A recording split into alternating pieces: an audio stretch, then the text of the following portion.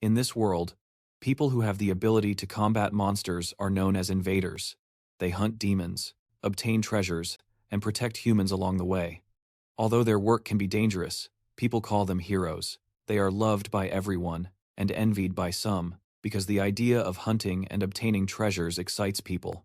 Those who cannot land this job cannot help but feel jealous of other heroes.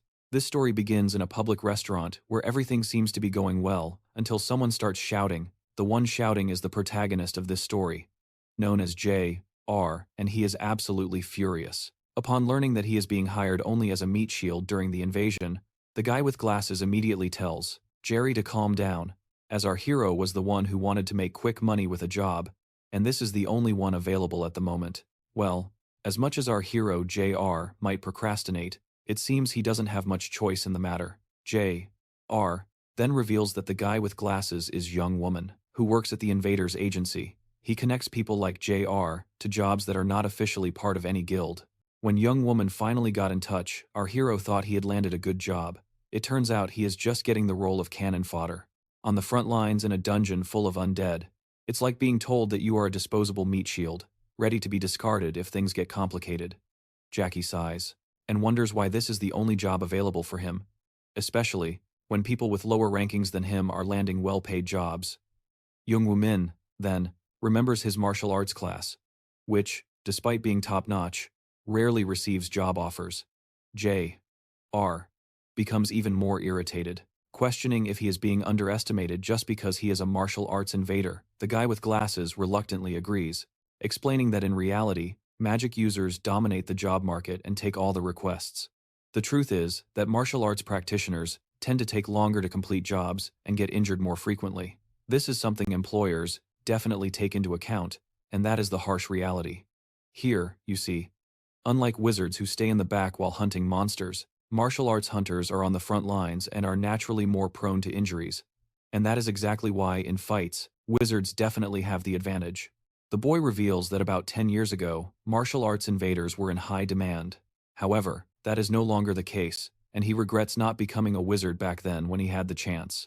It all started 11 years ago when our hero was in his third year of high school. He performed excellently on the aptitude assessment, and was chosen to attend one of the prestigious Milas Academies, specialized in training invaders.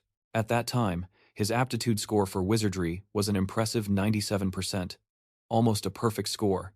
Even the best students of the time managed only around 92%, like Miss Saina. His results back then were unbelievable. On the other hand, his aptitude for a martial class was only 34%, and despite that, he made a silly mistake, and chose to become a martial invader. He did not choose the martial class for any noble reason. He simply did not want to become a wizard. Back then, wizards had a bad reputation, as they were seen only as supports incapable of dealing even with low-level monsters without the support of martial arts invaders. But times have changed since then. Martial arts hunters are in decline, while wizards are now highly sought after. If our hero had chosen the wizard class 11 years ago, the martial arts hunters are in decline, while wizards are now highly sought after. If our hero had chosen the wizard class 11 years ago, his life would probably be much better right now if he decided to change classes now that hunters reach a growth level at 20 years old. So there is no room for improvement. I think it's pointless to lament the past, since nothing can change. Now Jung Wuming then recalls our hero that opportunities like these are hard to find nowadays, and he shouldn't be picky. He also reveals that he was going to offer this job to someone else, but chose our hero because he thought upon hearing this, our hero feels a mix of sadness and irony. His talent was envied by everyone who wanted to become wizards at some point, but now his foolish choices have reduced him to just an insignificant D-class martial arts invader. With no other options, he decides to accept the job. His friend gets excited, upon hearing this, holding on to our hero, that he is making the right decision. When our hero is about to leave, the manager informs him that he will see DR1 at 8 o'clock in the morning the next day. At an address already sent to his phone, curious JR1 asks why the manager will be there, assuming he would be busy with the agency's work in case, and calmly reassures him not to worry, and mentions that he also has business there, so they will meet. Anyway, the next day arrives, and everyone gathers outside one of the dungeon gates. There is our hero. Alone, Jerry 1 checks the time and starts to feel nervous because Jung Wuming hasn't shown up yet, despite saying he would be there. He lets out a sigh, thinking that maybe Jung Wuming should deal with more capable invaders, considering that he, himself, is just a D-rank martial arts guy, and Jung Wuming is an A-rank wizard, JR. One wonders why. Jung Wuming bothers to stay at an invader agency when he could join any guild he wanted. With his skills, if JR1 were in his place, he would have found a better spot somewhere. Suddenly a thought pops into his head, where someone calls him useless, seems to be a part of JR1, although we still don't know much about this. Lost in his thoughts, JR1 hears someone calling for him. Myungo, dressed from head to toe in armor, a friend of our hero. While they chat and joke, Myungo seems quite proud to be a martial invader. He thinks the younger generation doesn't appreciate how cool martial warriors are compared to wizards, whom he calls useless bums, who stay behind casting fireballs, but JR1 doesn't see it that way. He feels that being a martial invader is far from cool. In fact, they can hardly buy food nowadays. Young Rose encourages doing their best regardless of their position. He suggests they grab a drink after the invasion, and JR1 agrees, but quickly adds that he is out of money and can't pay the bill. Myung-ho responds that it's not his turn to pay. Since he covered the last round, Jae-hyun feels a bit awkward and embarrassed to hear this. But seeing Jae-hyun's helpless look, Myung-ho decides to ease it for him and agrees to pay the bill once again. Jae-hyun laughs and apologizes for always making his friend pay the bill. Deep down, however, he can't help but think that Myung-ho is a bit easy to convince to pay again. Suddenly someone arrives abruptly and instructs everyone to gather at the dungeon entrance, as they will enter in 30 minutes. For some reason, everyone seems really worried and anxious upon hearing this, including our hero. It might be because they don't appreciate this new guy giving orders. Anyway, the guy in armor decides to return to his group to prepare, while the other one remains there, standing still, repeatedly checking his phone as he waits for the attack to begin. We discover that, when the invaders enter a dungeon, they need to be aware of two things. The first is when they unexpectedly find hidden treasure inside. Once they are excited about the treasure, their greed can cloud their judgment. They stop thinking rationally, and it is at that moment that the dungeon decides to test them. Surviving this stroke of bad luck is rare. Usually, it is a total disaster. As for the second thing, we will have to wait to find out. Because the armed guy interrupts again, he tells the other one to stop looking at his phone. It's time to enter the dungeon. Then he makes a joke about our hero, saying that he is probably admiring a picture of his girlfriend. Before entering the dungeon, the other one dismisses the comment, saying it's nothing special. But the truth is that he is actually sneaking a peek at a picture of his mother, not some girlfriend. After a quick word with his mother, he enters the dungeon. Once inside the dungeon, the wizards stay behind with their wands while the martial raiders advance to the front line. The mindless zombies appear immediately with their grotesque faces, and the arrogant wizard starts shouting orders to the martial invaders, demanding that they form up, even if it means risking their lives. This is exactly why our hero hates this job. He hates being bossed around by these idiots about what he should do, but he has no choice but to follow orders. The wizards begin to chant, conjuring their elemental powers and launching crackling fireballs directly at the zombies, turning the creatures to ashes. The other one observes the wizards and wonders if they are really from the Meteor Guild, because this guild was just a beginner not long ago. But it seems that is not the case now. Despite the tension, he thinks that today is not his day to die, thanks to their power boost. As he takes a break, the old man grabs water and drinks it quickly to refresh himself, pointing out that the dungeon is all about defeating the big boss now. The old man jokes about feeling his age, saying he can't keep up with the others like he used to. The old man then asks if our hero has found any item drops. He feels happy asking this because ranking dungeons usually have good loot. The boy decides to check for himself, but as soon as he opens the system window, it starts glitching, and he feels a sudden headache. But then another system message appears, saying that the ASR system is down, and the connection with the user will be temporarily disconnected. Next, another message appears, explaining that for unknown reasons, the ASR system failed to restart. Our hero has never been in such a situation before, and has no idea what is happening. Suddenly, a voice begins to speak in his mind, urging him to follow the light. Startled, he turns to see the system notification glitching, indicating that an unknown entity has infiltrated the system, and the restoration of safe mode is failing. Jerry is completely clueless about what is happening. The old man notices his tense expression and asks if something is wrong. The boy simply explains that someone told him to follow the light, and at that moment, something begins to happen. Bubbles of light start appearing out of nowhere. He wonders if this is the light he is supposed to follow. It seems that no one but our hero can see this light, and the old man asks why he is acting so strangely. Without a clear answer, the boy's eyes remain fixed on the light.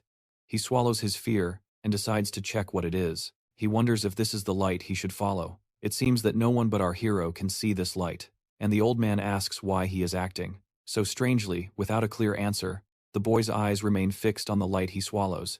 His fear and decides to check what it is. When the old man asks where he is going, our hero assures that he will return soon.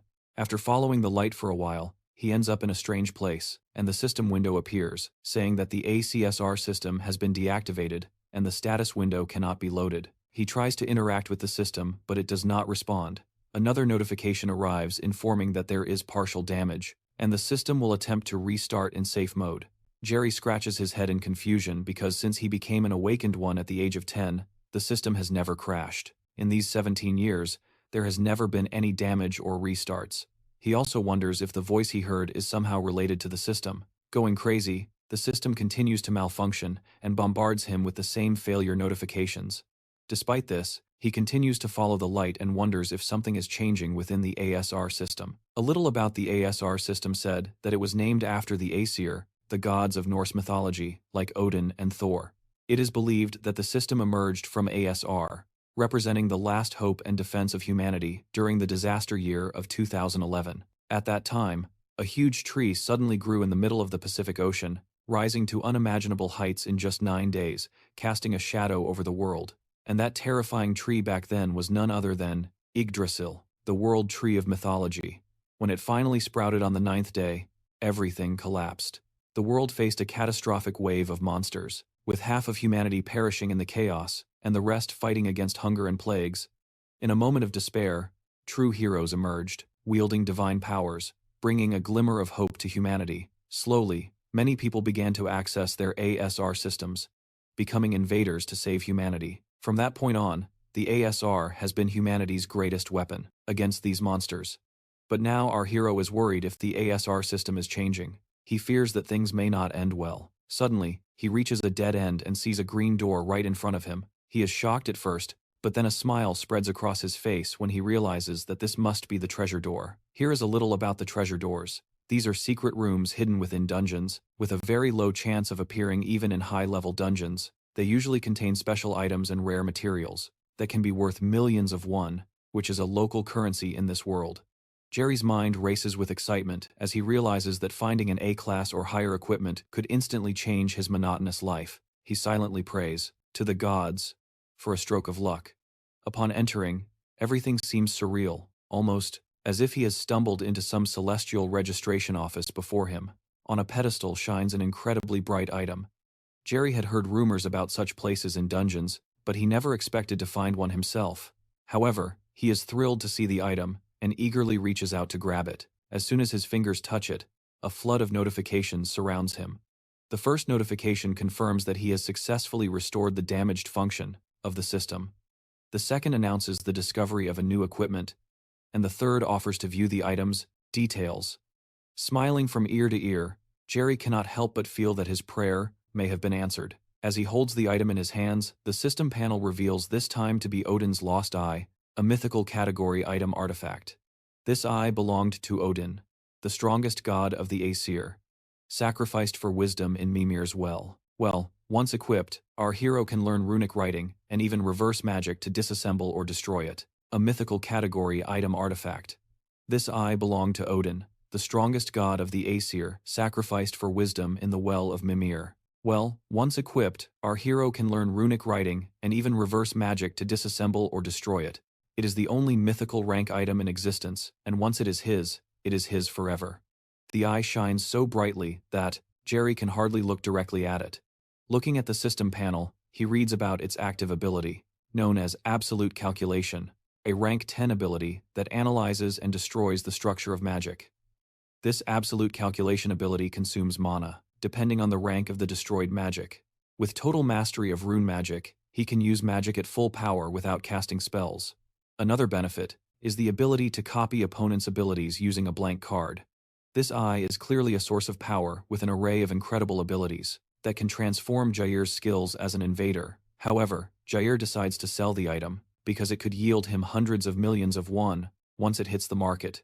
He is relieved not to have to work hard or become someone else's meat shield again, but he considers trying it out since he has never used a mystical item before. However, the system immediately warns him that, once equipped, he will never be able to part with it. The item will be bound to him forever. He knows he cannot use it effectively. even if he equips it for himself, because he has already passed the ideal age of 20 for this type of equipment, so he decides not to wear it. After this fortunate encounter, he decides to return to the party shortly after. Then we see the old man reassuring the guild members that his friend will return, just in time for Aram's arrival. The boy immediately apologizes to the group leader for being late and promises it won't happen again. When they are ready to proceed, the old man gives a light pat on Aram's chest, telling him to cheer up, but Jerry assures him, saying he is already ready to go and cheerfully mentions that he will buy drinks for them tonight. This surprises the old man, who scratches his head, completely uncertain about what has happened to Jerry all of a sudden.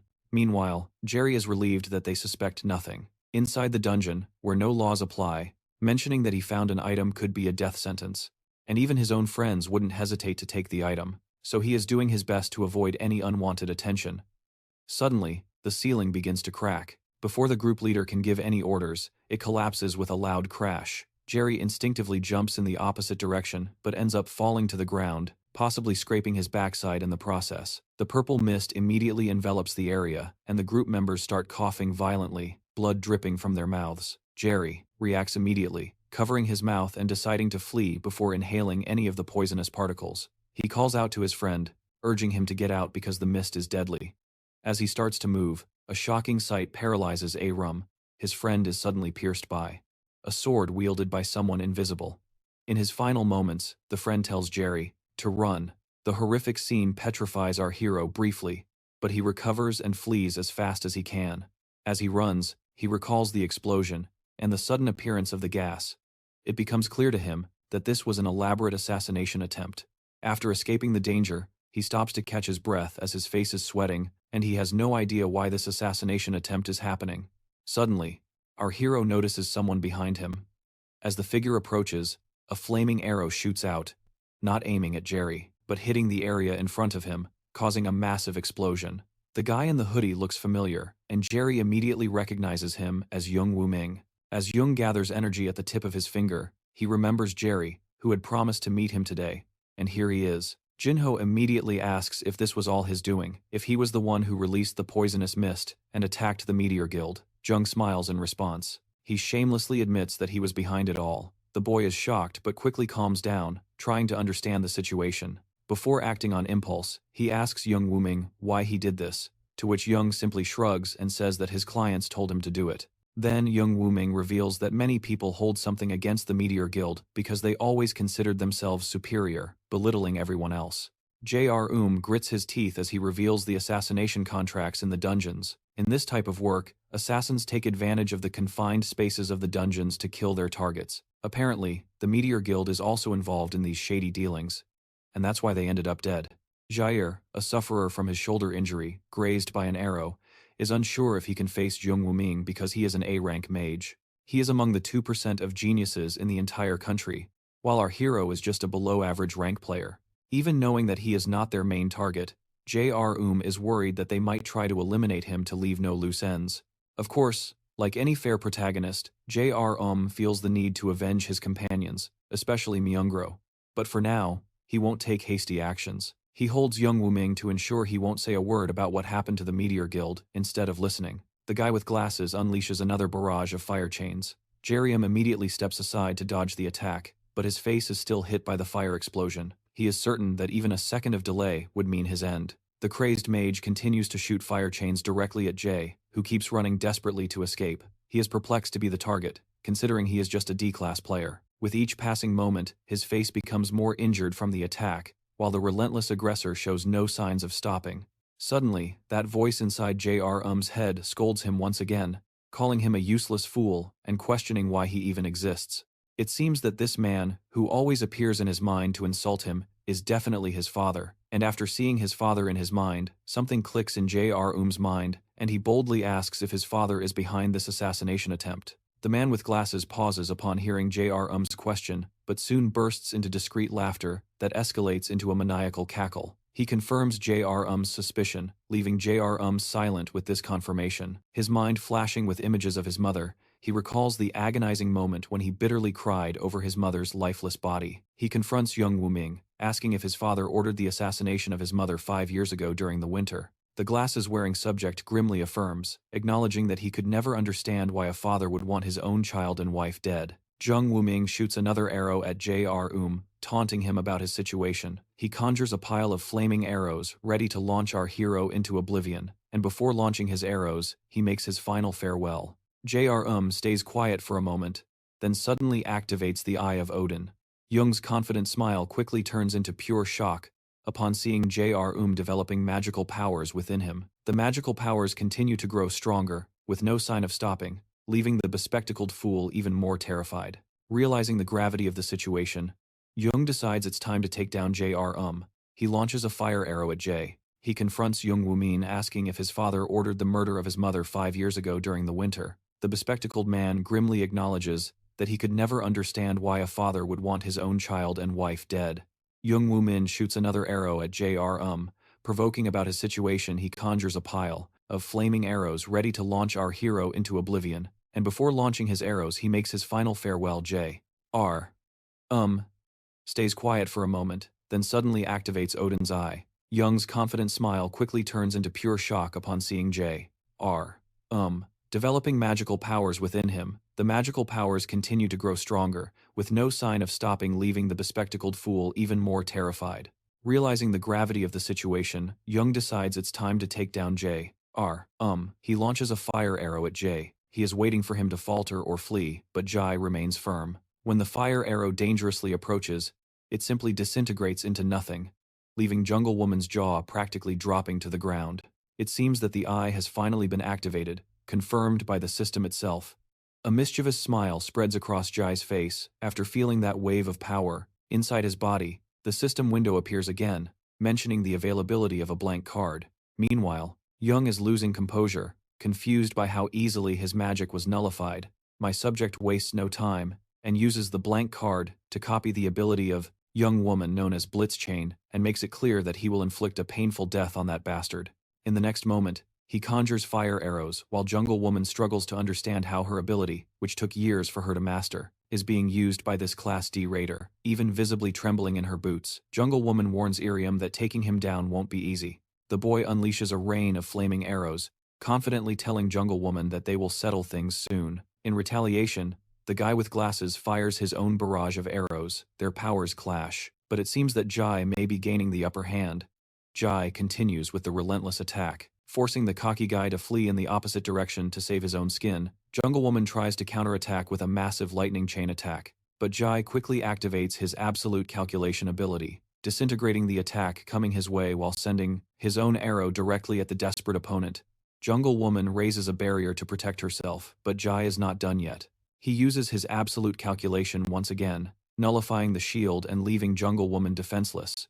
The arrow hits her directly, unable to dodge in time. When the dust settles, Jai approaches the fallen Jungle Woman, who is pleading for mercy like a dramatic scene from a soap opera. Tears stream down her face, but Jai will not relent. He simply fires a flaming arrow that takes down the arrogant guy in one shot. After the intense battle, Jai is completely exhausted. He throws himself on the ground, thinking about how he finally obtained a mythical item only to end up facing death in such a bad way. Death was always that scary thing he dealt with as an invader, but now that he is face to face with it, it feels completely different. He begins to feel that cold creeping in. Then, out of nowhere, a system window appears, talking about a new download, offering him an escape if he activates the system. Then he can go back to some past moment knowing that he is about to kick the bucket anyway. Jai simply says, "Yes, of course, let's do this." With this command, the new system known as Nornir activates, and suddenly we find ourselves in front of ladies with a divine appearance, conversing in a foreign language that we do not understand. The blonde lady extends her hand, possibly grabbing our hero's hand in the process. As soon as this happens, the friendly blue system windows turn red and deadly, and a notification appears, stating that our hero has become a main enemy of the High Aesir. He has also acquired 2 passive abilities with half of the gods. To this now observing all the time, the next thing he knows is that he wakes up in his bed looking completely terrified as if he had seen a ghost. He examines the room, everything seeming surreal. He looks at his hand where a flaming red bubble begins to form, and the system announces that the user has successfully returned to the chosen time period. Memories of the past suddenly flooding his eyes, where he sees his dead mother and the time he fought against Jung Wuming. He also sees his mother and runs to hug her tightly, reluctant to let her go. desperately hoping this is not just a dream. And indeed it is not a dream. He is truly embracing his mother. After a while, when he is alone in his room, the pain in his chest hits him hard, bringing him back to reality.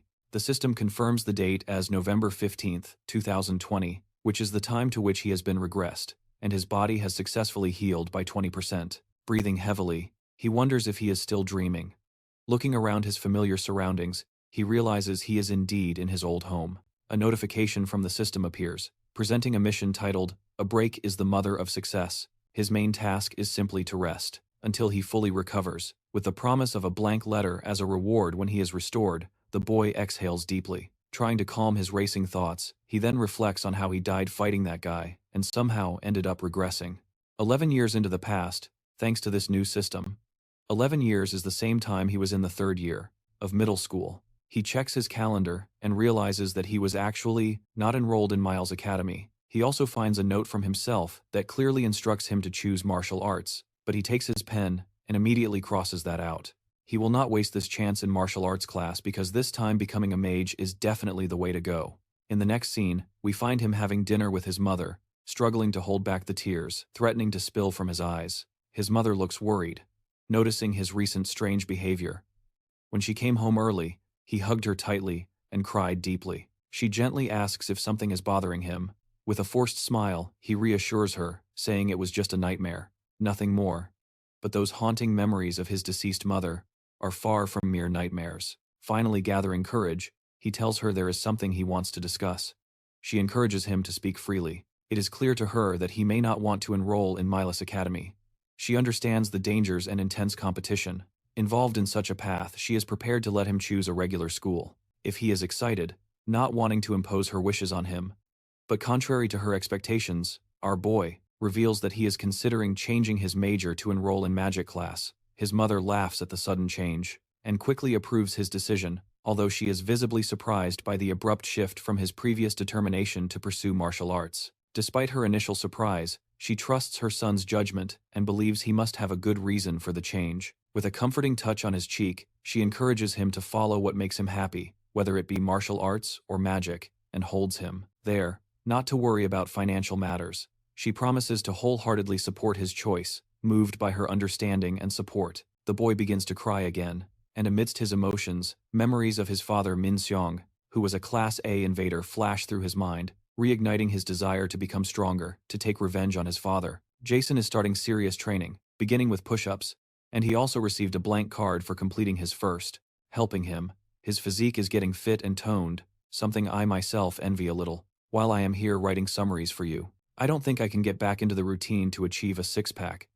Jaim still doesn't fully understand what the Nornir system involves, but he doesn't complain as long as his knowledge of past lives continues to function, allowing him to monopolize dungeon items, and his experience as a dungeon guide will certainly be useful. However, he doesn't possess many skills beyond his martial arts, absolute calculation, and lightning chain that he copied from Jung Wuming. He leans back in the chair, invokes his system, and checks his current stats. He is almost certain that his level has returned to the current time, and his stats have been reset. He also somehow retains all the passive skills from his previous life, with 2 new skills. The first known as, One Observed by the Gods and Eye of the Supreme God, both at maximum level. As we know, he also has absolute calculation and lightning chain skills, but he is curious about his passive skills. He then checks the passive skill, 1, Observed by the Gods, which should help him grow rapidly, through divine blessings. This skill also helped him retain his other passive skills during the regression, which explains why he retains all his skills without reset.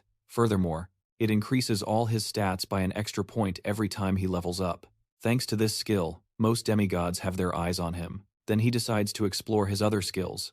The passive skill, Eye of the Supreme God, is also an exceptional skill that allows him to see through false illusions and discover the truth. There is also an active skill, called Lightning Chain, where he attacks enemies with electrified chains, sometimes causing paralysis. The mana consumption increases with the number of chains emitted. Initially, I thought they were fire chains, and I'm sure you would agree with that. He also takes a look at his other stats. Although all are at abysmal levels, he is really focused on increasing his magic attribute, which is extremely crucial, and he knows that stamina is essential too. In these marathon battles, you have to keep going without exhausting yourself. After thinking it over, He decides to use his new blank card to copy one healing skill, since he already has one offensive skill. See, even in this year of 2020, where wizards do not receive attention, those with healing skills are still highly valued. They are treated like royalty everywhere they go, gaining respect beyond mere ranking scope. So he imagines that as a wizard with healing powers, he will still receive the due respect. But here's the problem. Finding an awakened one with healing skills to copy will be like searching for a needle in a haystack. Before, he was desperate and used his blank card to fight with Jung Wuming, but this time he won't waste it like that again, because he has no idea how many cards the system will grant him. His phone suddenly rings, and upon checking, his eyes widen at the sight of Kim Yoo-jung's name. On the caller ID, Kim Yoo-jung is his childhood friend, someone he has always been close to and who always shared his dream of attending Milas Academy to become a raider. In his previous life, he tragically lost her in his arms, a fate he is determined to change this time. He smiles as he reads her text message. Apparently, she is calling him to meet Santa, Yu Chongguan, at her seminar. This news fills him with happiness, as Santa and the little Zongguan is known for her magical ability, especially in sacrifice magic. Without hesitation, he stands up, grabs his hoodie, and quickly informs his mother that he will be back soon. Once outside, he checks his phone again, and informs Kim and Jung that he is on his way, while a luxurious Rolls-Royce swiftly navigates through the heavy traffic inside. The holy Yoshungwon sits silently surrounded by a busy agenda as her manager updates her on the day's events. Concerned, the manager asks if she is okay, noticing that she has been working very hard lately. She reassures him, saying she is fine, but a little tired, remembering that sacrifice often means giving up one's own vitality. Meanwhile, the manager appears visibly anxious, wishing there was someone with healing abilities comparable to Lady Xianjun's. He fears it is only a matter of time before exhaustion takes its toll. Meanwhile, our duo finally arrives at the event location. The girl seems anxious, practically pulling our hero through the crowd. When they stop, the boy teases her, asking if she brought him, just because she was afraid of getting lost. The girl gets irritated and embarrassed, telling him not to accuse her like that. She remains in silence, which clearly indicates that she really did bring him for that reason. He teases her again, joking about how a girl so smart can have such a terrible sense of direction. While she criticizes him, our hero is secretly grateful to his friend. If he can copy this sacrificial ability from Yushangwen now, it could completely change the game for him, potentially making one of the best connections in Korea. As the crowd settles into their seats, our anxious lady and our hero are amazed by the large number of her fans, which is not surprising. She is the master of the Lotus Guild, a top-tier healer, known throughout the country and worldwide. In this era, invaders are not yet used as meat shields, but she always puts the safety of others first. Finally, she steps onto the stage, and the crowd goes wild. Our hero eagerly waits for the perfect moment to copy her abilities. While he waits, he lets slip that in just 2 months, the saint will become seriously ill during a dungeon raid in Itaewon, and it is all thanks to her own sacrificial healing magic. He thinks he is the only one who could heal her if he could copy her abilities. Meanwhile, Kim Yoon is all excited, which Jaim finds somewhat annoying. On stage, the saint begins her speech about how the world is a mess because of the Yggdrasil tree and the monsters devouring people's lives. Despite all this, she adds a bit of hope and tells everyone to remember the awakened ones who can help save humanity, encouraging everyone, one of them, to become invaders too. When her speech ends, the fans are ecstatic, and Jaim acknowledges her words, also stating that it is not an easy task to fight monsters on the front lines. Everyone feels reluctant to become raiders. He is a living example of this for us because he also wanted to sell Odin's eye to avoid raiding for money. As they move forward, she does not stop talking about the saint while our hero continues teasing her, which really irritates her. He then mentions that he already called her mother earlier to pick her up due to her poor sense of direction. She suggests he hitch a ride with her mother, but he declines, saying he has other things to sort out. Before leaving, he casually mentions changing his career path to focus entirely on the magic he will need her to teach him later. With that, he departs, without explaining why he changed his career plans, leaving her disappointed and alone. The boy starts looking around, and finally spots the lady's car. A smile spreads across his face as he heads towards the car, but the manager notices him approaching and says they are not accepting visitors to fans at this moment now. But the boy boldly claims that he is here to find director Yue Song. The manager sighs, clearly irritated to deal with another fervent fan with an annoyed expression. The man arrogantly tells the boy to go away and reminds him to respect her privacy, mentioning that even the director would be bothered. By his presence, the boy insists that he is not there for a fan meeting to convince the director. He reveals that he knows that Lady Song is suffering from an incurable disease and boldly claims that he is the only one who can cure her naturally. The director is shocked to hear this. He becomes absolutely furious, grabbing our hero by the collar and demanding to know where he heard such a thing. But the boy calmly reminds him not to cause a scene and gestures towards the onlookers. At that moment, the lady herself lowers the window and addresses our hero directly, asking if he can back up his words. He confidently replies that yes, he can truly cure her disease. Although she is hesitant to let our hero approach, the lady decides to give him a chance, knowing that if he is lying, he will be exposed soon. Her unwavering confidence, however, makes her seem even more suspicious to him. She instructs her manager to arrange a time for the boy and organize a quieter place where they can discuss this privately. Once in a quieter place, the lady gets straight to the point and asks how he knows about her illness. The boy apologizes but bluntly states that he cannot reveal so much to her, making it clear that if he has to disclose this, he will not treat her ailments. The lady laughs at his audacity and moves on to the next question, asking how he plans to treat her. Jair is honest and says that he intends to copy her sacrifice ability. Naturally, the lady is shocked to hear this, and the manager becomes impatient, yelling at our hero, questioning if he understands the meaning of an ability being unique, and demands to know how he intends to copy something that truly belongs only to her. Before we proceed, here is something about unique abilities. They are essentially S-level abilities obtained only through blood inheritance, or individual manifestation of abilities. Unlike other abilities learned through calculated formulas, the formulas of unique abilities are impenetrable, making them impossible. To copy this monopoly keeps them exclusive to individuals, or families. The boy calms everyone, emphasizing that if he did not know all this, he would not have come here in the first place. The lady immediately asks her irritated manager to calm down. Assuring him that they will not take long to hear him, she asks if he can really perform what he claims to, which the boy readily agrees. We also find out that, due to the penalty of her unique ability sacrifice, she needs a skill of equal or higher rank to heal herself. Ironically, she cannot use her own ability on herself, because her sacrifice ability requires a sacrifice to the gods, preventing her from healing her own body. Finally, the lady gives him the green light to proceed as she shines with her magic. Jair feels ecstatic and immediately copies her ability. The system window appears, asking if he wishes to register the new ability. Sacrifice on the blank card. Confidently, the boy says yes. When he finishes copying, he activates his sacrifice ability, demonstrating his power by invoking it in the palm of his hand, leaving both shocked by the scene. Our hero decides to proceed with the negotiations before healing her. But first, let's check the statistics of this ability. The first benefit is that it creates a wave of healing to heal multiple allies and removes debuffs. Secondly, when used on undead monsters, transforms into the attack ability called Judgment of Light once the ability has been copied. Using a blank card, there are no inherited penalties whatsoever.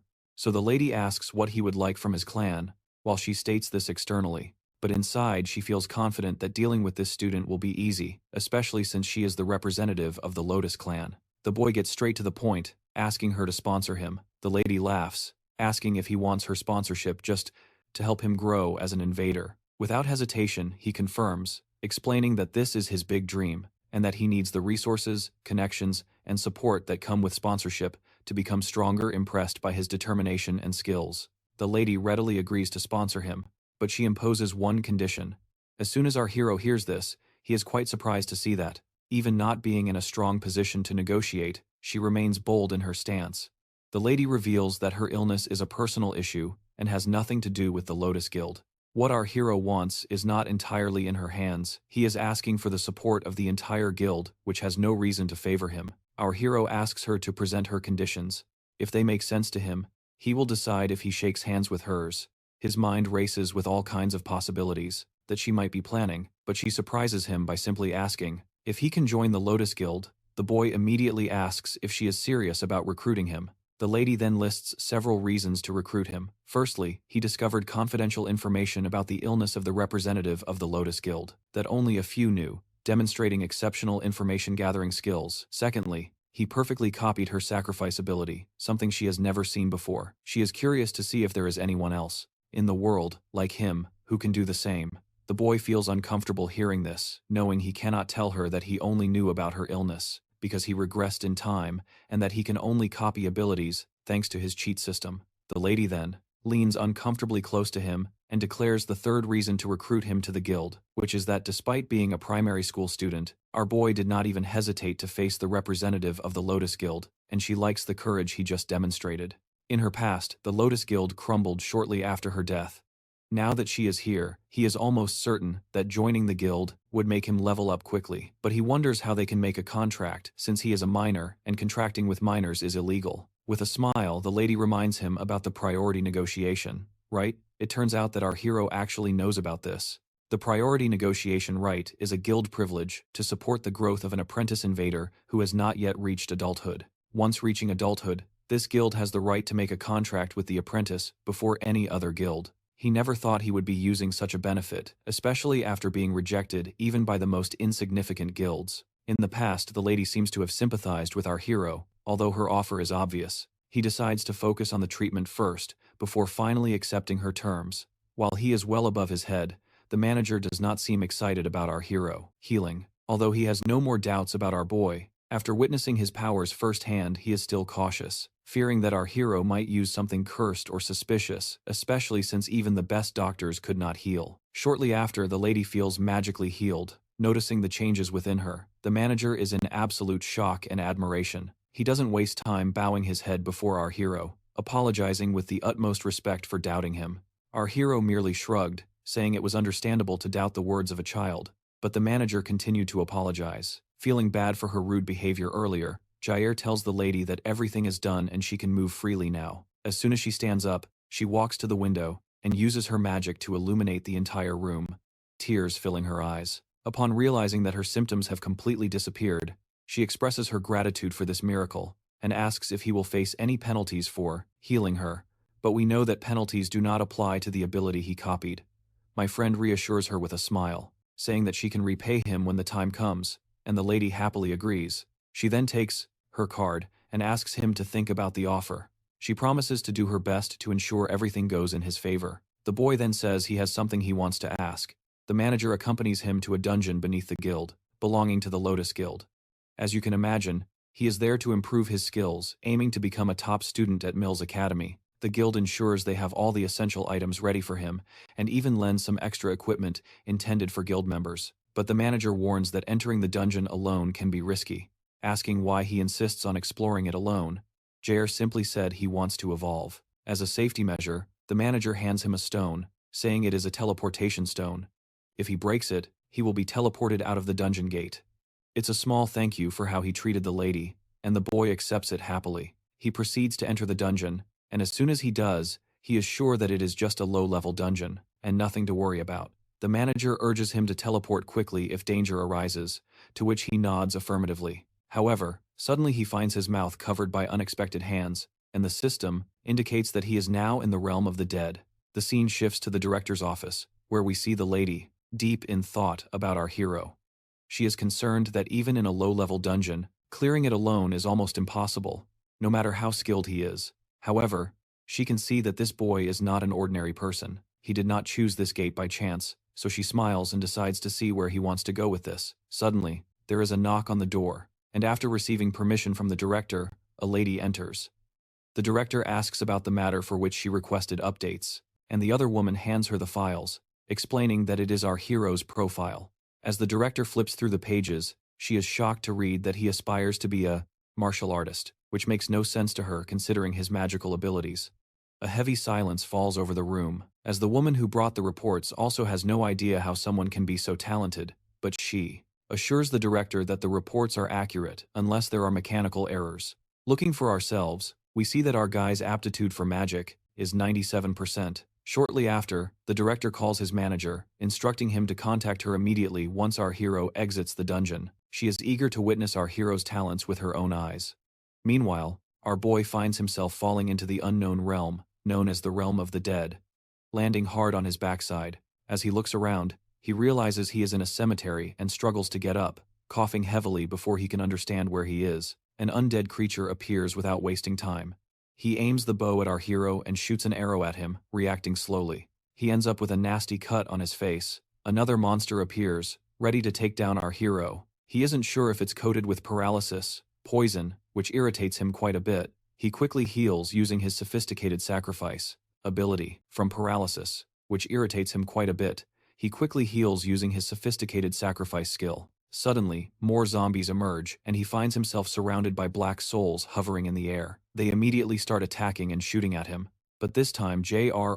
grabs an arrow with his bare hands and breaks it by squeezing his fist, completely irritated with their annoying attempts. Meanwhile, Kim Yoon looks at the autograph she received from the director, and she is also completely irritated with our hero for leaving her alone. Despite knowing she has a terrible sense of direction, she is getting increasingly annoyed with his unpredictable movements. He used to avoid crowds, but suddenly, he agrees to accompany her. He never left her like this before, always making sure she didn't feel helpless. But this time he left her alone down there, and now he is switching to magic class even though he always dreamed of martial arts. She simply cannot understand this sudden change, because she knows he is usually attentive and careful, not someone who acts without a good reason.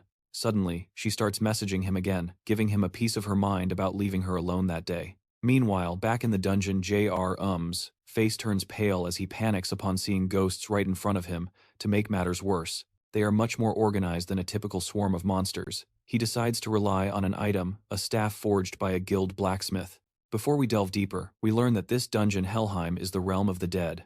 Overseen by Loki's daughter, Hel is one of the 9 worlds in Norse mythology created after the 7 realms excluding Midgard and Asgard. These worlds include Niflheim, the world of mist and ice; Muspelheim, the world of flames; Jotunheim, the world of giants; Alfheim, the world of elves; Svartalfheimer, the world of dark elves; Vanirheimer, the world of the Vanir gods; and the coldest and darkest of all, Niflheim, where Helheim exists alongside.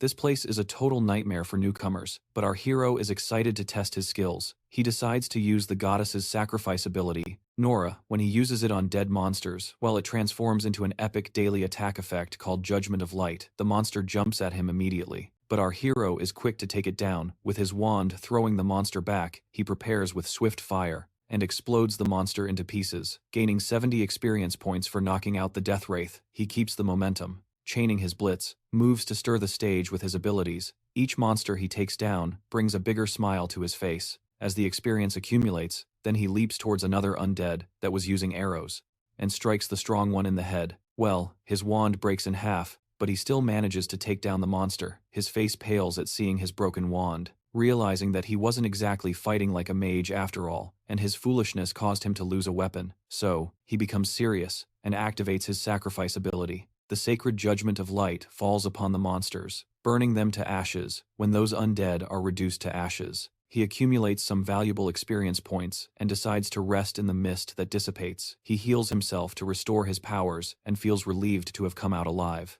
He learned a valuable lesson not to underestimate his abilities. Although divine judgment saved him this time, he may not be so lucky next time. Anyway, he decides to leave the place, but soon realizes he has no idea how to get out. He sighs and decides to use the teleportation stone, but before he can, an terrifying aura of mana rises behind him. When he looks back, there is nothing there. Suddenly he feels something approaching, and the next moment he feels himself being strangled. He raises his broken wand and stabs it into his own thigh, unsure why he is hurting himself, but he makes sure not to let out a single scream to avoid attracting unwanted company. Little does he know, there is a horrendous monstrosity hiding right behind him. Just then, the system signals revealing that the dungeon boss, Nightshade, has appeared, and the level difference between our hero and this boss is like night and day. The system practically screams for him to run out of the dungeon as fast as possible. He frantically searches for his teleportation stone, but before he can grab it, the monster leaps from behind, causing the stone to fall from his hands as he crashes into the nearby wall and starts to cough up blood. His health points also plummet. The system immediately tells him to use a healing item.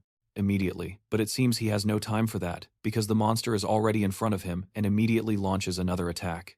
Just as he prepares for the worst, the monster in front of him freezes, leaving him staring in disbelief, wondering what the hell just happened. It is then that a voice, the voice of a woman, echoes through the cave. The woman seems divine, almost like a goddess. She orders the monster not to harm him, revealing that she herself brought him here as an important guest. Half demon, half angelic elf informs our hero that he is destined to be the confused adversary. The boy has no idea who this woman could be. The lady continues, expressing her belief that he should easily defeat this monster. As an opponent, however, it seems she was mistaken, seeing only a common boy. With moderate mana and abilities, she questions why Locke chose someone like him to be the adversary against the powerful gods. Ezzy the boy, struggles to stay conscious, his life slipping away with blood loss. He knows he cannot allow himself to die here, not when he was given a second chance to make things right. Seeing the determination in our hero's eyes, the lady acknowledges his resolve, but states that he is still too weak to fulfill his role as the chosen adversary. She begins to choke him, warning that his end is near. If he does not become stronger quickly, she threatens to end his life with her own hands. Recognizing his importance to them, she decides to grant him another chance. She urges him to become much stronger than he is now, to easily defeat the monster Nightshade. If he succeeds, she promises a reward, but emphasizes that he must act quickly, and then, a system appears with the first main mission, Trials of Hell. His main objective in this mission is to defeat Nightshade within 2 months. And it seems this mysterious lady is none other than Goddess Rhea, the daughter of Loki. If he can fulfill this mission, Goddess Rhea will personally give him his gift, but failure means death as a penalty, while those terrifying hands begin to drag him into darkness. He loses sight of everything, and, as the scene changes, we see the blonde goddess he saw during his time regression, and she still seems to be saying something to our hero in that foreign language. Suddenly, he awakens in the real world. Upon getting up, he realizes that his injuries have been completely healed. By checking his stats in the window, he sees the same mission still hovering before him, confirming that everything he felt back then was real, and the lady he encountered was indeed real. The goddess who governs Helheim, one of the 9 worlds of mythology. He is still confused about the whole adversary issue, and he has heard something familiar right after obtaining this new Nornir system, with a pile of unanswered questions hanging over him, like why he regressed and what this adversary business is. He knows one thing for sure. He needs to level up quickly. If what that goddess said is true, the moment he stops getting stronger, he will be killed by her. But he laughs to himself. At least he has some bold tasks ahead. Still, he has a long way to go. He doesn't know how to fight like a mage, and also doesn't have any basic spells to deal with weak enemies. Picking up the phone, he sees a call from the director summoning him. He tells her he will come by tomorrow, and is ready to make the contract the next day. Our hero enters the Lotus Guild. The manager leads him inside, and as they walk, he understands why they are giving him such special treatment. After all, his aptitude as a mage is 97%. Upon reaching the destination, our hero gets excited to see the director, who exudes confidence with her long hair and a presence that catches his attention. They exchange warm greetings. She dives into the advantages the union is offering with the contract, and our hero enthusiastically confirms that they are impressive. I mean, who wouldn't be excited with a stipend for living expenses? The union provides him with an endless supply of rank B items at no cost if they break. Furthermore, he will have a substantial profit, based on his contributions in raids. These terms are generally reserved for top-tier raiders, of Category A. Before signing the contract, he reveals a condition, and the director kindly encourages him to speak his mind. He explains that it has only been a month since he transitioned from martial arts to magic, which makes him inexperienced in magic. Therefore, he asks to be personally trained by the director herself. The manager marvels at our hero's audacity to directly confront the prestigious director, without hesitation. Meanwhile, the boy asks if she agrees to his condition before signing the priority negotiation contract with the Lotus Guild. She laughs at his interesting request and accepts his terms. He thanks her, and she then, playfully, reminds him that she has already had her eye on his potential and can hardly wait to see him in action. She urges him to demonstrate his talent first if he is comfortable. Of course, our hero had anticipated this. After all, it is the main reason why the Lotus Guild is interested in him. He immediately asks what he should do to demonstrate his power. The lady simply snaps her fingers, and a blue energy begins to manifest behind her, forming a monocube, and she tells him to endure. The boy is completely perplexed by the sight of the monocube. The lady quickly reminds him that a talented individual must be able to handle at least this if he is to sign the priority negotiation contract with the Lotus Guild. You see, a monocube is a test that rank B mages and above use to measure their human sensitivity. But there is no way someone like our hero won't be overwhelmed by this, since only 7% of awakened mages can endure. The boy asks the lady if she is trying to scare him. She reassures him by saying that even if he fails, this will not affect the priority negotiation, and they will still form the contract without our hero accepting the challenge and moving forward. The director gestures for her manager to prepare, expressing concern about her decision since even the current magical raiders have difficulties with the cube. The lady reaffirms that our hero is not an ordinary guy, so it is worth trying. Reluctantly, the director nods and activates the cube. Once the monocube is activated, the boy hesitates in front of the overwhelming energy. The lady behind him encourages him to move forward, and he finally gathers the courage to enter. As soon as he is inside the monocube, the manager remains visibly anxious, seeing only a young boy. The lady reassures him, expressing confidence in her intuition that he will not fail inside. Our hero feels as if he is floating in a vast ocean made of mana. Surprisingly, he manages to breathe normally, alleviating his previous concerns about getting sick due to prolonged exposure to dense mana, which could even lead to death during the test. He searches for an exit, remembering that the only escape from the mana cube is to find the singular door connected to the outside world. Amidst swirling numbers, he gathers his determination, looking for an exit within the mana cube. Suddenly, he feels something in common, a discrete crystal hidden, pulsating with immense magical power, as if it contained the entire essence of the great ocean of mana. Meanwhile, the manager continues to be anxious, while the lady laughs nervously. The manager asks how long it usually takes. The lady mentions that the fastest exit from the cube is 40 minutes, a high record.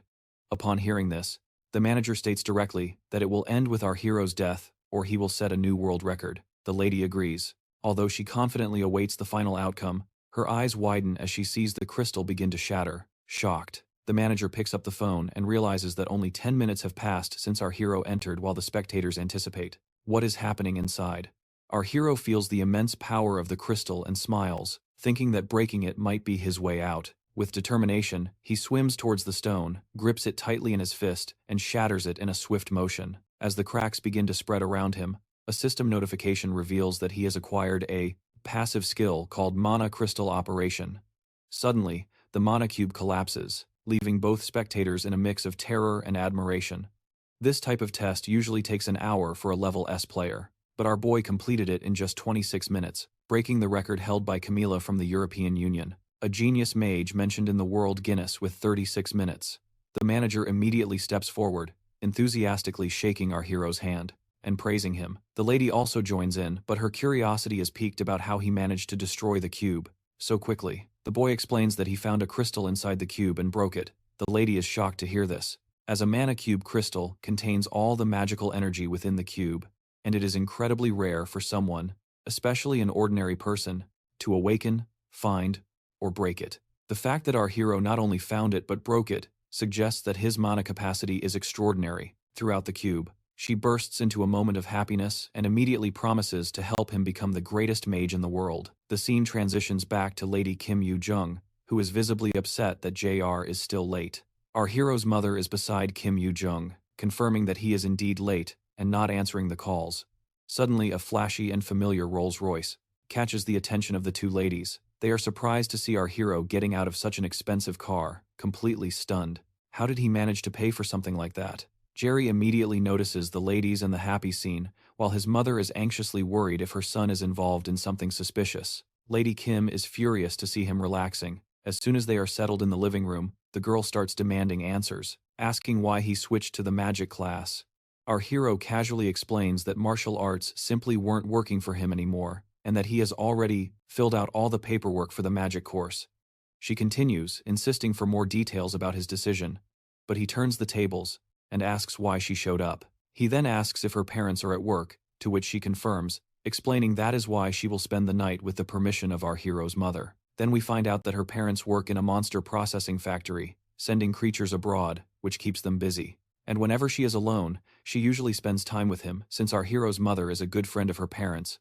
Moving on. The boy asks her to teach him the theories of magic now that he is in the magic class. The girl wants to know what she will gain in return, reluctantly. The boy asks what she wants. The girl admits she doesn't have anything specific in mind at the moment. After thinking for a bit, she decides that he should grant her a wish. The boy agrees, but adds a condition. Her wish must be made within a year, or it expires. The girl agrees, somewhat irritated, while the boy secretly bets that she will probably forget within a year. Provocatively, the boy asks what kind of wish she could have in mind.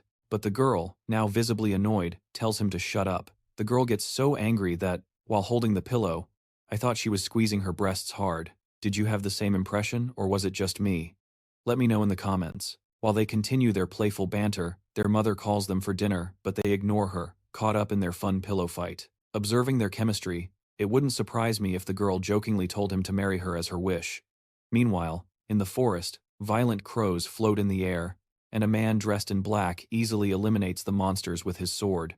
We finally meet our hero's father, Min Song, who receives praise from the armed man for clearing the dungeon.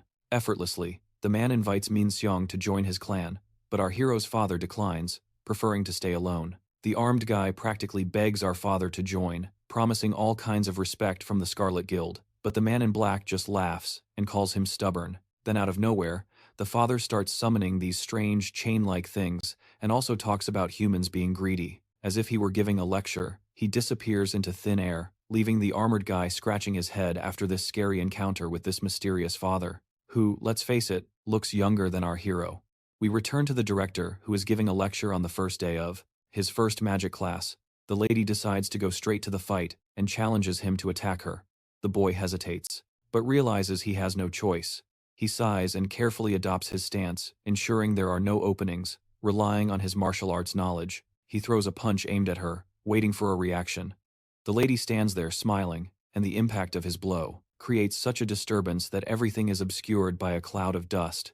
When the dust settles, our hero sees his punch being easily parried by the lady, who handles it as if it were nothing, leaving him completely terrified. She smiles confidently, and the boy quickly steps back to a safer distance.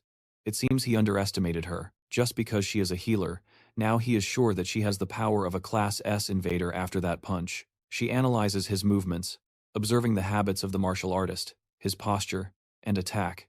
She points out that mages typically do not advance like that to attack the director, then asks him if he knows the difference between martial arts and magic. The boy says that martial arts is all about fighting up close with swords and such, while magic is more about attacking from afar. She nods in agreement and adds that magic classes are about weakening enemies from a distance, while martial arts finish them off face to face. Then she tells him to prepare because she will attack him to show what a mage's combat is really like. She assures him that she can heal him if things get complicated. He is a bit nervous but ready.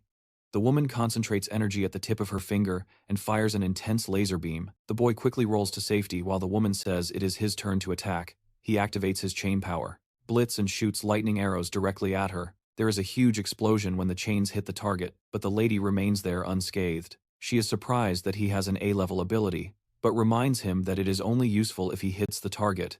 Then she counters with her own arrow aimed directly at his face. He is terrified and ends up taking the arrow directly. Even injured from head to toe, he stands tall, impressing the lady with his resilience. But then she decides to go all out, launching a rain of blue lightning at him. This time he immediately uses his absolute calculation ability, and the magic disintegrates, leaving the lady shocked. She cannot believe that he reversed her attack and neutralized it. Then shortly after, the lady is once again impressed, and asks him if there are more surprises he is hiding. Our hero simply tells her to find out for herself. And with that challenge, the ground right in front of her begins to crackle with intense energy. She receives a direct impact, but manages to dodge with her hand. Although her hand trembles from the impact, she is absolutely perplexed by how quickly he managed to launch that attack. Meanwhile, he sends a rain of arrows toward her, but she quickly raises a shield to protect herself.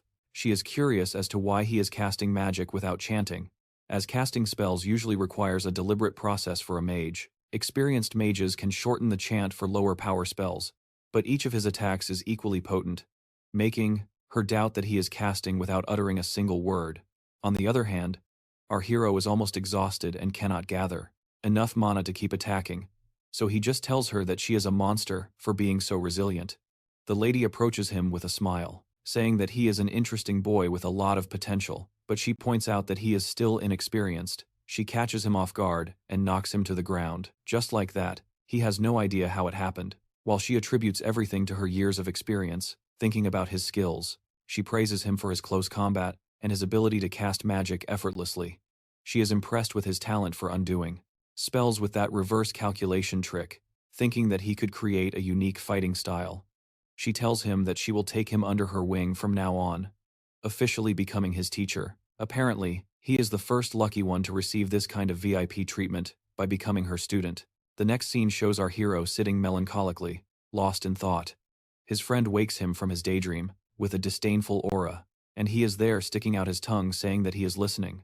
It seems she has been chewing on the ice cream since she arrived, which our hero bought for her as, for the class payment. He asks if she is still not satisfied, to which she replies that she could eat all day while focusing on her studies. While she continues teaching him about magic, The system window reveals that his knowledge of magic has increased, and his efficiency in using magic has risen by 5%. The boy is tired of these persistent notifications. Every time he learns something new, they start to annoy him. The system seems to force him to grow constantly. Even Lady Kim finds it quite strange, how quickly he is learning things. He learned more in 2 days than most people do in 2 months. But the boy downplays it, saying there is nothing surprising since she herself can memorize shapes just by looking at them. This irritating girl becomes even more annoyed and demands that our hero call her teacher. Her irritation seems to stem from the fact that he is learning everything so quickly, despite her being in the field of magic for much longer than he has. She is worried that he will surpass her, sooner or later, at this rate.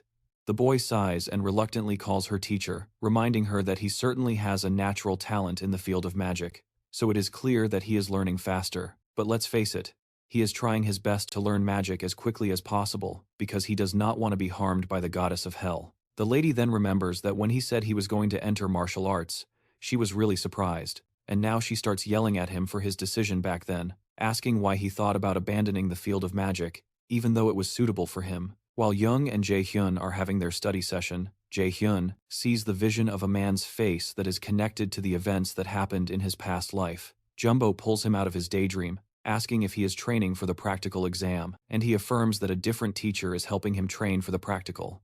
He wonders what the vision he just saw was about, and is uncertain if it was just his imagination. However, he also remembers that Harry gave him 2 months to defeat the Night Shadow, so he pushes those thoughts aside because it is not the time to get distracted. Our boy considers other beneficial things, like his hopes that the pill he is working on becomes a great help for raiders around the world and can help him to overcome this barrier in his abilities. Meanwhile, at the Lotus Guild Training Center, Park Sunjae, the manager, supervises some of the raiders who are training and corrects some of the mistakes they are making. When he sees the guildmaster, Song-han makes a comment about how the newcomers are not bad and how the average ranking has almost risen since last year, but he is surprised to notice that she was not listening. When he realizes he was talking to her, Seong-han apologizes, and the manager teases her, saying that she is thinking about Jae-ryu. She confirms his suspicions. Suddenly, the manager mentions that he remembers that several other raiders tried to learn the thing she wants to teach Jae-ryu, and all failed. However, Seong-gan reminds the manager that he also saw Jae-ryu's peculiar talent. It would be incredible to say that Jae-ryu was a veteran, because he did not make a single unnecessary move. At this point, the guildmaster Song-gan is sure that, if another S-class mage appears in the future, it will be Jae-ryu. Currently, she is still the only mage in the country who has reached rank S. Even so, as a healer, her effectiveness in battle is a bit low. However, if Jae-ryu were to suddenly appear like a comet now, it would shake the world of magic. Sometime later, Mac works on a mana enhancement pill. If another category S mage appears in the future, it will be Jae-ryu. Currently, she is still the only mage in the country who has become rank S. Even so, as a healer, her effectiveness in battle is a bit low. However, if Jae-ryu suddenly appeared like a comet now, that would shake the world of magic sometime later. Mech works on a mana enhancement pill. As the name suggests, it is a pill that permanently increases the mana of the awakened who ingests it, and it is a sought-after item by all mages. While he works, the mixture fails for the umpteenth time, and our boy throws the spoon away in anger at this point. He has already used 3 sets of ingredients, and it seems he will spend all his money if he continues like this in the present. In November 2020, no one knows how to make the mana enhancement pill yet, as it will only be invented in 5 years. Before going back to the past, the recipe for the pill was shared by a world-class alchemist by publishing the recipe. The alchemist expressed his hope that the pill would be of great help to countless invaders around the world.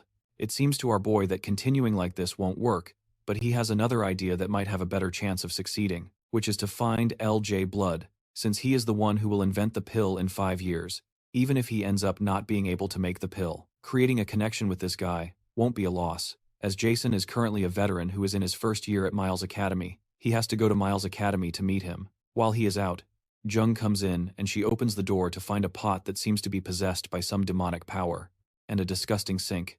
She immediately becomes worried that something bad has happened and wonders if she should call the police. While looking at the disaster throughout the house, wielding a frying pan as a weapon, she looks around the terrifying desert in the past. Right when the Wig Brazil appeared and the monsters began to emerge, there were some people who settled down more quickly. One of them was a man named Lee Jason, also known as Quick Blade, when the first awakened disappeared without a trace. Ligachim appeared as if to take up his mantle as the first S-class invader in Korea. Ligachim, the person our boy is about to meet, is the youngest son of Ligachim. When Jerry arrives at the transportation building, the attendant asks where he would like to go, and he requests to take a portal to a place called Daegu. Currently, Daegu is abandoned due to the monster outbreak, and it is a city where monsters emerge from all sides, and you have to worry for your life from the moment you enter. Shortly after, our boy arrives near Milas Academy in Daegu, and needs to walk a bit more to reach the main entrance. When he enters, he wonders where he could find Jaizong. Although Jaizong was in the combat department, he didn't have much talent. The likelihood of Jason, who doesn't like to fight using the combat facilities of Miles, is very low, so Jay decides to look at the classrooms first. While walking, he notices a crowd and approaches to see what they are looking at. When he forces his way through, he is hit by Jaizong, who is thrown back by an attack from whoever is hitting him. Our boy helps Jaizong up, and the boy apologizes for hitting him. However, Jerry does not respond to his apology, only fixing his eyes on Jaizong's opponent, who asks him who the hell he is, and if he has any business with Jaizong, whom he calls a stutterer. Before he can speak, the bully puts his hand on our boy's back and asks if he is the stutterer's brother. After all, they don't look alike at all, but Jerry does not bother to respond to that idiot. However, the bully clarifies that they are having an important discussion, and advises him to wait outside if he doesn't want to end up in a bad situation. Before the guy finishes his statement, our boy swats his hand away. Finally, Jerry tells the boy that it would be better if he went to the infirmary, and asks if he can walk, but Jason just stares at him, confused and irritated. The bully advances and grabs Jerry by the collar, calling him a bastard. Furious, he demands to know if Jerry doesn't understand when someone speaks to him politely and asks if he wants to die. However, our boy mentions that this is the second time someone has grabbed his collar. He doesn't understand why people keep doing this so frequently lately. He remembers the lessons with Yu Jung about having a clear image in his head, then calculating the magic formula. He builds the spell and then executes it while he recalls the image he chose, which is a beam of light shooting, like an arrow. Suddenly, the system notifies him that the ability called Holy Arrow has been activated. Just by pointing his finger, our boy launches a burst of the Holy Arrow into the big guy's chest, sending him flying back, and even making him spit out while the big guy screams in pain. Jason watches in shock, as he realizes that this stranger just cast a spell without any incantation. The other spectators also wonder what the hell just happened, and how this guy was able to cast and shoot a holy arrow that broke the arm of a potential warrior. When the students start commenting that it's possible the big guy is just weaker than he looks, the big guy gets irritated. If this continues, his reputation will be destroyed, so he vows not to let this bastard go without causing some damage. While holding his broken arm, he generates a sword. When Jason notices, he warns Jerry to be careful, but the angry bully swings the sword to hurt Jerry. As the sword approaches Jerry's face, he remembers how Messi Ciangoli taught him to create a barrier by wrapping it around uniformly. He remembers how Messi Ciangoli taught him to create a barrier by wrapping human uniform. He surrounds his body with his mind so that the attacks ricochet violently off him immediately, activates his mana barrier ability, and the bully's huge sword ricochets like rubber until it is out of his reach. A look of terror crosses the big guy's face, but he can't react quickly enough because our boy soon grabs his face and asks if he is done with his tricks. When the bully tries to call him a crazy bastard, Jerry doesn't let the words fully leave his mouth before shooting a holy arrow into his face, violently throwing him back and breaking his nose. A loud crash occurs as the bully falls to the ground, and Jae Sang watches in shock. While wondering who this stranger is, when Jerryun eventually locks eyes with him, the boy screams in fear, but Jerryun simply walks past him, towards the unconscious bully, who is still surrounded by smoke. Jerryun crouches down near him and is surprised at how well he took the guy down right after. Our boy brings out a potion, regretting having to use the potion he bought for this, but there is no choice, so he pours it on the injured bully immediately. The bully's face heals completely, and our boy is impressed with the effectiveness. Once that is done, he turns to Jae Sang, who is still quite shaken, and suggests they go to the infirmary. As they head to the infirmary, Jerry stops when they reach a place where no one can hear them speak. Confused, Jae Sang stares at him and suspects that Jerry came looking for him because he knows who he is. Eventually, he gathers the courage to ask Jerry if his father sent him. Intrigued, Jerry responds that his father did not send him, and asks how he would know who his father is. But it is clear that Jae Sang does not believe him eventually. Jason asks why he sought him out. Then our boy informs him that he has a favor to ask. When Jerry mentions that he would like him to make a certain pill, Jason is shocked and claims he doesn't know how to make things like that. Confused, Jerry tells him that he is good at alchemy, and when he shows the potion he used on the bully, asks whose blood it is if he wasn't the one who sold the potion in the black market. Shocked, the boy wonders how he found out, because there is no way he could have found his information. In the black market, Jackie knows what is on his mind, and he is actually not wrong, because the black market is a transaction system that completely hides the user's identity. The sale of items, product price, recipient, and everything else happens through the Insta system, so it can only be safe, fortunately. The black market normally operates with the Nornir system that Jae-hyun possesses, which allowed him to buy this potion and made things much easier once again. Jae-hyun asks Jae-sang if he made the potion, and Jae-sang completely denies it, but our boy immediately tells him that he is not very good at lying eventually. Jerry says that he completely understands why he would want to hide this, but he explains that he doesn't have much time. Jae-sang remembers how he listed the potions on the black market and wonders if it was a mistake to register his potions on the black market. He hadn't thought things would turn out this way because he only did it to try to make some money. He knows he will die if his father finds out, so, to avoid that, he bows to Jerry and begs him to keep this a secret from others. Eventually, Jerry explains that he didn't tell him this to blackmail him, but that he just needs an excellent alchemist who can help him make the elixir he desires. After Jae-sang thinks about this for a while, he asks Garyon who he is after all, so our boy explains that he is a prospective student of the Milas Academy and calls him a senior. Eventually they sit down, and Jae-sang, who is still tense, asks him to talk about the pill he wants to make. Our boy informs that he wants to make a mana enhancement pill, a pill that permanently increases a mage's mana. Shocked, Jae-sang stands up and asks if permanently increasing someone's mana is really possible. Garyon tells him that yes. Immediately, the boy starts to think and wonders what kind of ingredients would be needed to create such an effect. As he begins to think about the things that might be necessary for the mana pill, Jae-hyun is surprised to notice that the boy's demeanor has changed and he has stopped stuttering. Moreover, Jae-sang managed to guess most of the ingredients just by listening to the effects, which shows that he is truly talented, and Jae-hyun decides that he has to win him over eventually. Jae-sang stops talking and concludes that it would be better to ask another alchemist since it is such a grand elixir.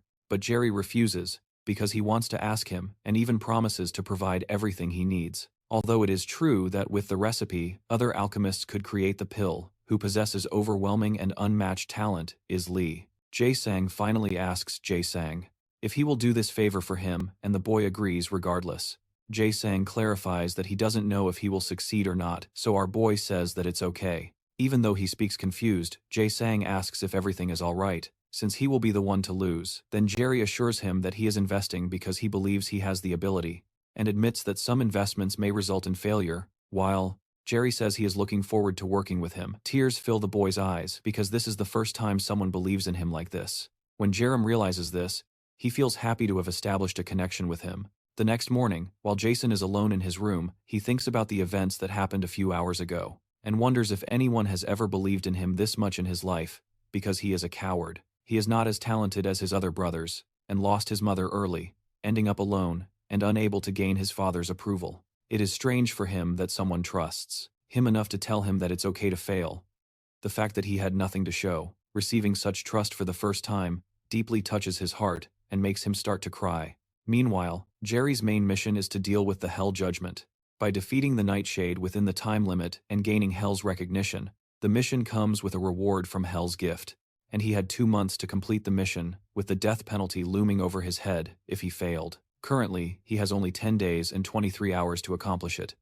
Sometime later, Jerry goes to the training center to fight with his opponent and manages to dodge their blue lightning attacks. As he advances to close the distance between them, he is targeted by some explosions, but he creates a shield to protect himself. He quickly activates his own holy arrow attack and hits with it, but she is already protected by a magical shield. However, she notices a crack in the shield and is surprised that our boy has already become so strong. After the smoke dissipates, they both stare at each other like in a Western duel, until Jack begins to shine intensely, with yellow sparks of lightning around his body, activating his Blitz Chain ability, but his opponent seems quite prepared for his attack. As they both prepare to attack, the manager intervenes and tells them to finish because time is up, and both have worked hard today as well. The manager is surprised that the training hall made of arc metal, which requires a significant amount of strength to create even a small portion, was destroyed by their training session. If he hadn't interrupted in the middle, the hall would have been obliterated. While they are resting, Seonggun tells our boy that he has become strong at an incredibly fast pace. Apparently, he can cast more spells now, and his strength is absurdly high. Suddenly, she asks if he is studying the theory separately. Then he affirms that he is learning with a friend. Excited, she declares that it is better than she expected, because she was worried since she couldn't help him with the theory either. She also comments that it seems like Jerry has a smart friend, and he reluctantly agrees that yes, but considers the real problem is Yu Jung's strange personality. Before they leave, Seonggun remembers Hyun, who he had said wanted to try to invade a dungeon again, and he states that he wants to test the effectiveness of the training so far. Because of this, Seonggun believes that the level 1 dungeon he entered should be easy with his current skills, so she asks him to do his best. The only problem is that it is not a rank C dungeon, but a rank C, one where he encountered Hell and the Shadow of the Night. He wonders if he can defeat the rank C boss monster alone, but he decides not to worry too much about it since he is well prepared and can only focus on the battle. Sometime later, Jae Hyun goes to see Jae Sang, who meets him with the pill he worked hard to create. Soon after, Jae Hyun ingests the mana-boosting pill, and his magic status increases by 15, and the incredible effects shock him. Alchemy is fundamentally a deep and difficult science. Even when creating the same item, its effect can vary greatly, depending on the skills of the alchemist. If Jae Hyun had taken the ingredients to a different alchemist, they probably wouldn't have been able to give him an item that increased his magic attribute by 5. Eventually, our boy smiles and reminds Jae Sang that he is truly talented, but Jae Sang says it is because he could believe in him and thanks him. Shortly after, our boy says goodbye and believes he is ready to defeat Nightshade. The next day, meanwhile, the defendant talks to his gamer dragon, informing that it seems they will receive a pleasant guest that day, with 9 days and 22 hours remaining. On the timer, he has to clear the dungeon. Our boy returns to the dungeon gate. He received a Valkyrie set and a Prophist complete trial, with which he gains a passive skill called Mana Plunder. Soon after, he enters the dungeon, and the portal system informs him that he will be transported to the land of the dead, Helheim. Because of the Nornir system he possesses, he falls through the portal and finally arrives at the land of the dead. If he defeats Nightshade, he may be able to meet Hell again. Suddenly, he hears a voice behind him calling him an adversary, mentioning Locke and Nornir. Shortly after, the monster that speaks to him shoots arrows, but our boy protects himself with a magical barrier. Turning around, he notices several monsters emerging from the ground and remembers how his mentor told him that what she wants to teach is the battle mage combat style. These battle mages are also called sword masters by warriors, and it is a hybrid combat style that uses both magic and physical attacks. But so far, no one has managed to master it. As Jerry turns to shoot holy arrows at the monsters behind him, he considers how this fighting method is not so powerful, how being a long-range mage is inferior compared to a short-range warrior. While they mage a monster on the ground, he notices that the fighting style is in a strange position, because he doesn't specialize in either, but he knows where one seems to be. Believing that it will be a different story for him, he begins to destroy the monsters in the meantime. While the manager Sundai is waiting for the dungeon entrance, he notices that there is someone else there, and remembers that he did not receive a report that someone else would come here. He immediately draws his sword, while a red car approaches him quickly as the driver parks. A woman who recognizes him as a superior comments that it was quite difficult to find him when Sungjae realizes that it is an old acquaintance named Yongju. He puts away his sword and asks what she is doing there and about her guild. She explains that she is also working now and thought she would see him again while taking care of some matters for the guild, but she checked at the Yanhwa guild and couldn't find him. However, the manager, Sunjae, wonders what absurdity she is saying, especially because Ian-ju has not contacted him once since they graduated from college.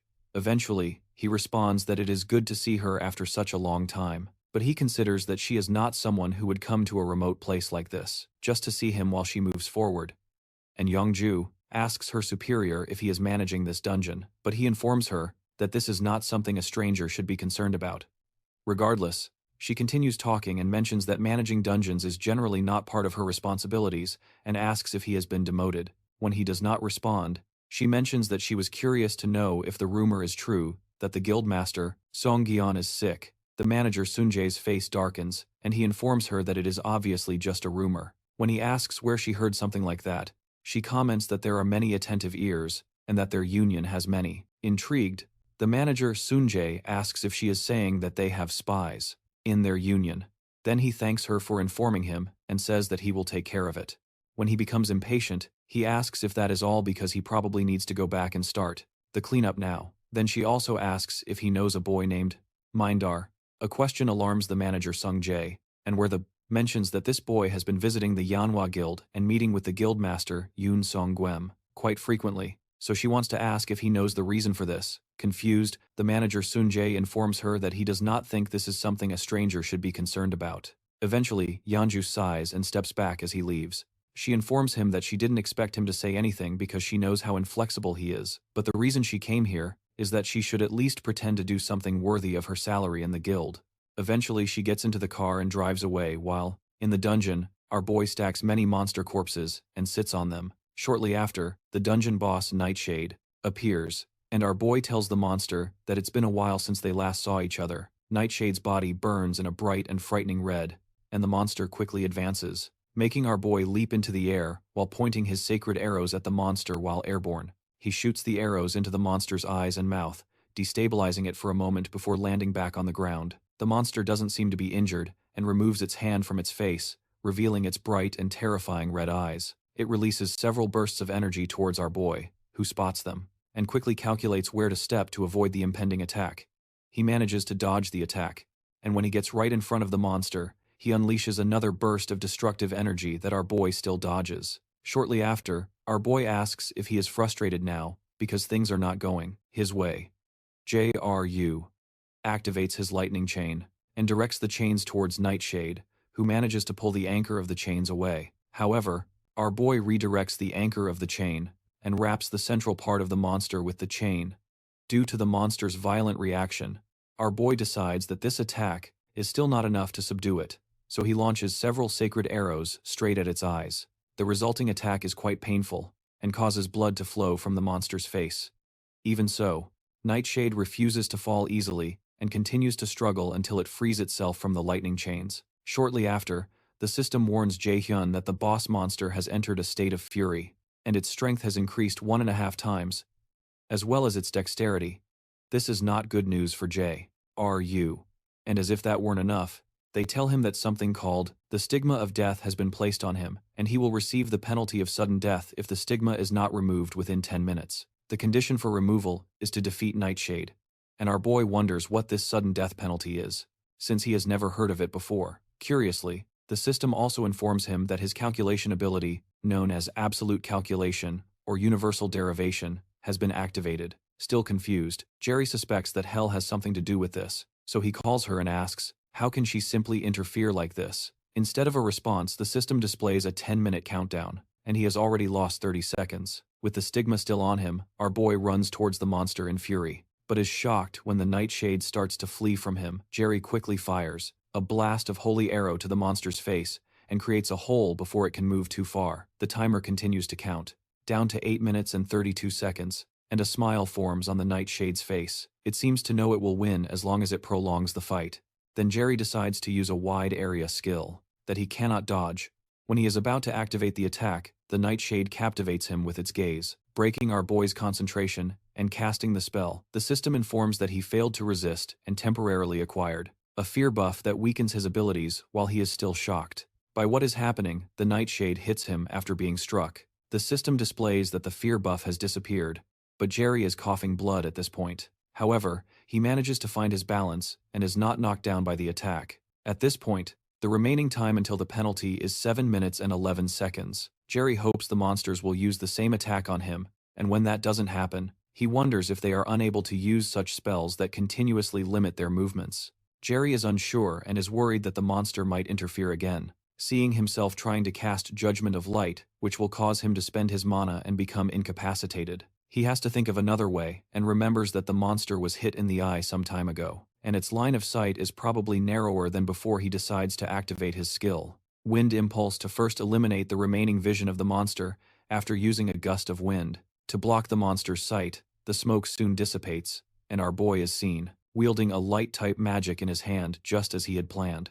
He taunts the monster, thinking it would have blindly charged at him, and calls it naive, while activating his skill Light Bomb. The light bomb is triggered shortly, releasing a bright light explosion that covers the entire field and unleashes several electric chains towards the Nightshade, Amid the explosion, our boy is relieved to finally have caught the damn bastard. As the monster is consumed by the explosion, it screams in pain. Out of nowhere, our boy notices some of the undead monsters he faced. Earlier behind him, he activates his skill Sacrifice, and the system declares that Sacrifice has been converted into an attack skill, allowing him to use his Judgment skill. With only 3 minutes and 46 seconds on the timer, our boy begins to launch bursts of light from the sky onto the field. In the excitement, the timer drops to a few seconds, until it remains at only 10 seconds. While we count to 6 seconds, our boy fixes his gaze on the disintegrating body of Nightshade and pats himself on the back for succeeding. When the timer reaches 3 seconds, the system declares that he has defeated the dungeon boss and obtained the title of the one who overcame the first challenge. Meanwhile, the defendant, who was watching everything, exclaims that there seems to be a reason behind JR's choice. She extends her hand and asks the boy to come to her temple. After defeating the dungeon boss, the stigma of death disappears, and our boy receives some experience points, a crafting item called Nightshade Core, as well as an equipment item called Shadow Armor. He is also informed that he has leveled up 3 times and obtained the title of the one who overcame the first challenge. After checking his qualifications, the system informs that Hell is calling him to go to her temple. Moments later, he is transported before a huge entrance leading to the temple of the defendant. At the entrance, he sees a massive monster emerging from the darkness towards him. Our boy jumps back in fear, but the defendant calls the monster named Gamer and asks him to take the guest inside. J.R. follows Gamer into the temple and calls for the defendant. The defendant tells him that she did not expect him to succeed and congratulates him for overcoming the test she gave him, referring to him as the child born with the destiny of the adversary. Confused, our boy asks why she gave him the Nornir System and made him go through such a trial, but Haru just smiles while watching him, then states that he has to grow as the adversary. Still confused, JR asks why he was specifically chosen to be the adversary. Then she adds that it is because he was born with that destiny from the very beginning. Apparently, he is destined to be the adversary of the Great Ones, and to become the one who will kill the great god Odin. She explains that this is what Locke and the rest of them expect from him. When JR says he doesn't understand, the defendant informs him that there is no need to understand, because they had no hope that this would happen from the beginning. When JR gets irritated with her nonsensical answers, she places a finger on his lips and says that he must feel gets irritated with her nonsensical answers. She places a finger on his lips and says that he should feel wronged because he probably cannot comprehend why he would have to be controlled by the gods. As she approaches him as if to touch her lips to his, she reminds him that this does not concern only the gods who are against the Aesir. While speaking, she pushes him towards a portal behind him and informs him that the world is heading towards its end, and Odin wishes to have everything under his control. To prevent this, the strength of the prophesied adversary is necessary. As our boy falls through the portal, he protests that she shouldn't let him go because he still has more questions to ask, but Reo simply tells him to stay strong because she eagerly awaits the day they will meet again. After Dieguinho is transported, Reu turns to someone nearby and asks how long they plan to continue watching since she doesn't remember inviting him there shortly after. Jerry falls to the ground in the real world and is frustrated for not having received any real answers. As he laments, the system informs him that he has received a gift from Hell, which is a passive skill called Hell's Blessing, that nullifies all abnormal afflictions on him. Meanwhile, the old man who was spying on Reu apologizes for his rudeness, as he simply couldn't resist hearing that Reu was meeting with the boy. He asks Reu how she feels after meeting the boy in person, and she replies that she doesn't know because it's too early to decide, especially since the opponent has just taken his first step. She admits that the opponent's growth was greater than she expected, and he succeeded despite the stigma she placed on him and stood before her in the end, which is a fortunate miscalculation on her part. The old man is relieved that the boy is doing a good job. Eventually, Reu asks what he wants, because she knows he has more to say to her, referring to him as Mimir, a figure from Norse mythology. Mimir, however, claims he doesn't know what she's talking about, and the goddess accuses him of trying to feign ignorance until the end. As she continues to speak, Mimir asks her to calm down and admits that it seems he cannot deceive her after all. Reu asserts that the opponent's left eye is undoubtedly what Odin sacrificed at the Well of Wisdom. She is sure that Mimir and Loki are hiding a secret from her, but Mimir pleads that he would like to tell her, but it is still too early, so she agrees to wait. However, she states that she cannot stay still, and when Mimir asks what ideas she has, she explains that the opponent is still too immature, because according to the prophecy, there are numerous difficulties waiting for him, and he needs a guide. Sometime later, about 7 days before Mila's admission to the academy, Jaim comes to the shop to pick up some items with an elderly lady. She notices that he doesn't seem very well, and asks if something is on his mind, but our boy says it's nothing, so she takes him to buy the rest of the things he will need.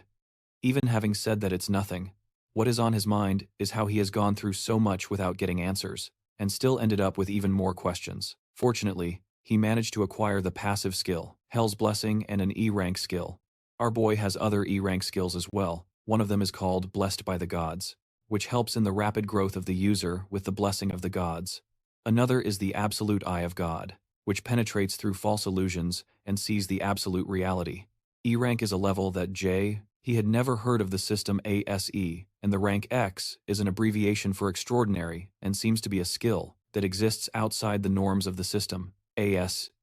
Considering that the reason why the gods against the ASE provided him with these abilities is for him to kill the great god Odin, he feels overwhelmed. Once again, he is soon pulled from his deep thoughts when he notices that the lady he came with is paying 300 million wons for a mere mana blade, which is just a disposable item. When she pulls out a long list on her phone of things that still need to be bought, Jerry feels worried.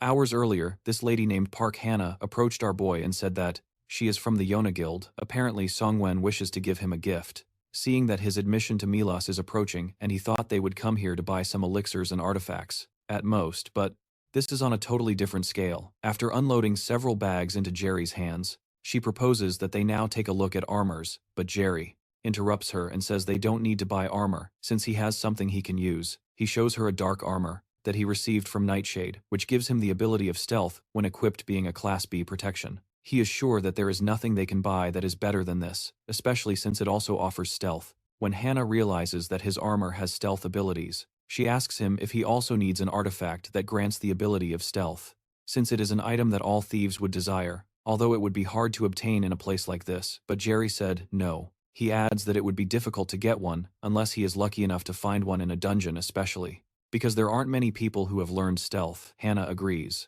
because the only thief who possesses the skill in the country is her brother. She steps back right after saying this, and Jerry asks her what she means. Then she informs him that manager Park Sung Jae is her brother. This information shocks Jerry. While she steps away, he can't believe, because Hannah and Sung Jae do not look alike at all. Suddenly, his eyes begin to shine intensely, and the system informs him that an unknown entity is resonating with him.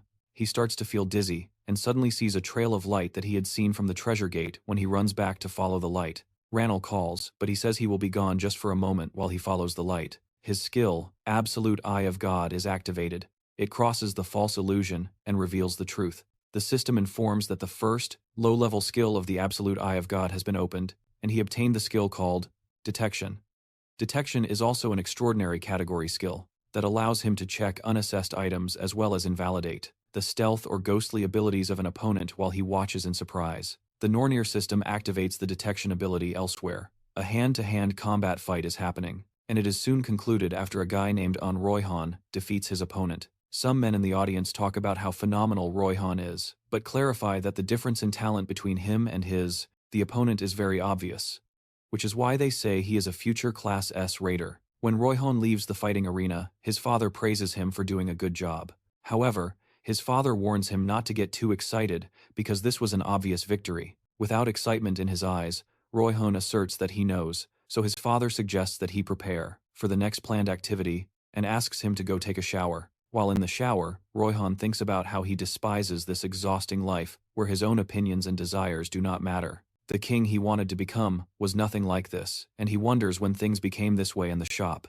The Nornir system presents our boy with a piece of equipment called Mistletoe as a growth-type classification, which is a branch of mistletoe that ended the life of Odin's son Baudu. It grows alongside the user and contains an immeasurable amount of magic, allowing the user to acquire a passive ability called Mana Perception. Once equipped, the Mana Perception ability is classified as and increases the user's capacity to detect mana to the maximum possible.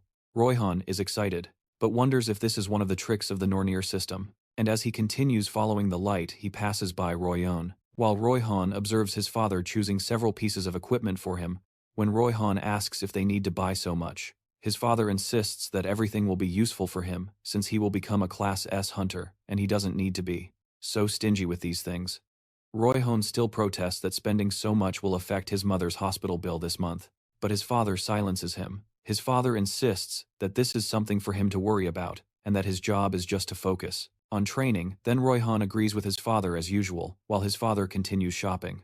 The boy wonders what the hell he is doing while following his father through the shop. Several people who recognize him wonder what a combat genius like him is doing in the shop. Meanwhile, Royhon doesn't pay attention to them, while some try to take pictures of him, and he wonders if this is really the invader life he imagined. He questions what the difference is between this and being a monkey. Trapped in a zoo when he was young and awakened his abilities for the first time, his mother smiled gently at him and gave him a pat on the head. He dreamed of becoming an invader in that dark and miserable house, because he was like a ray of light that could change everything. However, this light did not last long against his father's desire to use it now as if it were a robot. He is just a tool that continuously does what his father commands, wondering if he can last 3 years in the academy. News when it is so pathetic like this. While they are walking, a message echoes through the speakers, informing all visitors that a dungeon break has occurred near the department store and monsters have appeared. They are informed that the invaders, sent by the agency, are on their way and are asked to calmly follow the staff and push maps. Along the way, dungeon breaks occur when a dungeon is not cleared within the time limit, causing monsters to overflow from it.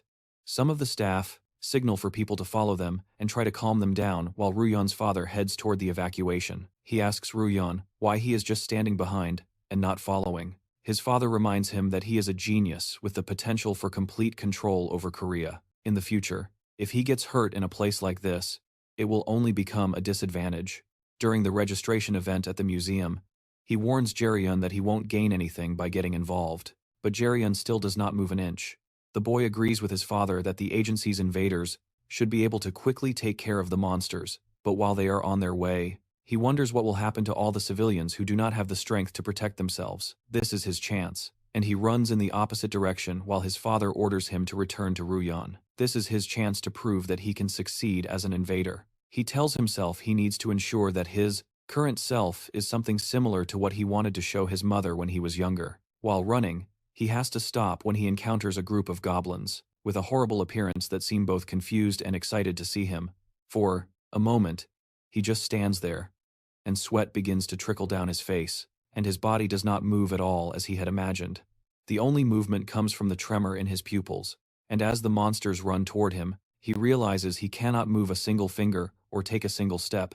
He tries to force his body to move, and when a goblin gets close enough to slash him with its sword, he wonders why he is not moving, when he knew this would be dangerous and had dreamed of becoming a raider for so long. These are low-level monsters, and he wonders why he is afraid of them. But before the monster can reach him, JR crushes it to the ground. Ruyon watches in surprise and stumbles back as this strange person asks if he is Ruyon. Some time ago, our boy had bought an item at the store with 50,000 won of his own money. When Han called him in a panic, she asks what is wrong, and because he suddenly ran to the corner of the unassessed items, but she only sees a piece of stone in his hand that he had bought from Rio. He wonders if what he bought just looks like a piece of stone to other people, but he doesn't explain to her and says it's nothing. While he talks, the announcement about the dungeon break that occurred near the department store is made by the loudspeakers. Before Hannah can respond, our boy runs off again and breaks the department store window to jump outside. As he descends, he sees the group of goblins right below. When he lands on the ground, he fires several holy arrows at the monsters, taking down several of them instantly, while the others watch him in confusion. Jerry realizes there are more of them than he thought. It might be difficult to deal with them without casualties, but he tears through the flesh of the small goblins with his lightning chains, and more holy arrow attacks as he jumps through the city. He finds Royon, ambushed by several goblins, and he leaps over the stupid goblin that is about to attack the confused boy. Jerry asks the boy if he is on Royon. Our boy didn't expect to find the unfortunate genius in a place like this, and Royon, still shaken, asks who he is, but our boy doesn't respond, and informs him that he will need his help while Jerry is still talking. Royon notices a goblin behind him and warns him, but Jerry doesn't move an inch and tells him he knows. Without turning around, our boy activates his lightning chains and tears the upper body of the zombie, like a knife through butter. Royon's eyes widen, but Jerry tries to explain to him that they can't let the monsters reach the residential area. When our boy asks if he is going to sit on the ground, He quickly gets up to grab a weapon. It's strange, but the moment Royan heard those words, the fear that suffocated him vanished. This is what an invader is, and what he has to do now is save people.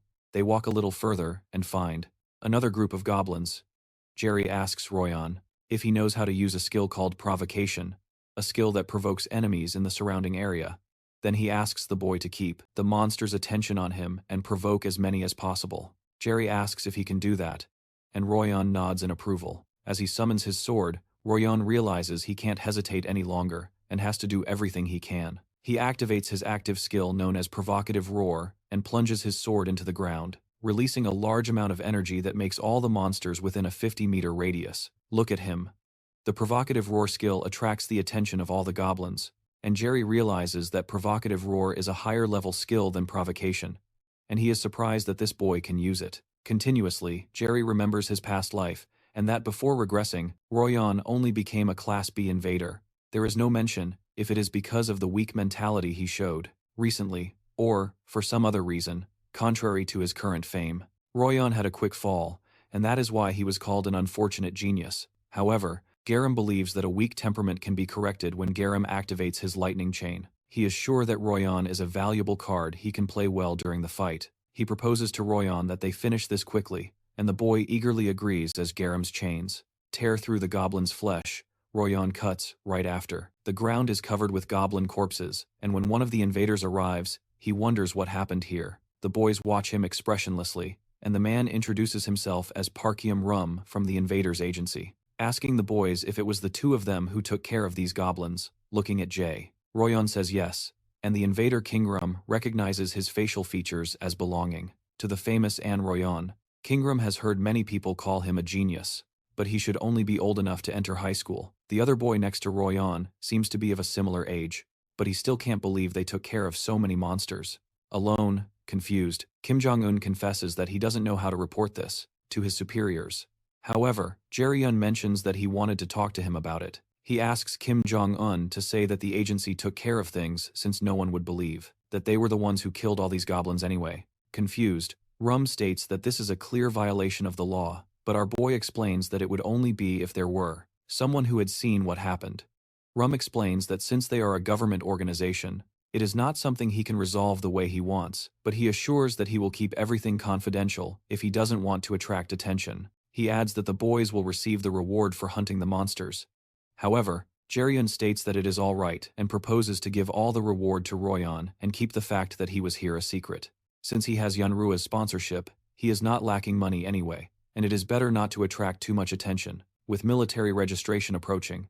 Besides, he considers this a way to have Royan indebted to him, which would be much more beneficial after a brief pause. Rum asks if that is all, but when Jerry-un is about to leave, Royan asks what he means by what he said. Since he is the one who did everything, our boy stops and explains to him that he has his own circumstances. The truth is that he does not plan to attract his father's interest so close to the military registration. He didn't pay attention to this before regressing since his combat aptitude was so low, but now he plans to pay attention to it. His father still doesn't know that he has shifted his focus to magic, and he doesn't know what problems may arise if he finds out. At this moment, he decides that he needs to stay quiet, because revenge must be as silent and discreet as possible.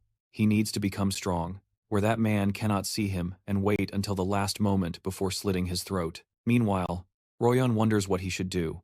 He couldn't have done this alone, so it's not right for him to take credit for this person in this way, but with this money, he might be able to alleviate his mother's illness, even if just a little. He wanted to be an invader, who wouldn't have to feel ashamed in front of others, but if because of this, he lost a chance, and his mother died, he doesn't know if he could bear it.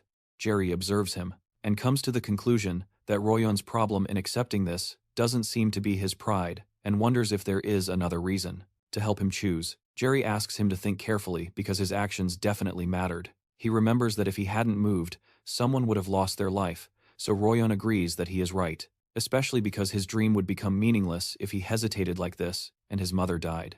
Eventually, he assures Jerry that one day he will pay this debt.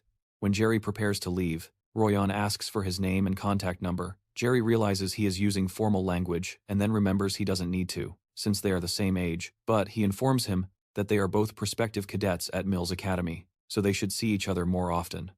On enrollment day at Milas Academy, Jerry and Jung are seen in the crowd. Meanwhile, some other students spot Royon, whom they refer to as the Genius Warrior, and speculate that he is a completely different kind from them. They notice a beautiful lady behind him, and find out that her name is Ina.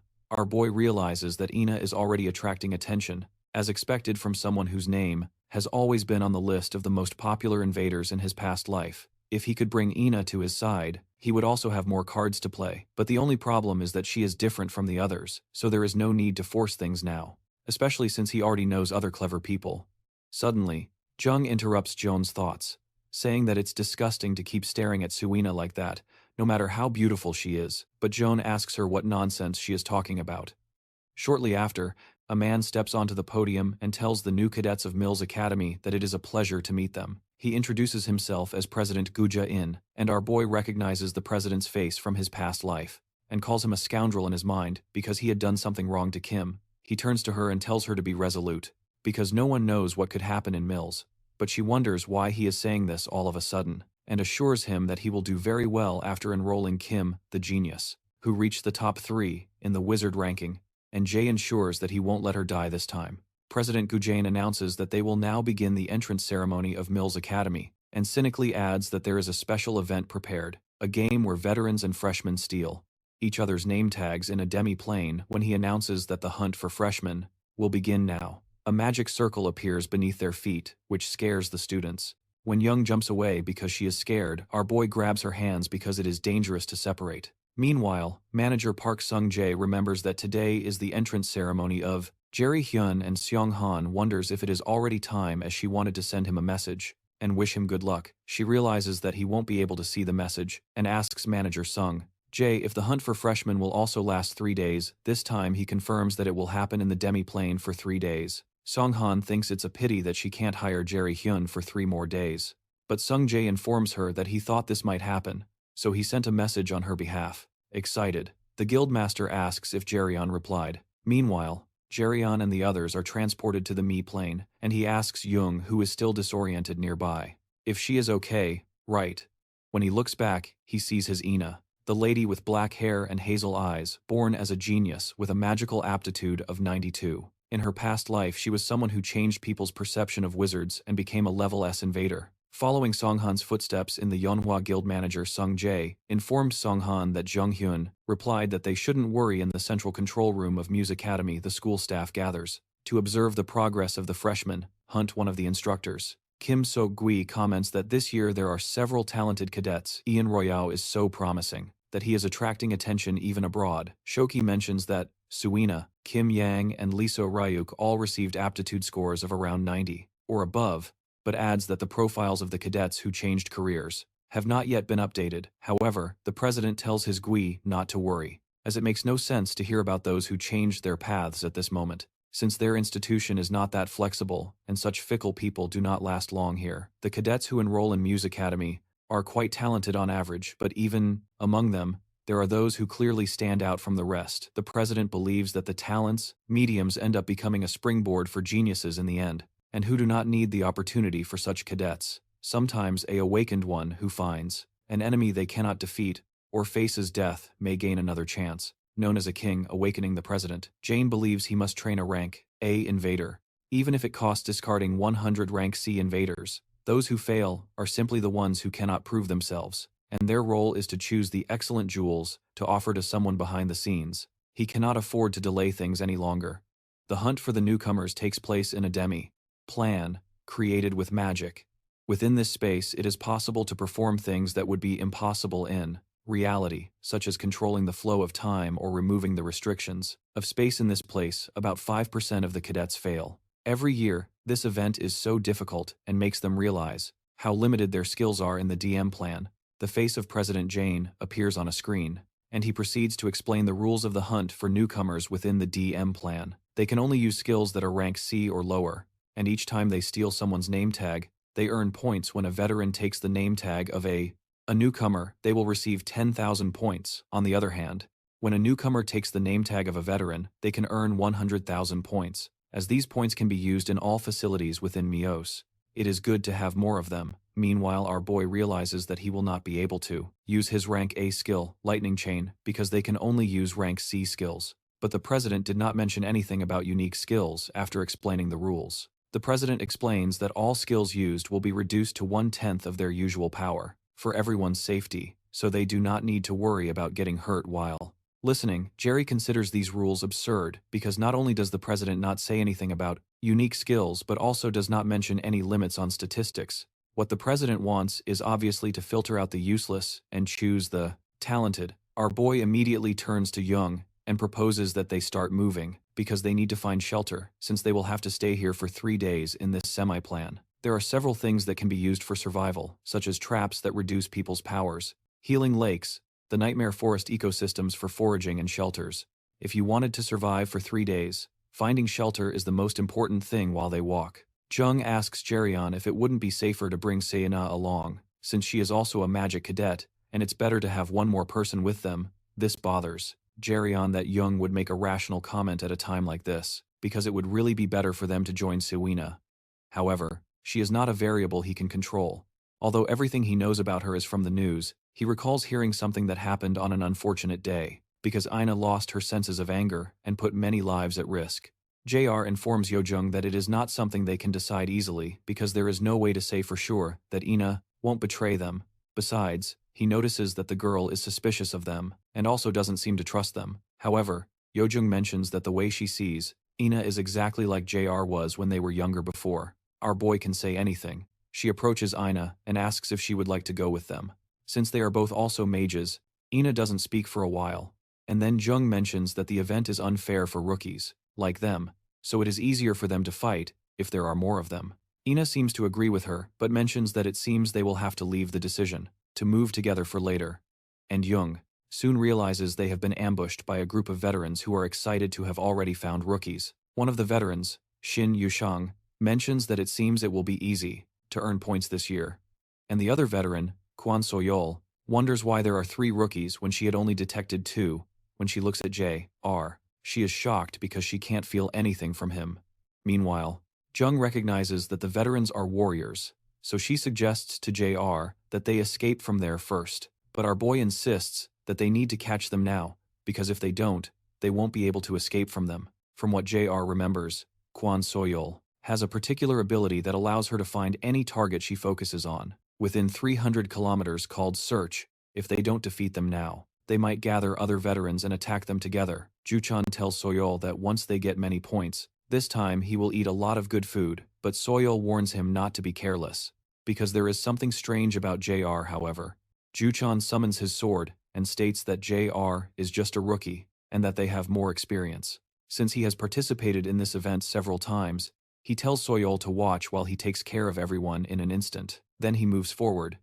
Junsang does not move an inch, and when Jushang swings the sword at him, he simply leans back to dodge. The fact that our boy can dodge the attack surprises Jushang, and Soyol calls Jushang a fat bastard for not listening to her when she said there was something strange about the boy. Our boy realizes that it has been a while since someone swung a sword at him. Meanwhile, Juchen tells himself that the boy was lucky since there is no way he doesn't know the name of a freshman. Skilled enough to counterattack his strike, he remembers that he is just a magic freshman, and moves in for another attack, but Junsang dodges again. Irritated, the veteran continues to deliver several sword strikes, but none of them touch him. Eventually, Duchan starts to sweat, and wonders why he can't hit the boy. Suddenly, Jerry grabs the veteran's sword mid-strike and praises his skills. While our boy approaches the veteran, sweating, he breaks the sword with his bare hands and asks how the hell he managed to survive with such a physique all this time. Finally having seen someone crush a sword in his hand to his Ina's surprise, our boy tells Jushang that he will let him go if he drops his name tag right now, and starts a countdown of 3 seconds. As his sword was broken before his eyes, Jushang begins to tremble. He can't believe that an ordinary freshman in magic could dominate him with such an aura when Junsang doesn't respond. Jerry Hyun tells him not to say he didn't give him a chance because it was he who didn't take it in a swift move. Jerry Hyun lands a surprising punch on Junsang's chin and knocks him back towards Soyol. Immediately the system in the freshman hunt announces that Shin Junsang has been eliminated in the Academy's control room. The instructors read on the screen that Ninja Ryun obtained 100,000 SI points. One of the instructors named John Gisu is shocked that it is not Aaron Royan but an unknown person named Ninja Ryun. She asks another instructor named Park Radium if there is a problem somewhere, but Radium, equally surprised, explains that there is nothing wrong with the results. Radium asks another instructor named Kim Dion if there is any problem on her side as well, but there isn't. There is none. Meanwhile, a smile appears on the face of President Dian and, he seems attracted to me, Aaron, within the semi-plan. Soyol demands to know what the final of Aaron is, but our boy informs Jung to prepare so they can take care of the other veteran. He also asks her to accept the invitation to the party that he will send soon. While Jung equips herself, she wonders if Junsang has always been this strong, and she also equips herself and calls him an idiot blood. Has always been this strong, and he also equips himself, and I call him the idiot of blood, which made things much more complicated even without the monstrous boy who defeated Jung. 3 against 1 is too much. Dangerous. She decides that she needs to eliminate at least one of them and get out of here. After grabbing one of her daggers, she advances towards Yoon, who becomes frightened. Jerry considers that Yoon did not make a bad decision. He knows she plans to create confusion with a quick attack and then open a gap to escape. It's a good plan. But this would only work if Yojung were just an ordinary person. To Soyol's surprise, Yojung activates her bond to attack Soyol, forcing the veteran to throw her daggers at her before the daggers reach. Yojung creates a barrier around herself. Jarium, who is watching closely, considers that it is still very difficult for Udium to face a veteran alone. And as he proceeds to help, Ina activates something called Sacred Light of Alfheim. Ina uses the Sacred Light to form a radiant sword, which catches our boy's attention. He knows this is Ina's unique ability called Falcon of Alfheim. Ina launches several sacred swords at the unsuspecting veteran, impaling her, causing her to spit blood from her mouth while Soyol falls to the ground, realizing that all 3 students were monsters, and not just one of them. Soon after, the system announces that player Kwan Soyol has been eliminated based on contribution level. Player Yujung receives 50,000 points, while Ina also receives 50,000 after taking down the veteran. Ina turns to the others and asks if she interrupted anything, excitedly, and Yujung tells her that she did not interrupt because she managed to win because of her. Eventually, Ina asks if the offer she made earlier is still on the table, and our boy realizes he might need to update the information he has about her. Ina is clearly reserved, suspicious, and very curious. Shortly after, the system informs the 3 that they have formed a group and designated Yujung as the group leader. Sometime later, near a shelter in the Nightmare Forest, some footprints are evident, and a few students notice that people passed through there before, and it seems they entered a shelter. The veterans are searching for the rookies they managed to eliminate, Kwan Soyul and Shin, so they decide to stop searching and just observe this area. The hunt for the rookies lasts 3 days, and they believe these kids cannot stay hidden in the shelter for all 3 days. As they advance to find the 3 rookies, Yujung appears nearby, and one of the veterans named Kim Sung-hum is pierced in the chest by a light, and the system announces his elimination. Another veteran notices Yujung fleeing and signals to the others, then they run after her.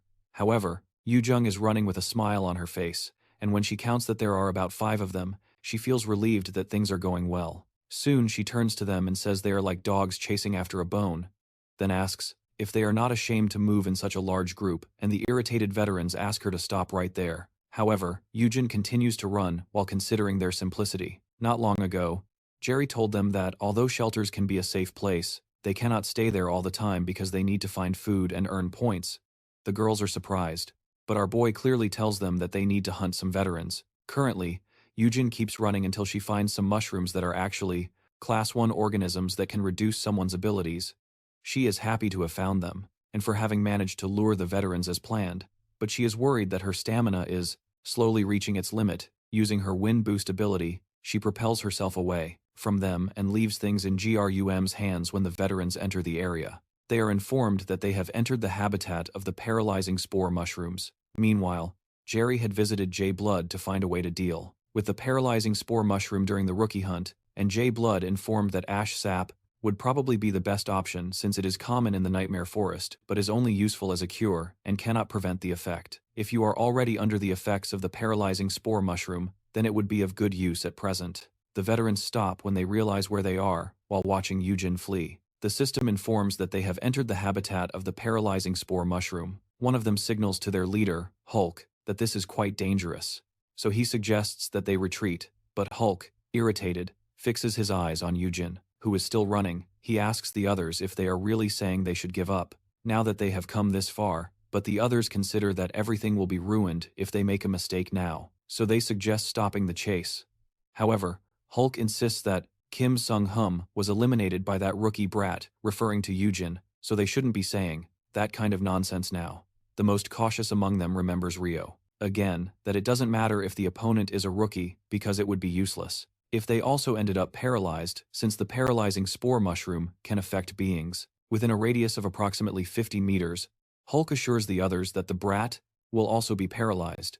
He orders one of them, named Park Sung-hulk, to stay here and avoid the debuff area to watch them, while the rest follow him to catch the girl. He believes that all of their little tricks will be useless, even knowing that they are probably using one of their members as bait, trying to lure them into a trap so they can attack them. He believes they are underestimating the others. He cannot believe that mere kids would dare to try to deceive him. After running a bit ahead, they catch up to the brat. Jung tells her that a brat like her really made them work for it. He asks where she thinks she's running to, but instead of cowering in fear, she greets them and informs them that they are all screwed. Jung asks which of them cursed at her, and requests that the person raise their hand, and as the men run towards her with their weapons, Jung enjoys seeing her act arrogantly until the end. When the men almost reach her, she smiles and touches one of the mushrooms with her weapon, causing it to explode.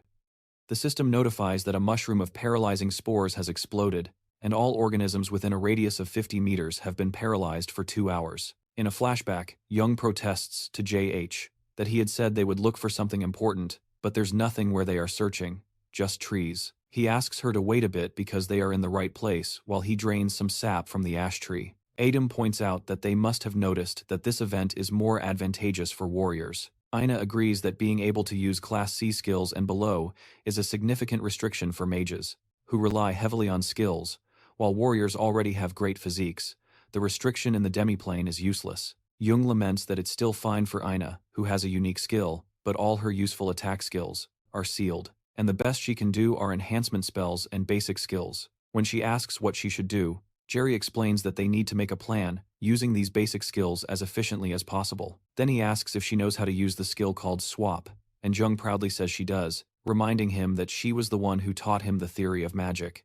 She mentions that swap is a spell that swaps the location of one person with that of a designated member of the group.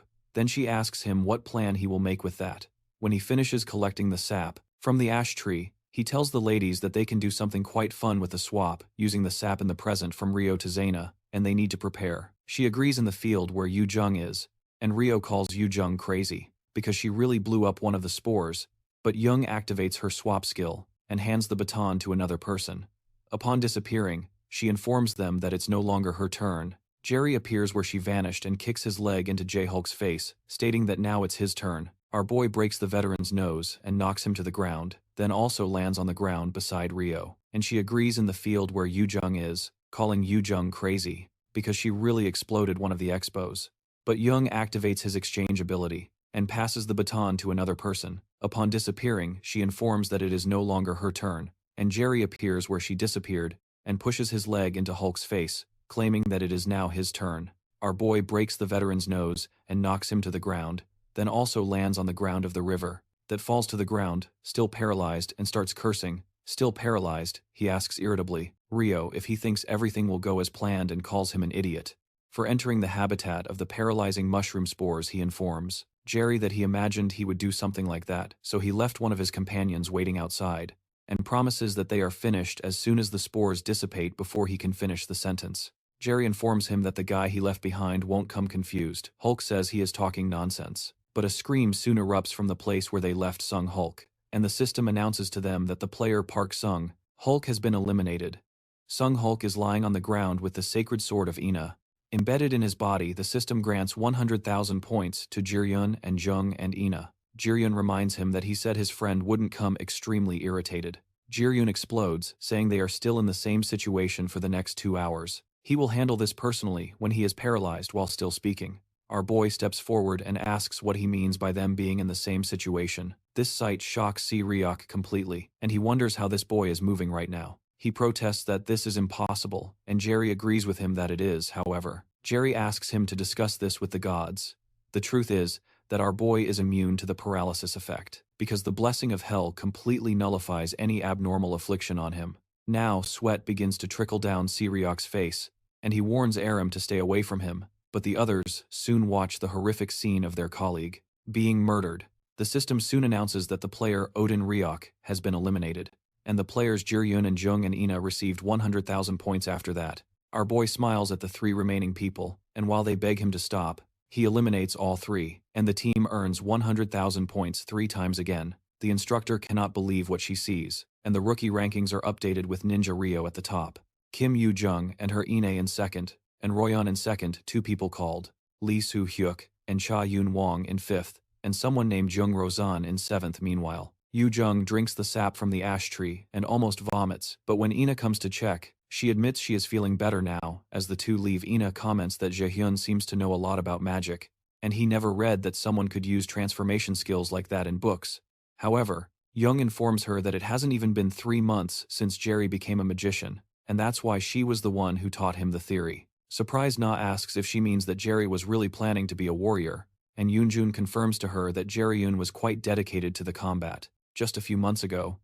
The only thing that intrigues Yoonjun is that Jerryun knew about the sap of the tree, and she wonders where he learned something like that, and how he will get rid of his own paralysis shortly after. They come across him, and our boy asks them how the paralysis is, because it seems that none of them had any problems, and Jung cheerfully declares that it was expected. Although she only ran like the devil and cast a spell, she turns to Ina and asks if she is also okay, and Ina replies that she is also fine. Eventually, Yu Jung tells Jerry that his plan this time wasn't so bad.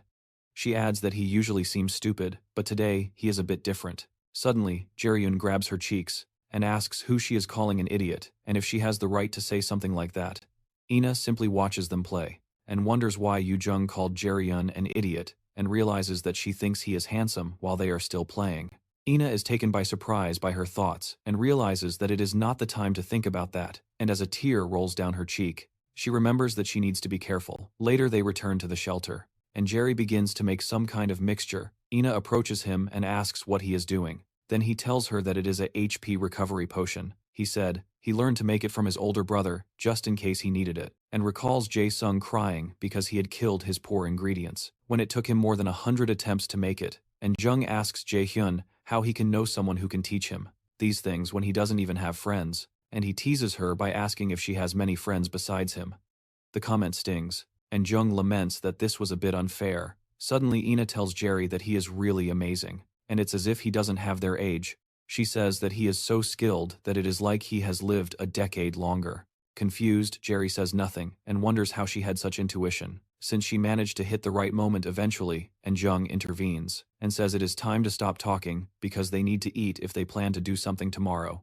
She tells our boy to wait and see because she is going to prepare something, but he says not to bother since they can eat some of the fruits they collected. Annoyed, Jung asks why he said that and questions if he doesn't trust her. Then our boy asks her to say the color of the cookie she made in home economics class in elementary school. If she wants him to trust her. After thinking for a while, Jung remembers that they seem to be purple. Then Ina asks if she put blueberry jam. However, Jerry clarifies that it is not that, but Jung does not know how to cook, and he remembers how they had to call the teacher because he fainted after eating the cookie. To clarify things, he states that he also doesn't know how to cook, so Ina mentions that she knows a bit about cooking and asks if she can cook for them, surprising Jae-r. Jae-hyun asks if she knows how to cook, and she says that she used to cook every day when she lived with her grandmother. While she ties her hair back to start cooking, our boy recalls that there was never much information about Ina's family life since she just mentioned that she used to live with her grandmother. Our boy wonders if this means there are some circumstances surrounding her parents.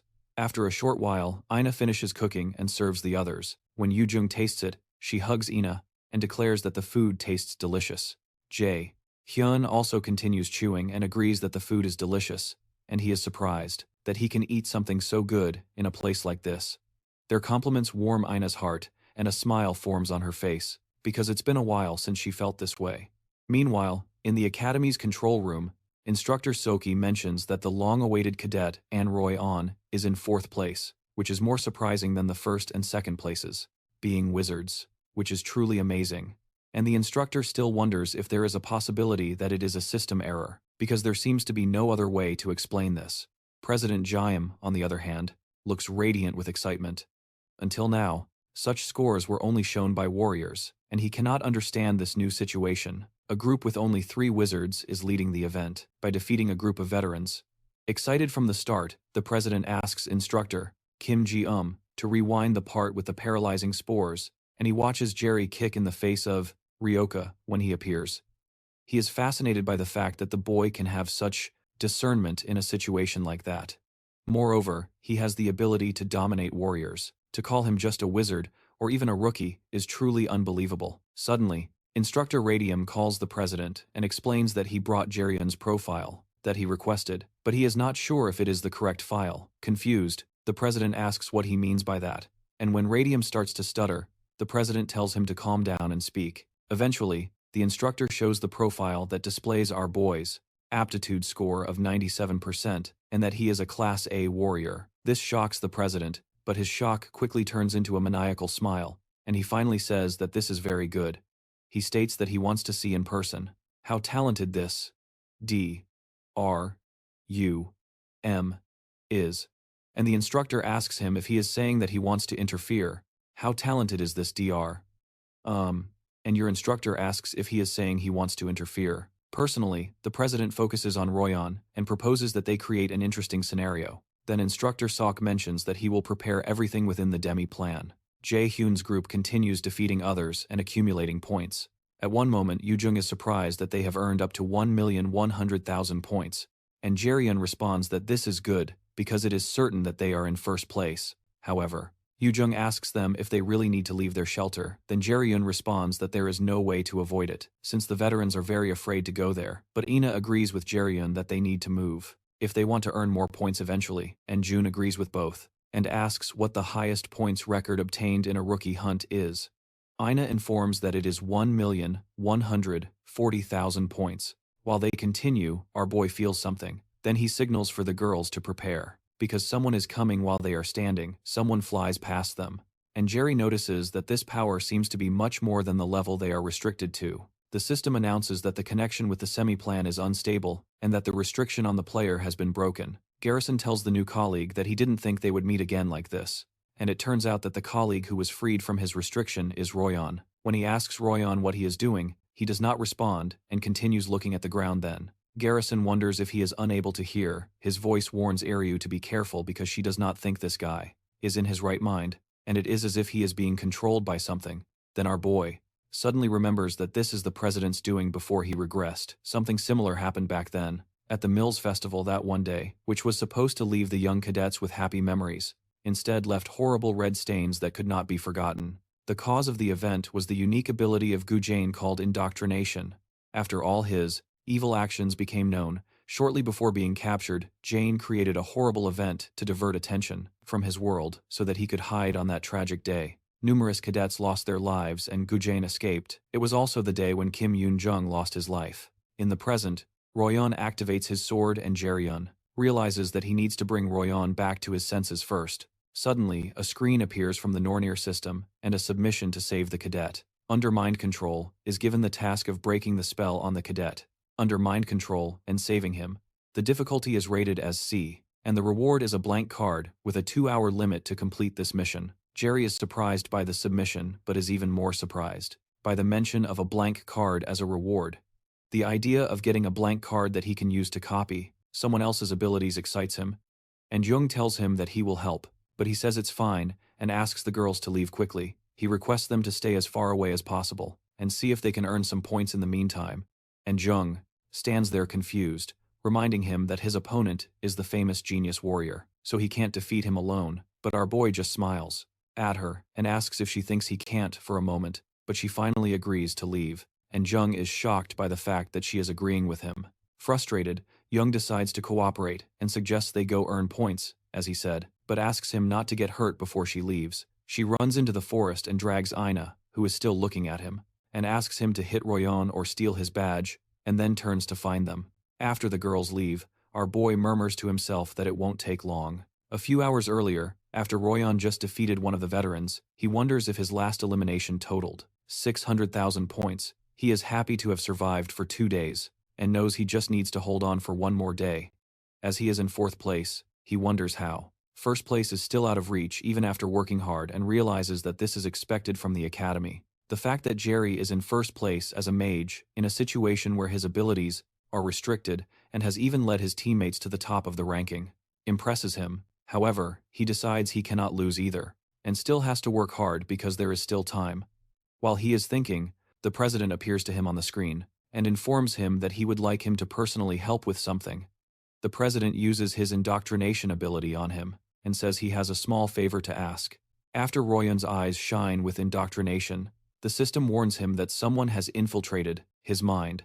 As the power dominates him, he wonders what he is doing, where he is. Shortly after, the system informs him that his mind has been corrupted. After this happens, he immediately realizes he has to face Jerry, and in the present, Royon uses a Class A ability called Martial Ascension. He charges towards Jerry once again and tries to cut him, but our boy manages to dodge the attack. Jerry doesn't think Royon was so skilled just a few days ago, but he continues to dodge each of his attacks. It seems to him that Royon has become irresistibly skilled when Royon tries to smash his shield against him again. Jerry jumps back and avoids the impact. He knows he will lose if this fight is determined solely by the physical abilities of both to create some distance between them.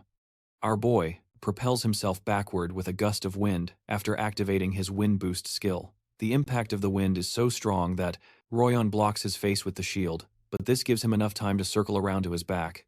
Before lowering the shield, our boy tries to use a bit of lightning magic on him, but before he can hit him, Royon turns and moves back in a quick motion. This reaction surprises Jerry because Royon was able to move his body first, even before his eyes could keep up with the opponent's movements. Jerry realizes that his opponent has an innate sense of battle, and this is not as easy as he thought it would be. Breaking the indoctrination would be easy with his absolute calculation skill, but the problem is that Jaim is watching. Even though he can't see the president, he reasons that he probably has a mischievous smile, while observing what he does against the talented warrior, Royon. This time, Jerry smiles and considers that it would be a waste. To end things carelessly, he decides to give them a show if they want to watch, but he promises that the show will be expensive. When Jerry begins his display, the instructor, Issue, wonders if she is seeing correctly.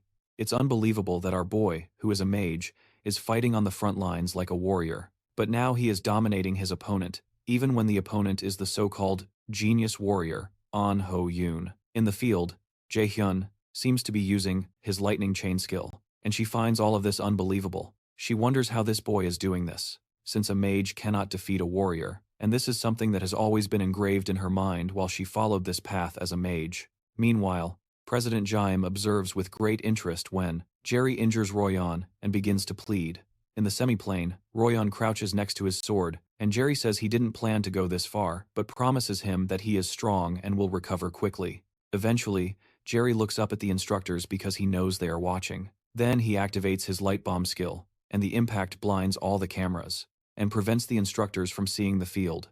Inside the control room of the cafeteria, the instructor Alquise turns to Jian and demands to know what happened to their screen, but the president realizes that something is wrong, so he grabs the remote from her hand, desperately trying to restore the video transmission. Instructor Jian mentions that it seems Jian used a spell to block their view, but Jimin realizes that he used a light bomb and wonders aloud if this is how Jimin wants to do things. He immediately calls Instructor Saki and asks him to take Jimin to his office after the event ends. Worried, Gui asks the president if it is all right for him to decide so hastily, but the already tense president places his hand on the instructor's shoulder and asks why he thinks that Cadet Royon, who was already in a winning situation, would decide to block his vision. While stammering, Ki responds that it would be because Jerian knows how to increase his value in the Demi plan. Royon remains crouched on the ground, while the blinding light of the flash bomb blocks everything eventually. He approaches Royon and places his hand on his head, activating his absolute calculation ability, which allows Jerry to lift the indoctrination that controls him. Suddenly Royon's eyes become clearer, and he recognizes Jerry, still smiling. Our boy asks if he is feeling better, and Royon tries to get up and says he is feeling better, but soon collapses on the ground due to the violent pain coursing through his body. Our boy apologizes for the pain and reminds him that he attacked him out of nowhere, but Royon doesn't seem to remember attacking him. He asks why the hell he would do that. Then Jerry informs that he was under a confusing mind control spell. Royon asks what he means by mind control, but when he thinks about it, he remembers seeing a face that he can't clearly recall, and hearing a voice that he also doesn't remember. However, this doesn't make sense to Royon, because why would someone do that to control another, even if just for a short period of time. They usually are like that. Of rank 2, but they said they could only use skills of rank C and below. Royong informs that he doesn't know why there might have been a slight failure in the demi-plane, or perhaps someone intervened. Royong remains silent for a while, and considers that there is no way a cadet could cast a mind control spell of that caliber, even if there was a malfunction in the demi-plane eventually. He asks Jerry if he knows who could have intervened if that is the case, or why they would do something like that, but Jerry says he doesn't know. However, he adds that if whoever did this was capable of something like that, they are probably someone most wouldn't dare oppose. Jerry doesn't want to say this directly to him, but knows that as they go through more experiences in Milas, Roy will also discover for himself what kind of person Gudian is. Suddenly the Nornir System announces that Jerry Hyun has completed the subquest to save the cadet from mind control and received a blank card as a reward eventually. Royong tries to get up. He realizes that his body is a mess, but Jerry Hyun has not a single injury, so he wonders if this is his current limit. When he finally gets up, Royong says he has nothing to say in his defense and apologizes for what happened, but Jerry jokingly tells him not to be disgusting, and warns that he will leave now that Royong can move. Before leaving, Jerry wishes success to both for the remaining time, and as he turns, Royong stops him and offers his badge. Confused, Jerry asks what he is doing, and reminds him that he will be eliminated if he doesn't have his badge. Regardless of that, Royong insists it doesn't matter, and informs that he managed to gain quite a few points, even if it's not as much as Jerry managed to gain, however, because he lost. He believes the name tag belongs to Jerry. After throwing the tag to Jerry, he said he lost this time, but it will be different next time, and promises to recover his tag at the Mills Festival. After Royong disappears, the demi-plane system announces that he has been eliminated and grants 10,000 points to Jerry's team. For a moment our boy just stands there looking at the name tag, that he recognizes is worth only 10,000 points. However, for him, the name tag is worth much more than that, because Roy was born with a talent for combat that he envied so much in the past, and now he acknowledges it. He has been through a lot since he regressed, but this feeling of accomplishment is on another level. With a smile on his face, he believes this is the beginning. For the first time, he feels like he is starting to move forward, leaving the past behind, where he was as weak as hell, and taking a step forward sometime later. The 72-hour event finally comes to an end, and the system calculates the points that everyone earned. Jerry earns the highest number of points ever recorded, which is an astonishing 1,530,000 points, and is soon transported back to the real world. When the students appear back in the real world, our boy considers that 1,530,000 points aren't so bad. But what about Jung? Immediately reprimands him for not being happier, since it is still the highest number ever recorded in the event. She turns to Ina for some support, but Ina laments about how they would have gotten 1,600,000 points if they had just stayed one more hour at this point. Yu Jung realizes that her teammates are really insane. She tries to cheer them up, saying that they should be able to live quite luxuriously for a while, with so many points, and Jerry agrees. He calculates that if they multiply the points by 10, it would be something similar to the value of real currency. It's safe to say they just earned about 300,000 won, which is approximately $12, and one of them almost drops their jaw when Ina hears this. She is shocked by such a large sum of money. Our boy informs them that he is in first place, but they have 1,048,000 points in second place, and will also receive a bonus. The mention of bonus points makes Jung grab a hold of her. He tries to get rid of her, explaining that the bonus point is about 1 million points. The idea of all that money makes Jung shine like a Christmas tree, and she starts to twirl Ina in a dance because of the mention of 1 million bonus points. While they dance, Ina is shocked that they have managed to accumulate 2,480,000 points, and they earned 24,800,000 won in just 3 days. Jerry tries to stop them from dancing because it's embarrassing, and he notices the other students watching them. However, the girls continue to sing until instructor So Gui enters the room to greet everyone. He introduces himself to everyone. He tells the top 3 winners that he has something to discuss with them, and for privacy, he asks them to go somewhere else. Then Jerry asks if it is related to the amount of points they received during the hunt, and when he nods, Jerry hurries ahead while the ladies do not follow him, so they ask where they are going first. However, Jerry already knows and tells them they are going to the president's office, and Seoki confirms his prediction, informing them that they have been summoned by the president. Once inside the office, our boy sits down and crosses his legs. He asks where the president is, and comments that the one who called him isn't even present. This leaves So Gui flustered, but he has no choice but to control himself.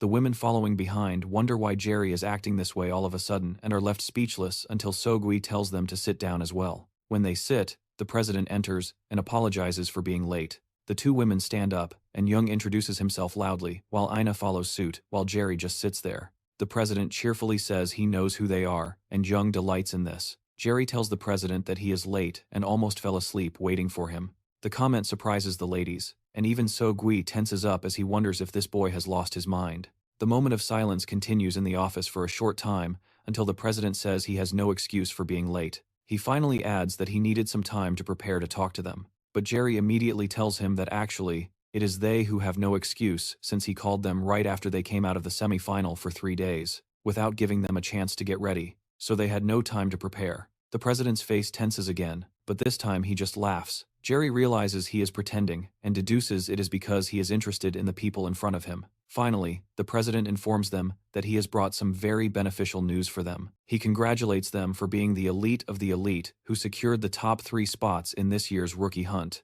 especially to Jerry, who took first place. When he says this, Jerry says it is all thanks to the members of his group and that he couldn't have done it all alone. This comment makes the president hesitate as usual, and he wonders if the boy has no desire to showcase his skills. He finally agrees with Jerry, but comments that he also observed all their actions, and noticed they broke the rookie hunt record with 1,114,000 points, by an impressive amount.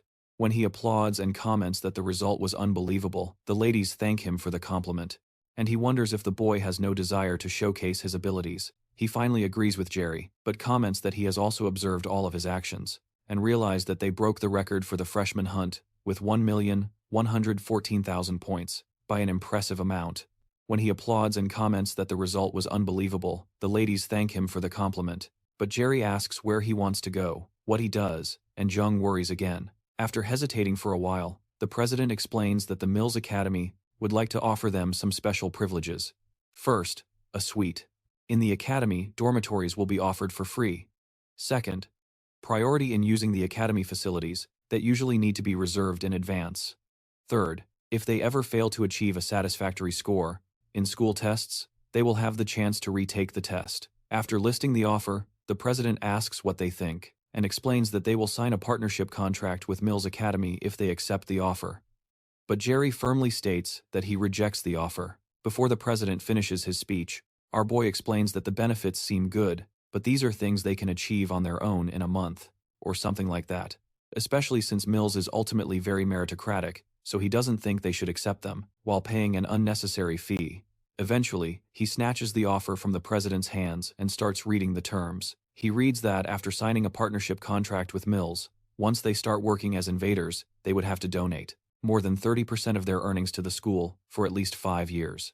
At this moment, the president looks quite grim, until Jerry Hyun finally tells the president that this is not to reward them, but to bring them down. When he asks the president if he is mistaken, the man pauses for a moment, and says there is nothing he can do about it if that is what Jerry Hyun thinks, especially since they cannot be forced to sign a contract. He tells them that he leaves the decision to the 3 of them, and the young ladies look at each other to gauge the reactions of the others regarding all this.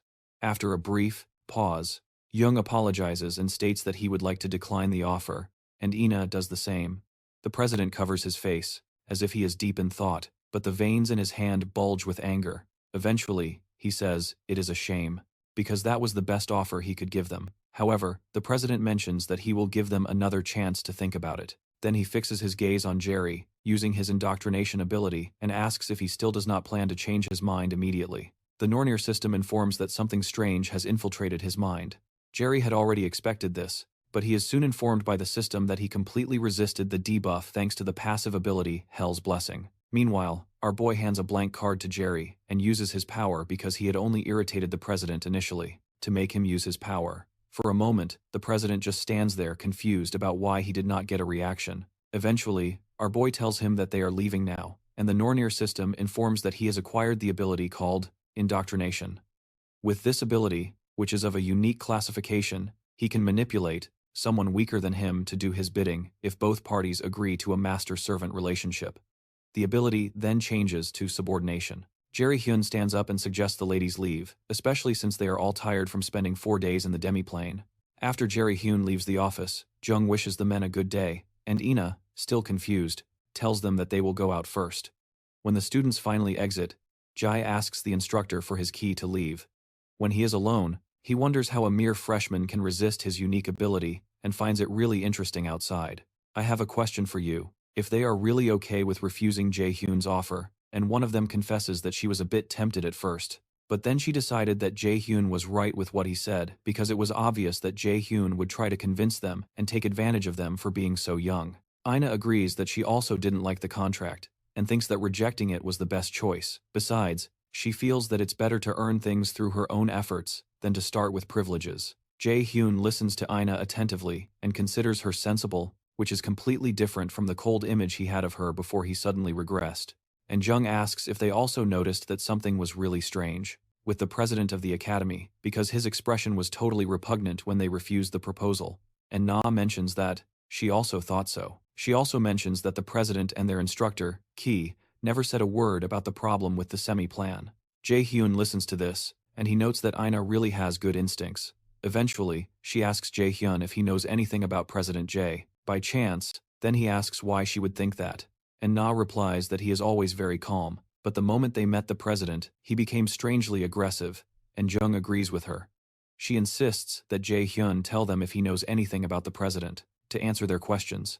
He says that he is also not sure, so it's hard to say anything, but he informs them not to trust anyone at the academy, be it the president or the instructors. Suddenly, Ina approaches him and asks if they can't trust him too, while Jae-hyun hesitates, and Jung positions himself behind Ina with a strange look in his eyes, and tells her not to trust Jae-hyun either. She points out Jae-hyun's fierce gaze and narrates how he once left her in the middle of the street, instead of taking her home, and Jae-hyun asks why she is suddenly bringing up something that happened a long time ago. Annoyed, Jung pulls his hair and calls him an idiot, remembering how hard it was for her back then. Eventually, our boy manages to pull away from Jung and suggests they go inside to rest since the sun has set. When it's time to part, it doesn't seem like she wants to leave, so she asks if they are going to separate there. For a moment, an awkward silence occurs. Jung just looks at the two of them, and suddenly she hugs them and asks why it feels like a teenage romance. Then she asks them to make space for her too. Jae-hyun, however, drags her and points to the girls' dormitory, then asks her to go rest a bit. She eventually agrees to rest, and Ina follows, but she reminds Jae-hyun to rest well before she leaves. Our boy soon heads to the boys' dormitory. When he reaches the door, he realizes it's been a while since he was here. He remembers the musty smell of mold from the corners of the floor, that the lack of funds left without maintenance, creaking with every step, and eventually goes to his bed. For him, those who remain in this dormitory after a few years are those without talent, so he hopes to find a new place as soon as class ends the next day, because experiencing hell once was more than enough. The next day, Jae-hyun goes out for a run, and eventually too, after feeling that he has done enough for a warm-up, he turns towards the dormitory to start preparing for the first class. Shortly after, all the freshmen who are magic cadets gather in a room, and the instructor assigned for the basic acclimatization of mana, Kim Dae-young, comes to introduce herself.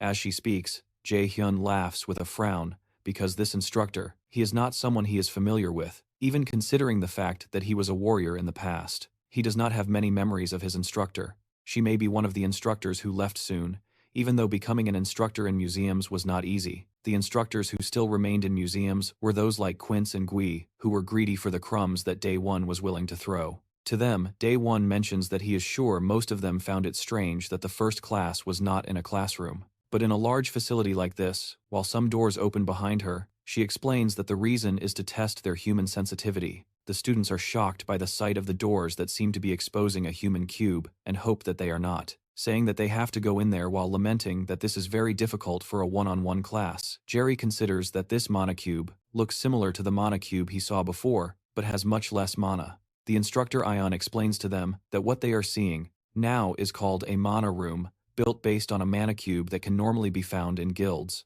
For cadets like them, she explains that it is almost impossible to exit a mana cube, and that is why they prepared this. The strange thing is that our boy had exited a mana cube in his guild. The mana room is divided into many sub-rooms. The mana in the first room is similar to the amount in the atmosphere, but the mana becomes denser as you progress. On average, a first-year cadet at Milas Academy can normally reach level 3. A graduating cadet can reach their limit around level 7. In this class they will discover what level their human sensitivity is. Diane asks the cadets to form a line and follow her. She informs them that they can raise their hands if they have problems during the test, so that they can follow the assistant instructors out of the room. Shortly after, she enters one of the mana rooms, and the cadets follow her after everyone enters. Instructor, Day 1, observes that none of the cadets seem to have problems. At level 1, she decides that they should advance to level 2, and when they enter, some of the cadets start to gasp, and the instructors need to help them out after they exit. Day 1 tells the remaining cadets who are still standing to follow her to level 3, and when they enter, almost half of the class raises their hands. But Jerry, Jung, and Ina do not seem to be affected at this moment. Instructor Day 1 asks the rest to follow her to level 4, and many more people raise their hands when those who are uncomfortable exit. She suggests they advance to level 5, and then many more people ask to leave. At this point at level 6, several other people are removed due to exhaustion. Jung asks Jerry if he feels like it is starting to get hard to breathe, but he says he does not think so. Meanwhile, Ina observes Jerry and notices that he still seems to be fine, so she decides to push herself harder. Day 1 looks around and realizes that only 4 cadets remain: Jerry, Jung, Ina, and another boy named Ryuk. They are all the cadets who scored high during the rookie hunt. President Jaim had told her to keep an eye on Jerry and report to him, but she does not plan to follow those orders. She simply informs the cadets that they will move on to level 7, and the other students, I wonder who the hell these guys are that are advancing to the next level, especially since the instructor had said that only graduates reach level 7. When they enter level 7, the instructor, Day 1, proposes that they advance to level 8 and asks if any of the cadets are having difficulties. No one speaks. Even though Jung seems to be struggling at this point, the other students are impressed to see them advance to the 8th level. When they arrive there, the cadets feel a sharp increase, except for A-Rum, of course. Starting from level 8, the mana level fluctuates at every moment, as happens inside a dungeon. Dion knows that geniuses must have problems. From this point on, as expected, Tsurugi and Jung raise their hands to leave the mana room.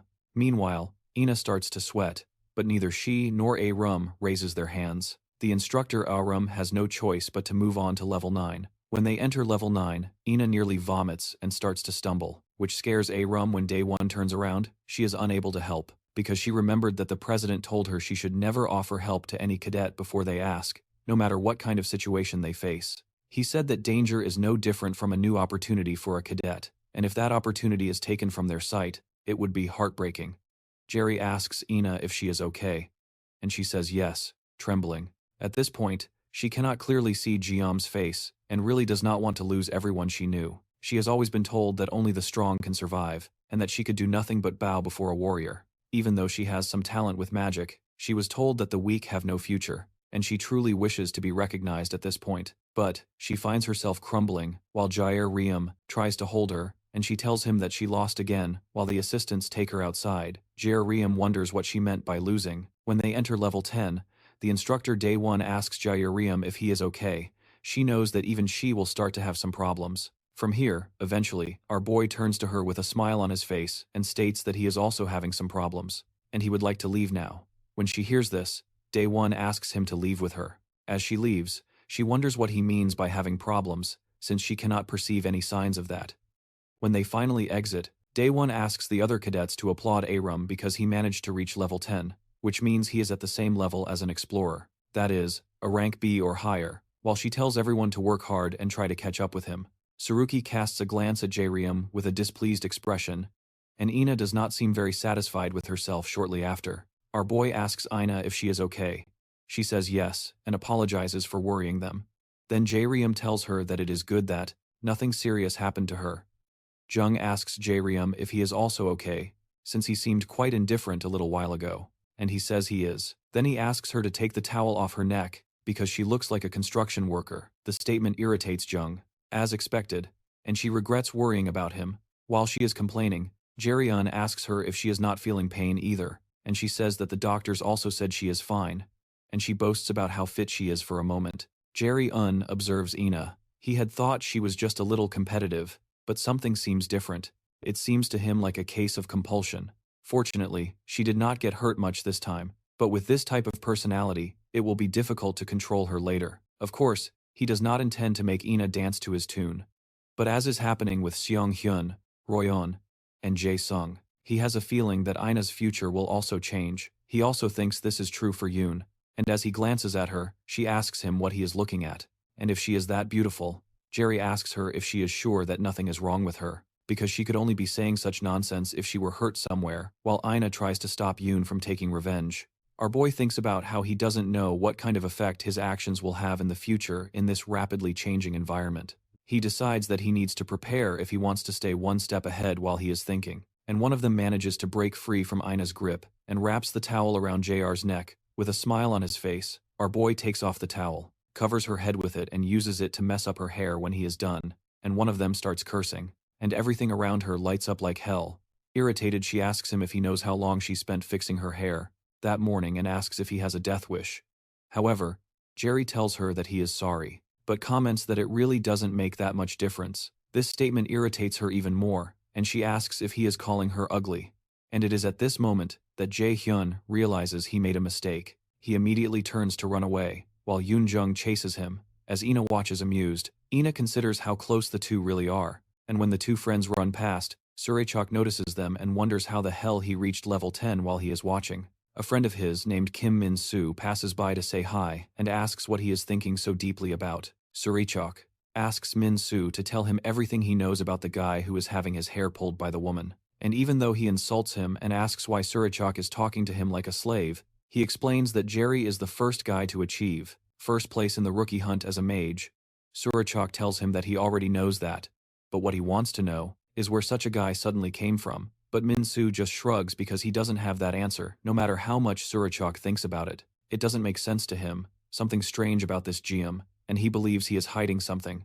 Meanwhile, Min-soo thinks about how he is not used to this new Surechok because he knew him when he was younger. Eventually, he tells Surechok that Jae-hyun has already proven himself twice, so there is no need to keep looking for something mysterious, since it is more likely to be impossible to cheat in the mills. However, Surechok informs him that there is no way there could be someone stronger than him unless they are cheating. This statement surprises Min-soo, and he considers that Surechok won't win against Ina or Yoon-jung either, but he doesn't say that out loud. Eventually he advises Soo-hyuk that there is no need to become irrational because he won't win against Jae-hyun, even if he dies and resurrects, but the guy doesn't listen to him. Sometime later, Jae-hyun video calls his charming teacher Song-hyun and asks if she called because she wanted to hear about what happened in the rookie hunt. Song-hyun agrees that yes, as it is more interesting to hear directly from him. Excited, he informs her that he came in first place, and this makes Song-hyun proud. She notes that his apartment looks too nice for a rookie, and suspects that he earned a lot of points. Finally, she congratulates him for taking the best first step at Milas Academy. Known for being difficult to survive, she says she is proud of him, and our boy mentions that he is relieved because he was worried she would scold him if he came in second place. This makes her laugh, and she asks if any cadet caught his attention during the freshman hunt.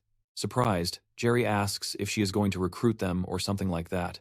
Then she said they are considering it, and that they plan to reward him for the information he shares. Rio explains that telling her is not difficult, but thinking that he will earn a reward for something like this. He asks her if she is not being too generous, but she insists that she is doing this because she knows he wouldn't cooperate if she offered 10 times the value in the future. Eventually, he mentions Ina, Yoo-jung, and Royoung, saying that these three can be recruited by Ion-jun.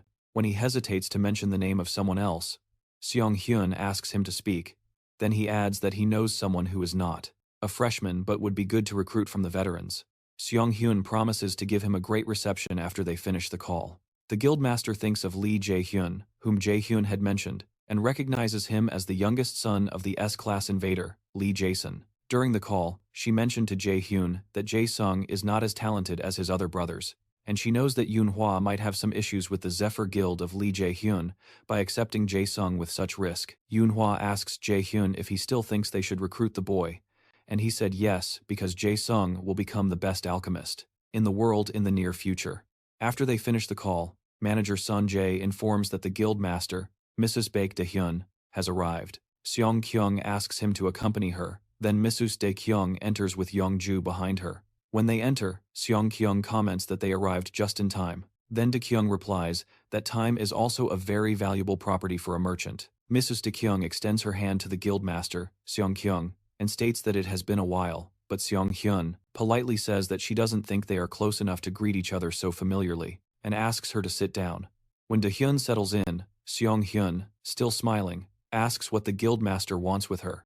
De-hyun enjoys Sung-hyun's straightforwardness, and comments that becoming close will indeed be difficult, but she admits that she likes it too. Eventually, Daehyun mentions that it seems there is someone that Yunhwa has raised very well, then asks how much she can pay for Daehyun. Seong-hyun tells her that it is regrettable that the Yunhwa Guild does not see its members as commodities that can be bought. Then she suggests that Daehyun look elsewhere. However, Daehyun asks her if the child would agree to that. Then Seong-hyun says that there are some things that cannot be bought with money, but comments that she probably wouldn't know that. Eventually, Rio responds that she didn't think that Rio would accept her offer anyway, and it doesn't matter because she only came as an act of courtesy. The merchant Seong-hyun informs that her consideration is quite unpleasant, but Daehyun thinks it's a shame and decides to leave. Since it is getting late and Seong-han doesn't seem to want to talk to her either, as she stands up to leave, Seong-han replies that he is glad she realized he doesn't want to talk to her, and Daehyun jokingly responds that a sharp gaze is also a merchant's virtue. The next day, after a stamina test at the academy meals, the cadets await the system to analyze the results of the stamina test. Han Roy-on ends up in first place with 101 points, while Jerry comes in second with 99 points. The result makes our boy grumble, but he expected he wouldn't be able to compare to a combat genius like Roy. However, he doesn't consider second place a bad result. For him, there's no need to rush. But he also remembers that he hasn't achieved his goal when JR turns to the ladies. He notices their disturbed glances, and Jung eventually asks what the hell he is. She questions how a magical invader can come in second place, and contend with Onroyon in a test of endurance when she demands to know how this is possible. Our boy informs her that it's not strange since he started as a warrior, but this explanation still doesn't satisfy Jung when she tries to protest again. Jerry tells her that there's no need to focus so much just on magic, and that she also needs to focus on her health. This comment makes Jung serious again, and she threatens to one day show him that he is not as important as he thinks. But Enrua quickly holds her back, so she doesn't start another fight, while their instructor, Su Gui, observes closely and realizes that Jerry is a dangerous guy. Just as the president said, the boy's muscular endurance is not something a mage should possess, and this makes Seogui wonder what he is plotting right after. The students hear the bell, signaling that the next class is about to begin. Then Seogui tells the students that his second endurance test is called the evasion test. And Jerry remembers this test from before he regressed, knowing it was the test that examined numerous cadets and their talent and pushed them to their limits. Seogui explains that they will be gathered in a room with cutting-edge facilities, called the AR test room. The combat measurement system in front of them will help test each cadet's ability through virtual battles, with opponents created in augmented reality. Jerry listens attentively and realizes that Sugui does not intend to do this the easy way normally. What they would do is eliminate the monsters materialized by drones while analyzing their attack patterns. But this time, they will focus solely on assessing their evasion skills because it is an endurance test. However, if they defeat monsters, they will receive higher scores. Sogui hands the cadets some objects that look like headphones, and when Yujung asks, Jerry explains to her that they are receivers that can analyze and record the combat simulation. After noticing Jerry's correction, Sogui adds that this receiver is used to implement augmented reality. Reality stimulates the brain, and using the projector creates the realistic illusion of a real monster. Through drone cameras, three-dimensional images are augmented in the surroundings, making it seem like real monsters are present. The use of such devices is for safety and to avoid the possibility of getting hurt. What Sogui doesn't tell them is that the receiver stimulates the brain so that they can still feel about 1/5 of the damage from the opponent's attack. The goal is not to shock the cadets, but to create a certain level of caution to increase their chances of survival in dungeons. Sogui explains that the augmented reality system has a total of 100 levels, but they will only be evaluated up to level 10. The test will be done in teams of 4, and now they will be grouped and called for the test. Before the test begins, the teams are formed, and Team 3 consists of 2 warriors and 2 mages, including Jerry. Jerry considers that it is well balanced while he is thinking. Suryak calls him and asks if he is Jerry. Our boy replies that yes. Then Suryak says he heard that he came in first place in the rookie hunt, but there's something he just can't understand. He wonders how a mage can achieve first place, and reveals that he believes there must be a special reason for that. Then he asks Jerry to teach him. After a pause, Jerry asks him if he has ever considered the possibility that there isn't such a thing then arose, which informs that they will have to expose this, in this case, even if they have to use force. Excited, Jerry smiles and asks why he didn't say from the beginning that his goal was to fight him. Suryak, who is also smiling, says it's good to see that they understand each other. The 2 other women on the team become worried, and one of them wonders why they are acting this way since they are on the same team. The shorter woman questions if they will be okay, and then tries to separate them. But the instructor, Mr. Gui, soon calls the team to the field. When they enter the field, the system starts a countdown of 5 seconds and informs that they will face a skeleton warrior. The skeleton warrior soon manifests, and Suryak decides he needs to retreat first to create some distance before he can move. Jaim rushes forward at a dizzying speed, to the shock of the others on the team, and the women try to warn him that it is dangerous. Surprised, Suryak asks what the hell he is doing, and wonders what Jaim thinks a mage can do on the front lines while Jaim advances forward. He wonders why there are still provocations directed at him, but decides it would be better to show a bit of his skill here. After creating a bit of mana in his hands, our boy crushes the skeleton's head with just one blow, and the others watch him in extreme surprise. Even Mr. Gui is stunned, and everyone else in the crowd watches in amazement. Shortly after, a few more skeleton warriors appear, but Jaim proceeds to knee another skeleton warrior that is nearby. When he falls to the ground, he activates an ability of his called Mana Weapon. Mana Weapon is a special ability that an ordinary mage cannot use, because it is a skill that allows a mage to inflict physical damage. It is useless for mages since they do not fight hand to hand, but our boy is on another level. Suryak watches confused and calls Jaim a psychopath. The other women still cannot believe what they see, and the system announces that they have completely completed level 1 of the augmented reality evasion test and additional points have been awarded, with Jaim receiving 100% of the contribution. Level 2 of the test begins, and they encounter a monster called Drauga. The sight of the monster intrigues Jaim. He informs it is a monster that it has been a while since they met. After a series of fights and destroyed solos, the system announces that they have fully completed level 10 of the evasion test, while the system congratulates them for breaking the record for the shortest time to complete the test. Suryak finds this completely unbelievable. Meanwhile, Jaim considers that his performance is not so bad and that his body has felt lighter. Since he started using the combat technique that Seong Kionora Seongai taught, suddenly Suryak approaches him and asks what kind of dirty trick he just used, but Jaim explains that there is nothing more than what he just saw. However, Suryak protests that it was already bad enough, that he left the safety of the defense line, but he completely annihilated the enemy alone, which makes his performance unbelievable. He insists that doing something like that is impossible, without cheating, but Jaim repeats that there is nothing to say because he has nothing to hide when Suryak maintains his position. Our boy tells him not to make him repeat, and he approaches and offers Suryak the chance to confirm his strength right now if he is really curious. The movement leaves Suryak surprised, and he calls Jaim a bastard. But before anything can develop, the instructor Sok asks the two if there is a problem. The instructor's interference interrupts the rising tension, and Suryak wishes there were no instructors here. Our boy eventually turns to leave, and Suryak tells him not to think he has won.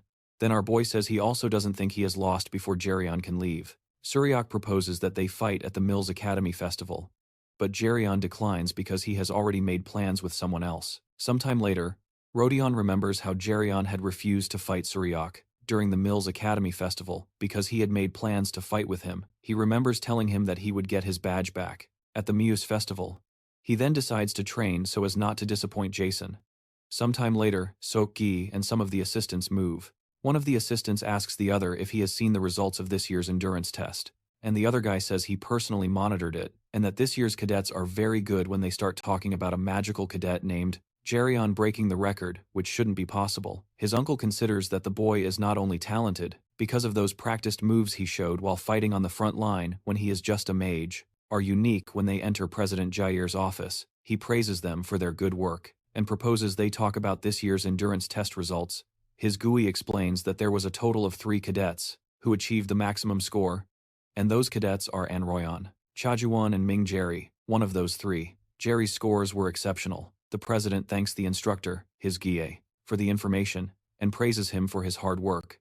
On the screen, President Jair reviews images of Jaim, and a smile appears on his face. He tells his GUI that he hopes he continues to keep him informed about Jaim's actions and grades, and to inform him immediately if he starts to act strangely, to which his GUI agrees. The president tells everyone to keep up the good work, and he asks them to inform the instructors to prepare for the next event. Sometime later, Jaim returns to the augmented reality evasion test and completes level 27 of the test. The 27th level seems to be his limit, and this is a difficulty level that a team of 6 members of C-ranked raiders would normally overcome with effort. So it means he is equivalent to that amount of strength. It happens that the next event for the newcomers is the dungeon practice, and Jaim decides to start preparations. He remembers the incident, In the dungeon practice exercise that was one of the most shameful and tragic incidents at the Milas Academy, where numerous cadets lost their lives. He and his teammates were involved in that incident, and in the end, he was the only one who survived in his team. Even having to hear people telling him that he should have been the one who died, he couldn't walk away from the Milas Academy because he didn't want to disappoint those who believed in him. Shortly after, our boy goes to the store to make a purchase. When he is done, he wonders if he will be able to live differently in this life. He was not able to protect anyone. He led a pathetic life in his past life, and it was as disposable as a single-use item. However, he does not plan to live the same life again. Living a life of regret once was enough. One day before starting the practical exercise in the dungeon, the students go to class as usual and soon finish their activities for the. When the class ends, Jung and Inha approach Jerion, and Jung asks what they should do tomorrow, since it is the first practical in the dungeon. Admits that he didn't sleep well last night. Then Jerry informs him that everyone feels that way when they enter a dungeon for the first time. His comment surprises Jung. She playfully asks if it's not his first time and if he has ever entered a dungeon just to hang out or something. He retorts that he doesn't know about that, but he has encountered monsters a few times and there's one in front of him now. This makes Jung lose her patience once again, and she starts cursing and hitting her fists on him. In-house watches nearby, and her antics make him smile. Eventually, Jerry offers something to the girls in case they are so worried, and Yu Jung asks what it is. Our boy tells them that he bought the potion along with his, and says to use it when they need it eventually.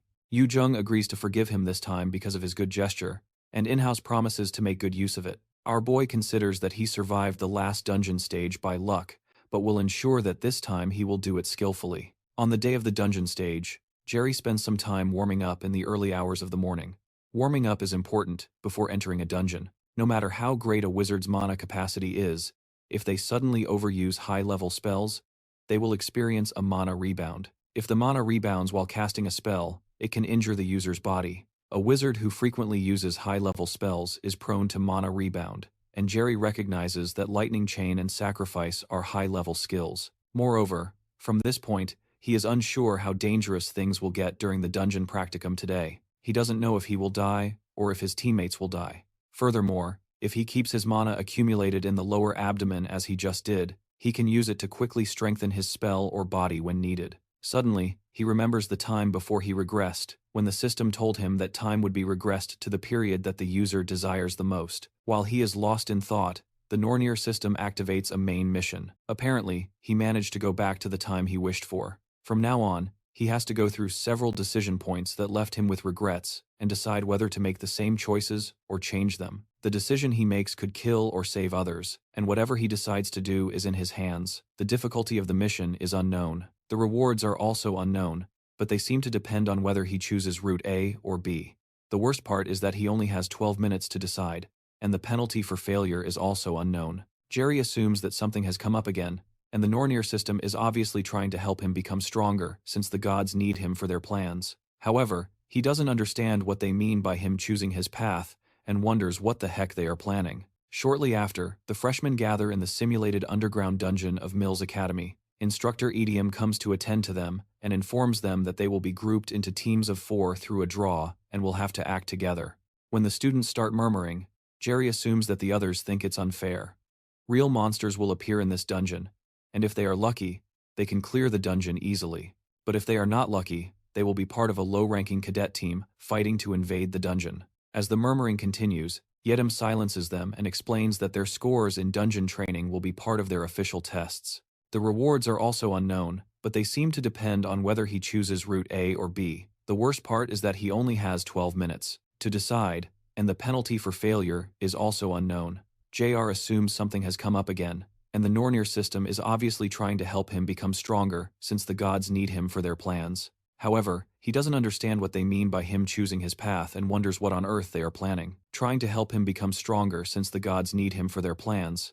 However, he doesn't understand what they mean. Shortly after, the freshmen gather in the simulated underground dungeon of Milas Academy. Instructor Idiom comes to attend to them and informs them that they will be grouped into teams of 4 through a lottery and will have to act together. When the students start to murmur, underground of the Milas Academy, the instructor Idiom comes to assist them and informs JR assumes that the others think it's unfair. Real monsters will appear in this dungeon, and if you're lucky, you might clear the dungeon easily, but if you're not lucky, you'll be part of a low-tier cadet team struggling to invade the dungeon.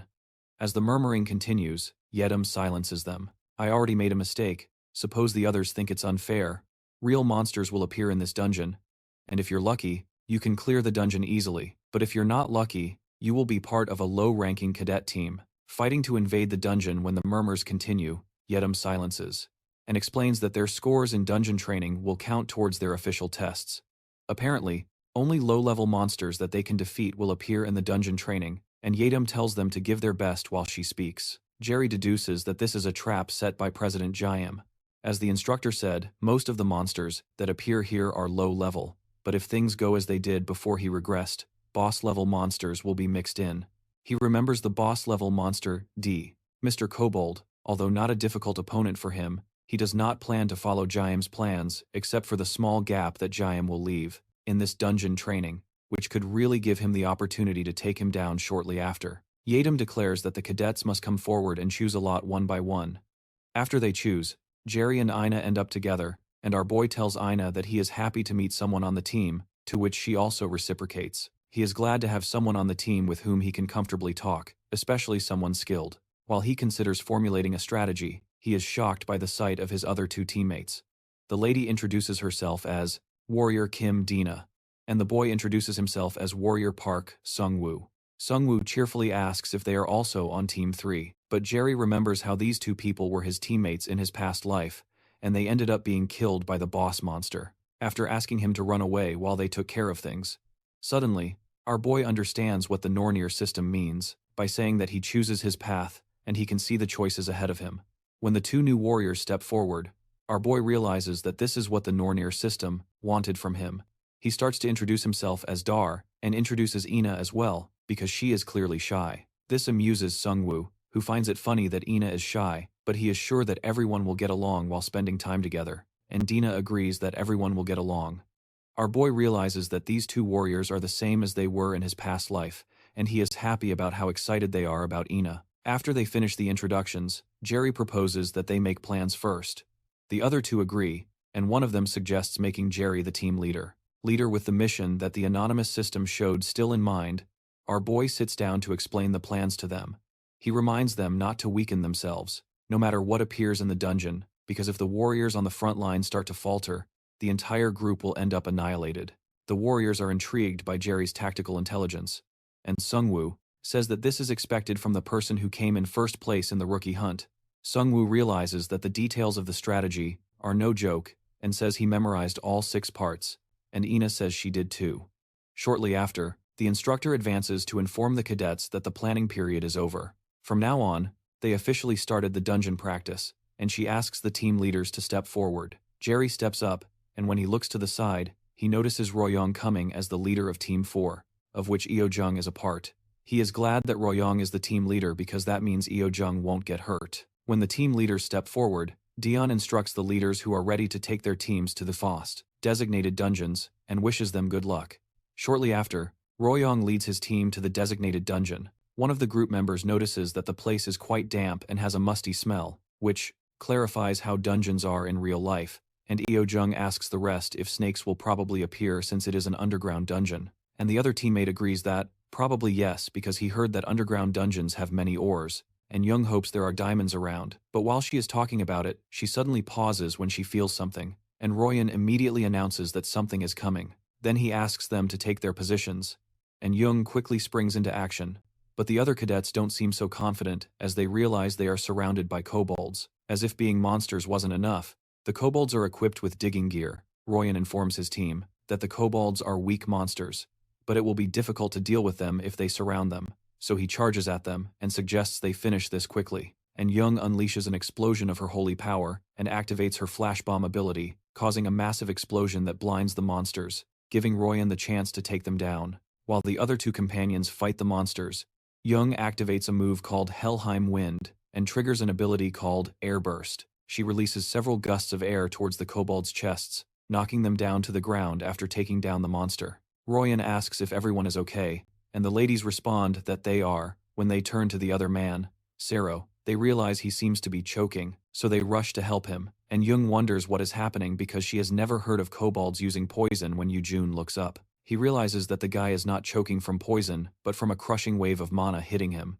In front of them is a huge kobold chief, and the students freeze in shock. Royan asks why there is a Cobalt Lord here. Meanwhile, in the dungeon designated for Team 3, Dina confesses to Jerry that she knew he was strong. But he is really incredible. She asks how many monsters he has faced so far in his journey through the dungeon, but Jeriam insists it's nothing because things just happened. However, Dina insists it's nothing because they will be able to clear the dungeon without anyone getting hurt if things continue like this. When Jeriam looks to the side, he notices that Ina is distracted, so he takes her hand and asks if other people still make her uneasy. She admits that yes, so Jeriam realizes she is really shy. But then, there were rumors that no one had seen Ina speak more than 3 words at a time. As they advance, the team finds a room full of ores. Our protagonist realizes this is different from what he remembers, and this must clearly be the work of Jaim. It occurs to Jay that his existence made Jaim change his plans from what he did in the past. Suddenly, JR feels a monster approaching and assumes it is the Cobalt Lord, then informs his teammates to use Plan C, defending first and then counterattacking. When Jae-hyun tells them to be careful, because this monster is different from the ones they have encountered before. Sunggu becomes worried that a stronger monster is coming, especially since they had said that only weak monsters appeared here. Suddenly, something breaks through a nearby wall, and the cadets are shocked to see a Cobalt Lord. They wonder what the boss monster is doing there. And when Ina is about to run back, she remembers what Jairiam said about the whole group being annihilated. If any of the warriors at the forefront start to falter, she quickly activates the magical armor around the warriors, and Sunggu struggles to concentrate because of the enormous size of the monsters. Eventually, JR activates his taunt ability, and when the Cobalt Lord attacks Sunggu's shield, Sunggu calls for JR. Our boy runs towards them and creates a mana attack in his hands, and he fires at the Super Cobalt Lord, and is not shocked by the amount of power that JR's attack holds. JR runs towards them and creates a mana attack in his hands. He fires it at the Super Kobold and is not shocked by the amount of power in JR's attack, and he fires the Super Mr. Kobold and is not shocked by the amount of power that JR's attack has. One possessed, and she hopes that such a large attack will cause significant damage, but the monster easily rises. As if nothing had happened, the scene makes Jair laugh, and upon seeing the destroyed parts of the monster repairing themselves, our boy confesses that he did not expect anomalies. While its body heals, the Cobalt Lord smiles at them, and Jair begins to wonder if a Cobalt Lord with regenerative abilities is too much to handle. Suddenly the system, Nornir identifies the resistance behind the Cobalt Lord as something called Odin's Raven, so this gives him a special mission called the Raven Hunter. The special mission requires him to kill all of Odin's ravens that are weighing upon him, and the gods against the Aechirs. There are 5 targets, and the mission is ranked S difficulty, with a reward of a blank card and class promotion with a death penalty. Meanwhile, outside the dungeons, the instructor examines recordings of previous battles of Jair, and she wonders how the boy can perform like that. As a mage, she herself is an A-class mage, but such battle skills that Jair demonstrates are unthinkable to her. She considers that Team 3's chances of Jair achieving first place in this dungeon's practical exercise are high, and when one of the doors opens, she is surprised to see Cadet Sero being helped by Rojao, while Yujung tells her that there is a big problem. Still shocked, Yoon asks what happened, and they inform her that a Cobalt Lord appeared in the dungeon. She is surprised that they could encounter a Cobalt Lord because there is no way he could have entered, and Dion begins to wonder what the hell is happening inside the dungeons. Meanwhile, the assistant instructors come to help him, who has a mild case of mana addiction, and ask him to breathe deeply shortly after that. And June asked Instructor Dion if Team 3 has not yet exited, and she is informed that they have not. Rojao does not believe, because he is sure that Jerry and Ina are too skilled not to escape from the Cobalt Lord easily. After hesitating for a while, June calls President Jaim, who seems surprised to hear from Instructor Dion, even with a smile on his face. She informs him about the appearance of a B-class monster, and requests rescue personnel. The president acts surprised to hear that something like this happened. He tells her not to worry too much, because he will send a support team, then asks her to wait on site.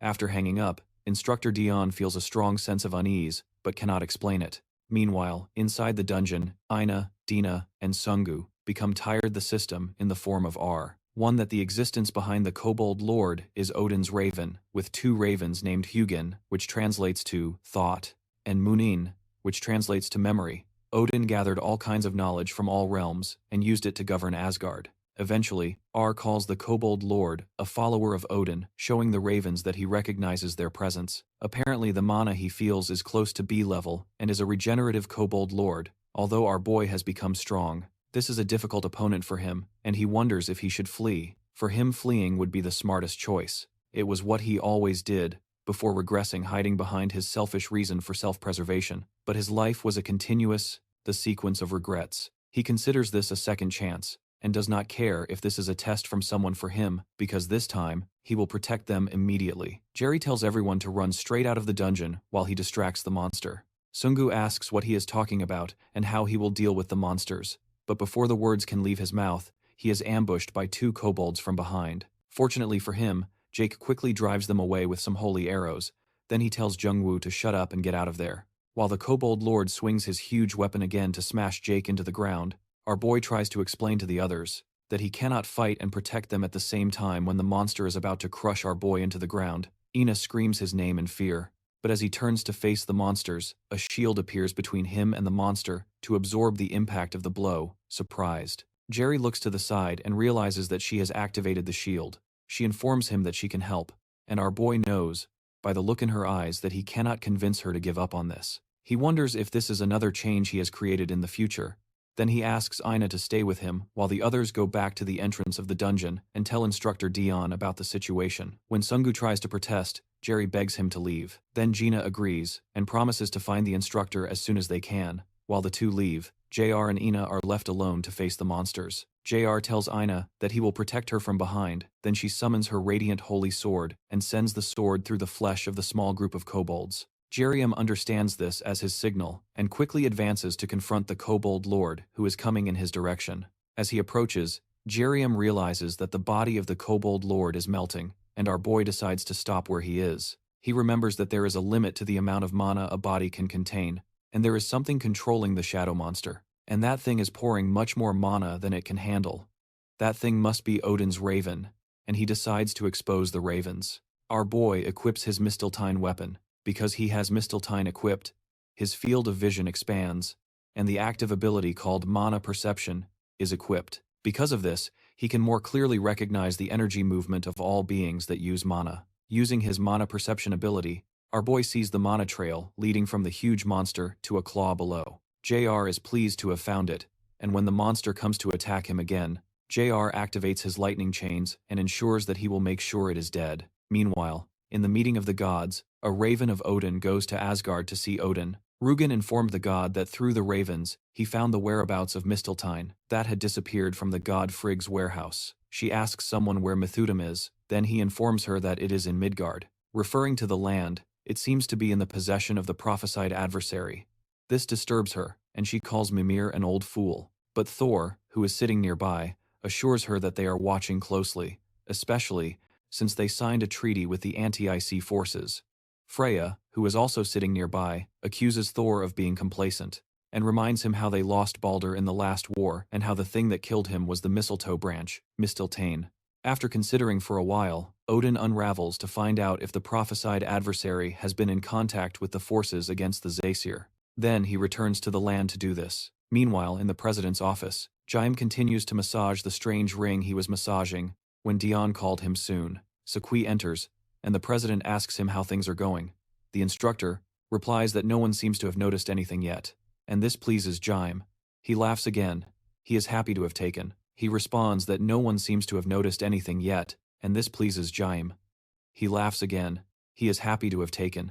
Borrowing strength in advance, the president is certain that Jaim will fall into his hands, no matter how arrogant he may be. Jaim tells him that all of this is for Odin, and using this in the dungeon, our boy aims for the monster's chest with his lightning chains. However, the monster grabs the chains that seem to cause no damage to it and swings its weapon to behead Jay. Our boy quickly leans back and jumps out of the way to avoid being decapitated. With Ina by his side, he asks if she can cover for him because he needs to stay free from the monster's attacks. Then she tells him she will try. But it doesn't seem very good. Jirian realizes that Ina probably already knows she could suffer a mana rebound. Even if he ends up defeating the Cobalt Lord, the chances of Ina dying are high, but he wonders why she still plans to help him regardless. In this second chance at life, Jerry had decided not to trust anyone. After all, this world was completely unfair and cruel to the weak. But he seems to be changing his mind. He turns to the opponent and decides to end this. He has only one chance and sends a barrage of lightning chains at the monster once again, while Ina offers some support by creating a mana shield around Jay. Our boy advances toward the monster, and Ina, feeling more uncomfortable, bites her lower lip. As her hands begin to tremble, the enraged monster targets Jerry, who is running toward it. Jerry remembers that his friend from a past life once told him that there is nothing more miserable than dying because you didn't trust your companions. So, as Jerry leaps toward the monster, he signals for Ina to act and promises himself to confirm what his friend said. From here on, Jerry jumps onto one of the chains and uses it to move forward. And Ina is shocked that he can use this as a movement skill. She wonders how skilled he is at mana control for this to be possible, while, in the meantime, the monster waits patiently as Jay advances toward it on the chain, but instead of colliding with the monster, our boy jumps high above it. In a fraction of a second, the monster twists its hand and tries to crush Jay in the air, without turning, because it would take much longer to turn around, but it is clearly controlled by the Raven and doesn't worry that Jay will be knocked out of the air. But our boy avoids the attack and smiles. Using his mana perception, he tracks the mana threads to where Odin's Raven is and attacks with all the strength of his sword. The strike is so strong that it breaks his sword, but it still works because the Cobalt Lord reacts with a scream. Suddenly, the system announces that the mana thread connecting the Cobalt Lord and Odin's Raven has been broken. When Jerry lands on the ground, the Cobalt Lord falls behind him, and our boy walks to see the face of the being behind all this trouble. When he steps forward, Jerry finds Rugen crumbled after being hit by a blow. He asks the Raven what Odin's objective is, and steps on its head when it doesn't answer. Finally, Jay realizes a necklace with an insignia of 3 triangles, similar to the shape on the President's Ring of Aim. He steps on the Raven again, and asks what the connection is between Jaim and Odin, but the monster does not respond. Eventually, Jaim realizes that the Raven has no will of its own, and it is useless to keep it any longer. He finally lifts his leg, allowing the bird to fly back to Asgard, to report to its master. Suddenly, Ina enters the area looking for Jay, but Jay warns her that it is not over yet, because she needs to be careful of the mana rebound. Before the words leave her mouth, she suddenly freezes, and the Nornir System informs Jerry that corrupted mana has accumulated in his body. Jerry clutches his chest due to the pain, and Ina does the same, but the Nornir System quickly purges Jerry's corrupted mana due to the purity of his mana. Soon after, he finally stabilizes, and the system notifies him that his mana capacity has permanently increased by 5%. Jerry is happy that it worked, and he is informed that he has succeeded in hunting his first prey. From the special mission called Raven Hunter, he is rewarded with 5 stat points, a blank card, and a level upgrade. As he fully recovers, Jerry realizes that things could have ended worse than they did, but when he turns to Ina, he sees nothing good, and the Nornir System informs him that his teammate's life is in grave danger. Our boy runs towards Ina and is informed that she will die if she does not recover immediately. Sometime later, Ina wakes up in a pool of sweat with a headache. She notices Aaron by her side and then asks what happened. He seems to have been sleeping, but he wakes up when he hears her calling his name. He is surprised that she is awake and asks how she feels, and when she checks her condition, she is shocked to realize that her health and mana are completely restored. She is confused about what happened because she remembers suffering a mana rebound. Eventually, she tells Jerry that she is fine and asks how he is. He replies that he is okay and mentions that he fell asleep. When she looks to the side, she realizes that Mr. Cobalt is dead, so she asks Jerry why he didn't leave. He tells her that he was waiting for her to wake up because he has something to tell her. She becomes curious about what it is and then asks him. After a pause, Jerry tells her that they need to align their stories, and suddenly, Ina freezes. Because the Korean phrase for aligning our stories directly translates to, "I want to touch my lips to yours outside the dungeon."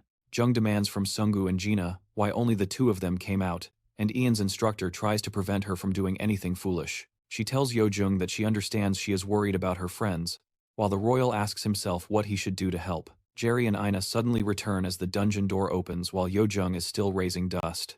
Jerry and Ina exit through the door, causing everyone to freeze. Jerry asks them if they are fighting because of the 2 of them. Even Instructor Jean is paralyzed in shock because the inspection team had told her that the 2 cadets would definitely be dead. The monster inside was at least a B-level boss.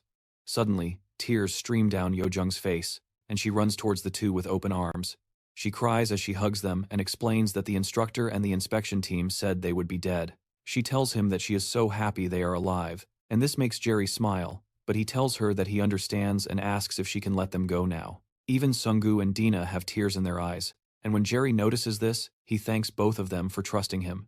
Jerry tells everyone that the two teammates left because he asked them to fetch the instructor for help and that they do not deserve to be insulted or blamed. However, Yojung, still irritated, asks them how they could just leave their teammates like that. Then Jerry tells her that he would have done the same, so there is no need for her to be like this. He reminds her that not everyone is as brave as she is, and he asks her not to be angry because of him. This statement hurts Yojung, so she releases his arm and clings to Aina, asserting that she was angry because of Aina and not because of him in a flashback. Then she releases his arm and clings to Aina, claiming she was mad because of Aina and not because of him. In a flashback, before they left the dungeon, Aina had asked Jaryun if he was the one who healed her body, but he tells her that he knows she is confused. But it's hard to explain everything. He explains that he doesn't want people to know about this ability, so she asks why he is hiding it. Eventually, our boy asks her if she isn't curious about why a lord Cobalt appeared here and put the students in danger.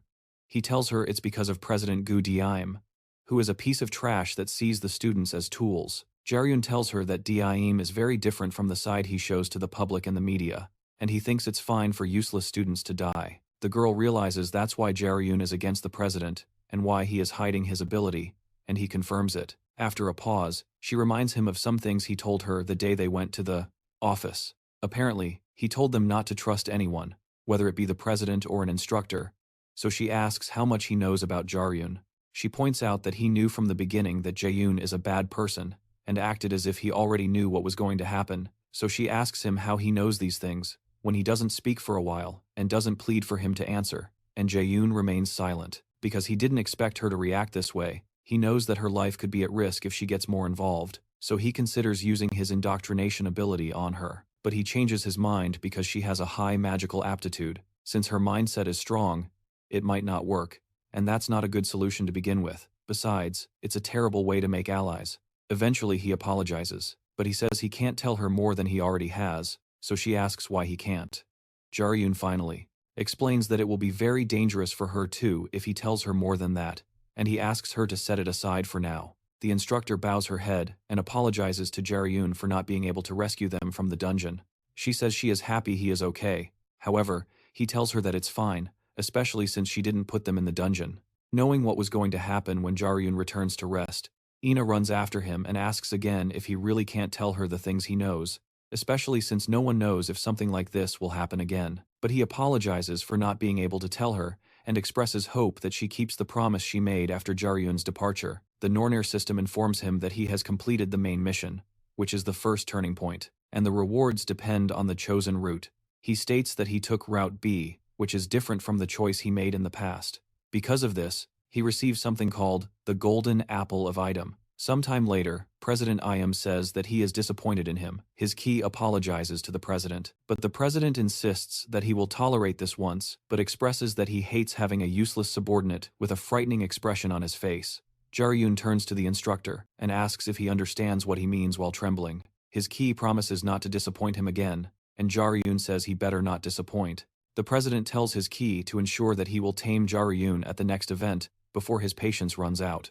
The next morning, our boy takes a quick shower, and upon seeing his clothes, he remembers how Ina experienced the mana rebound before his regression. Kim Yu-jung died, and An Royan didn't reach even half of his potential, so he believes he must intervene for the sake of the future. However, he believes he doesn't need to intervene for Ina, because she will be fine without his intervention. He decides he has to be careful about how he interacts with her since he's not sure how this will affect the future. Eventually, he sits on the couch and turns on the television. He believes he doesn't need to intervene for Ina because she will do fine without his intervention. He decides he must be careful about how he interacts with her since he is unsure how this will affect the future. Eventually, he sits on the couch and turns on the television. With her since he is not sure how this will affect the future, eventually he sits on the couch and turns on the television to see if there's anything worth watching while he watches the news. He reasons that he will have to discover the relationship between the guide and one, and use this to go as fast as possible. Since what happened in this dungeon is just the beginning, there will certainly be more dangerous situations in the future. He knows he needs to become stronger, to be able to respond to any situation. While watching the news, he notices a presenter asking another man, about other types of dungeons that exist beyond the ones they are used to. The invited expert for the program explains that there are themed dungeons, and you must approach them differently than you would in a normal dungeon where you kill the boss to complete it. When asked about another characteristic of a themed dungeon, the man explains that the biggest difference is that you cannot leave the dungeon before completing it.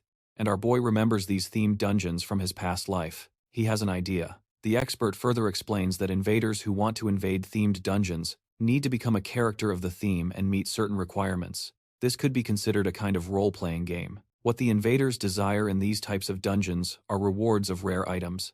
Apparently, there is a hidden piece that the invaders also call God's Arrangement, and this item is the reason why the invaders are desperate to clear such dungeons despite their difficulty. Upon hearing this, Jerry smiles and realizes that this is his opportunity to get what he needs most. Meanwhile, Ina takes a cup of tea with Yu Jung and apologizes for worrying her. Yu Jung tells her that it's okay because she is happy as long as they are both fine.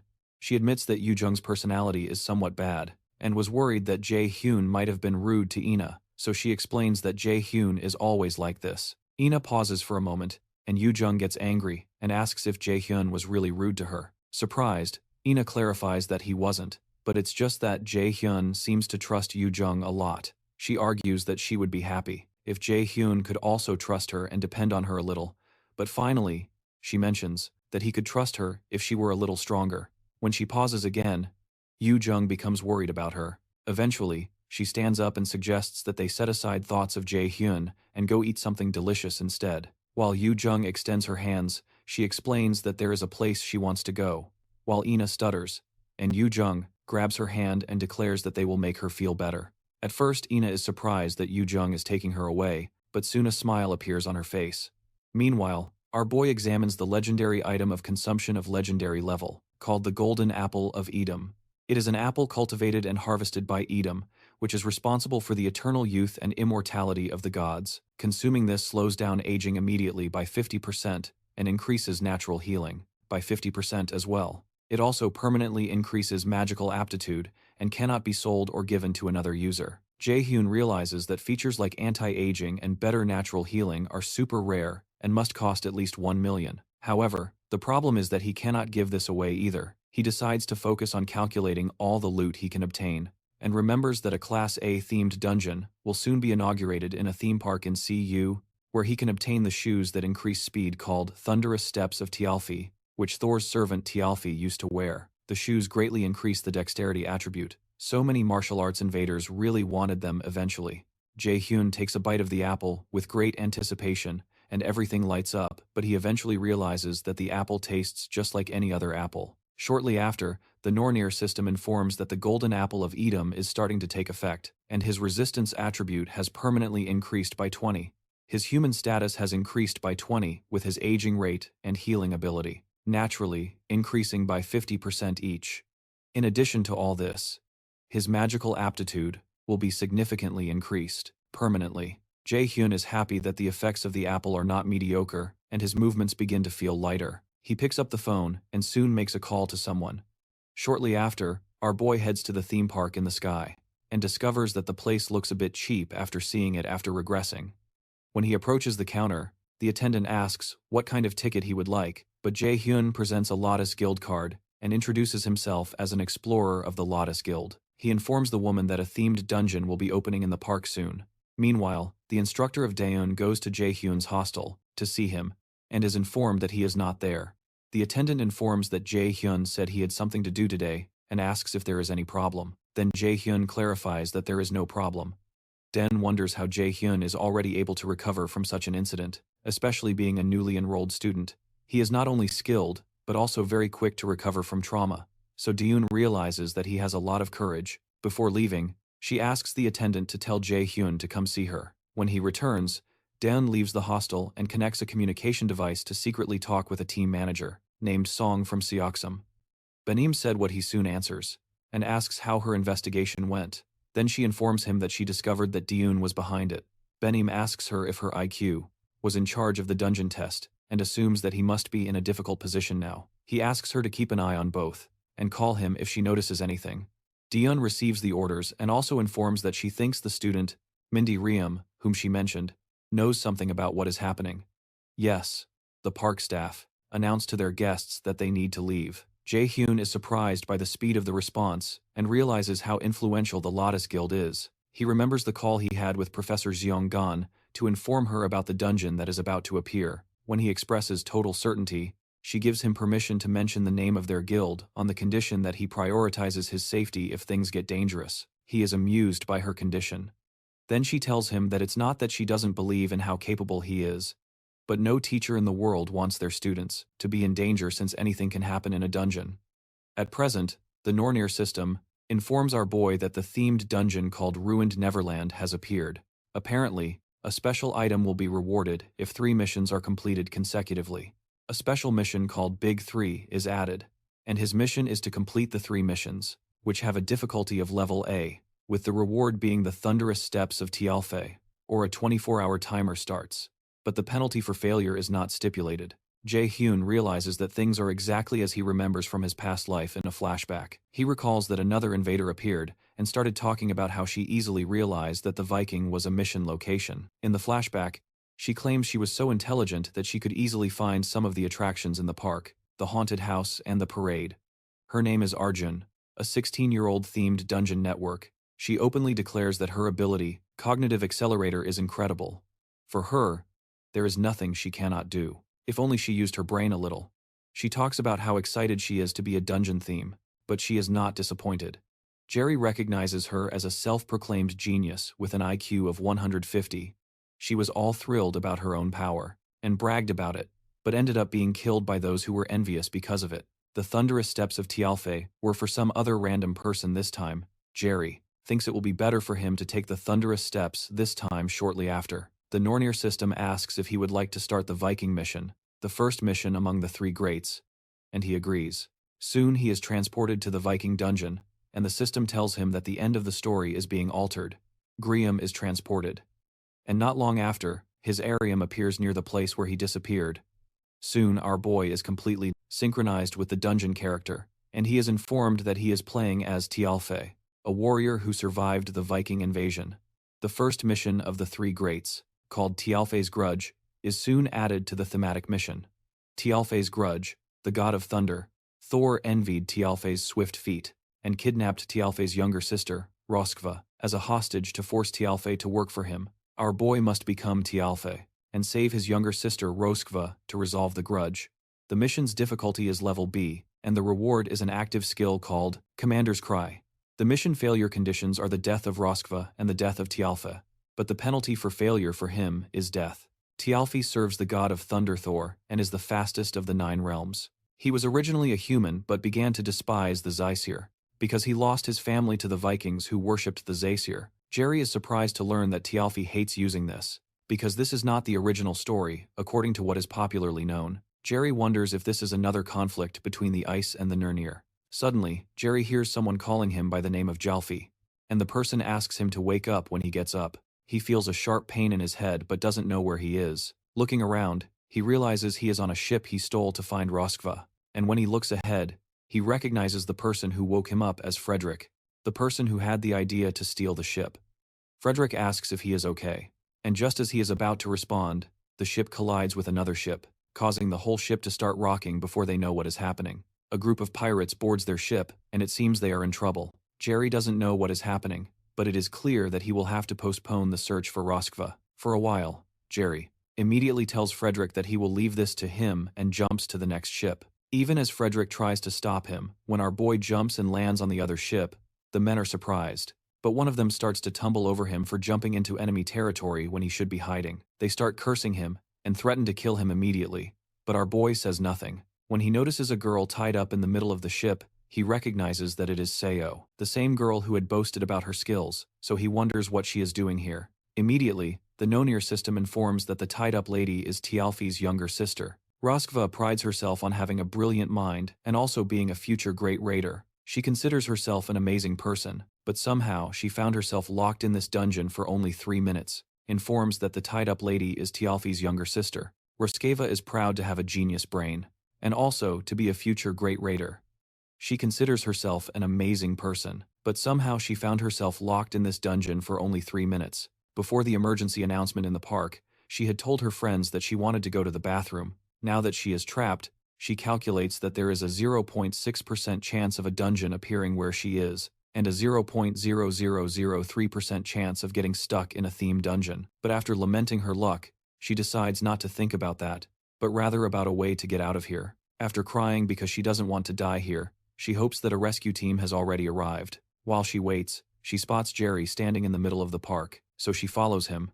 She wonders who he is, since he doesn't seem to be part of an invasion team, so she decides to follow him for now. Jerry wonders why he ended up finding her again of all people he could have encountered, especially after they even made an announcement for everyone to escape. As he laments, the pirates prepare to fill him with arrows, but our boy creates a mana shield to protect himself from the arrow attack as they shoot. He wonders why he is always surrounded by abnormal people. He quickly creates a mana-charged punch and knocks them all down with a single blow. Eventually, our boy decides to be optimistic, even if it is a bit difficult. He knows she will be useful for the attack when a new and larger opponent appears and tries to slice him with his sword, but our boy slides out of the way to avoid the attack. Since he can't send her away, he decides it would be better to use her after dodging the first attack. He lands a punch on the big guy's face and sends him rolling backward. He will have to take care of this situation first, and then figure out what to do next. Then the other pirates rush to deal with him, so Jerry tells them that he doesn't have time now and asks them to all come at once. After a short while, he defeats all the men and approaches her, then tells her she can stop pretending to be asleep. Jerry asks if she should be Rosva. Eventually, our boy decides to be optimistic, even though it's a bit difficult. He knows she will be useful for the attack. A new and greater opponent appears and tries to cut him with his sword, but our boy slides out of the way. To avoid the attack, since he can't send her away, he decides it would be better to use her after dodging the first attack. He lands a punch on the big guy's face and makes him roll back. He will have to handle this situation first, and then figure out what to do. Meanwhile, the other pirates rush to deal with him. Then Jerry says he doesn't have time right now and asks them to come all at once. After a short period, he defeats all the men and approaches her. Then, tells her she can stop pretending to be asleep. Jerry asks if she should be Roskeva, but she just smiles and admits that she has been discovered. With a smile on her face, she asks if he should be Tialfe. Jerry affirms that he should, and he crouches down to talk to her. But suddenly, he breaks the structure to which she is tied with a punch, making her tremble with a crazy look in his eyes. Jerry tells her that he can see what she is thinking now, so he advises her not to try any of her funny ideas. Of course, the threat worked, as she watches the scene with enthusiasm and sobs. Shortly after, the system informs Jerry that he has completed the first mission of the Great Three and is being sent to the field. He and his logo appear again in the park and sit facing each other at a table. In Jerry's eyes, he is an invader of the magical class, who moves like a martial arts invader. She assumes he is about the same age as her and has a terrible personality. While wondering who this strange person is, Jerry finally breaks the silence and asks what kind of skill she has. She stutters, and eventually reveals that her skill allows her to be better at sparring. She believes that the lie should fool Jerry, since there aren't many elementary school students who have skills, like he does, with a horrible personality. She plans to use him to her advantage, but while she is thinking, Jerry says that it's not all about her skill when he tells her that he hates liars. She insists that she is not lying, and that she has a D-level skill, called Beginner Swordsman Revision. After a brief pause, Jerry informs her that his skill is called Cognition Accelerator. He explains that it makes it seem like time is slowing down, and accelerates the user's thoughts. It is generally used in leadership positions, but is effective for analyzing and figuring out the opponent's mind. When he asks if he is wrong, she is completely perplexed, and asks how he managed to figure out her skill immediately. Jerry stands up and says he can't take her with him, because she still seems to be planning to lie and use him. He says he's not that stupid, and turns away, but she begs him to wait and apologizes with tears streaming down her face. She pleads with him not to leave her alone there, because she will die if he leaves her behind. Jerry asks how he can trust her, and she offers to prove it. When he hears this, our boy smiles and suggests that she write a contract in that case. She is initially confused but soon understands what he is saying. As they draft a contract, the first term of the contract is that she cannot act in a way that harms him. The second is that she must obey all his orders. The third is that Jerry will ensure her safety until they clear the themed dungeon, Neverland. And the fourth is that she will never speak of this contract. She pulls her hair in frustration as she reads the contract. This contract is enforceable using the subordination ability that comes with his indoctrination skill. He can maintain supremacy through a contract, and he knows this is the best way to use her since she is a real headache eventually. She agrees to sign it, and a binding chain appears around her neck and arm after she does. The system declares that she has been subordinated, and the subordination will not be broken even after the matter is concluded since it is a subordination through a contract. Jerry tries to cheer her up by saying it's a pretty good condition since it's not like he has control over her mind. But she retorts that there's no way to be pleasant having someone in your mind. When she says this, he tells her she can break the contract since he never forced her to do this and can simply leave her there. But before he can finish his statement, she holds him back, saying she will do her best. Meanwhile, in the temple of the deity, someone tells the deity that they noticed the little adversary seems to be working around her neck and arm after she does. The system declares that she was subordinated, and the subordination will not be broken, even after completing the issue, since it is a subordination through contract. Jerry tries to cheer her up, saying it's quite a good condition, since it's not like he has control over her mind, but she retorts that there's no way to be pleasant having someone in her mind. When she says this, he tells her she can break the contract, since he never forced her to do this and can simply leave her there. But before he can finish his statement, she holds him and says she will do her best. Meanwhile, in the temple of Ryu, someone tells Ryu that they notice the little adversary seems to be working. It's difficult, especially because the god's gazes on this have become quite sharp. He shares that the gods on this will definitely be upset if he leaves now. So he asks the defendant to be his eyes because he will need to buy time until the opponent is ready in the park. GR1 follows and soon asks where they are going now. He informs her that they are going first to one of the attractions called the Haunted House, and she screams because she is afraid of rides, so GR1 asks her if she is scared. However, she asks him if he really thinks she would be afraid of that, and questions what kind of elementary school student is afraid of something like that. Jerry 1 responds that someone like her could be, but when she insists that she is not scared, he agrees with her. As he approaches, our boy tells her to get ready to enter, but she pleads that she needs time to do a bit of deep reflection. Deep breath. The system declares that they are starting the second mission, in the haunted house, and soon they are transported there. They must escape without breaking the 3 rules, and some of their abilities will be blocked. Jerry 1 asks her what her role is in the dungeon, and it seems to her that she is the cameraman, because of the camera that was given to her, so she asks him what his own role is.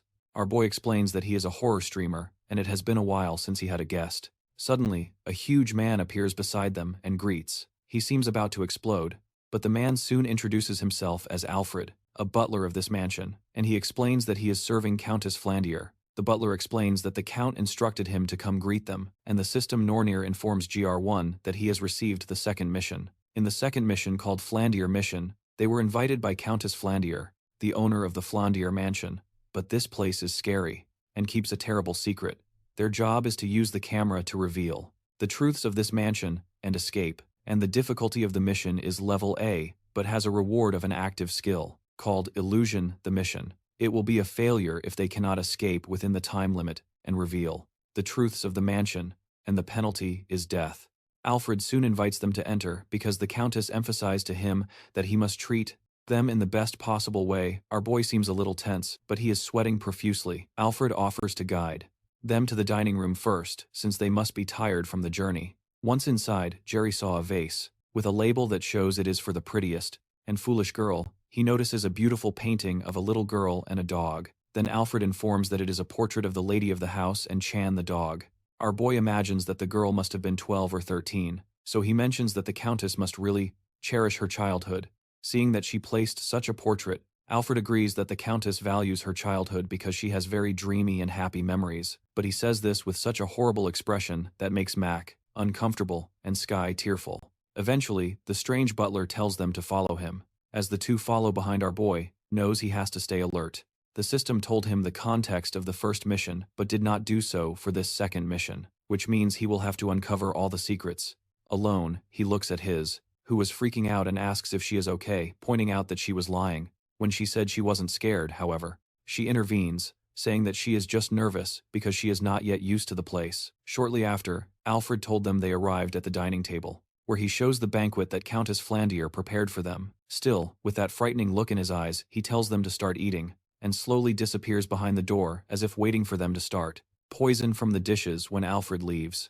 The two pause for a moment. Eventually, he mentions that it would definitely be a bad idea to eat the food. Then Jerry suggests they explore, since the butler is not here yet. Just as he is about to move, She tells him to wait, so they can gather some information before they go. While he waits, she focuses her attention and activates her Cognition Accelerator ability, which makes her very aware of her surroundings. And in no time, she informs him that she discovered some things about the mansion.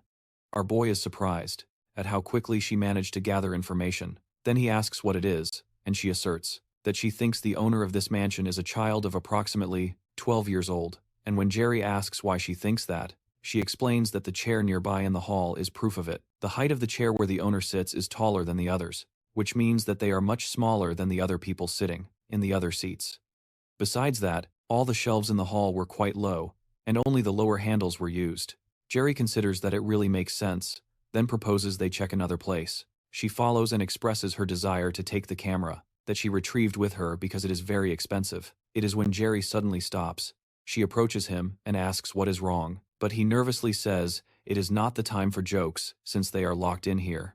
Outside the appearance of the dungeon theme, invaders and reporters arrive 2 hours after the appearance, and one reporter in particular mentions that a park employee revealed that it is an invader from the guild. Lotus is inside, and a high school student. She also expresses his concern is to find out if the two children manage to get out safely. Nearby, an invader named Sumbayeknim, who is around, curses upon realizing his inability to enter the dungeon theme early enough will prevent them from being promoted soon. Your friend King runs the same invader that appeared after Jay runs and Ryan dealt with the goblins, mentions that there was no way they could know that a themed dungeon would arise in the theme park. Sumbayeknim mentions that if the civil council's judgment against them falls, then a rumor may also be downgraded, despite having been promoted with the goblin incident. And Sumbayeknim acknowledges that his own promotion will be annulled. Kyung-rum thanks him for the positive words, and Sumbayeknim reiterates that they will be blamed for all of this. He asks Kyung-rum to check who the two people in the dungeon are, and Kyung-rum is surprised to find out that it is AR. He remembers hearing that the boy enrolled in Milas Academy and wonders if Lotus has already recruited him. When Sumbayeknim notices his expression, becomes worried, and asks him if there are 2 people instead of 3. But Kyung-rum assures him that he believes this themed dungeon will be conquered within the haunted house. She is petrified to learn that they are locked in. She starts to tremble and asks JR what will happen if they get stuck there and can never get out. But he asks her to calm down because this is a dungeon and there must be an exit.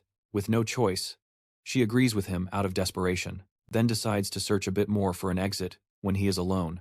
Our boy considers that the owner of this mansion does not seem to like them. Secondly, there is no way he cannot open such a fragile door with the high stats he has now. Besides, Sky has already escaped from this place alone before her regression, so it is presumed that the resistance statistic necessary to successfully assess this dungeon is low.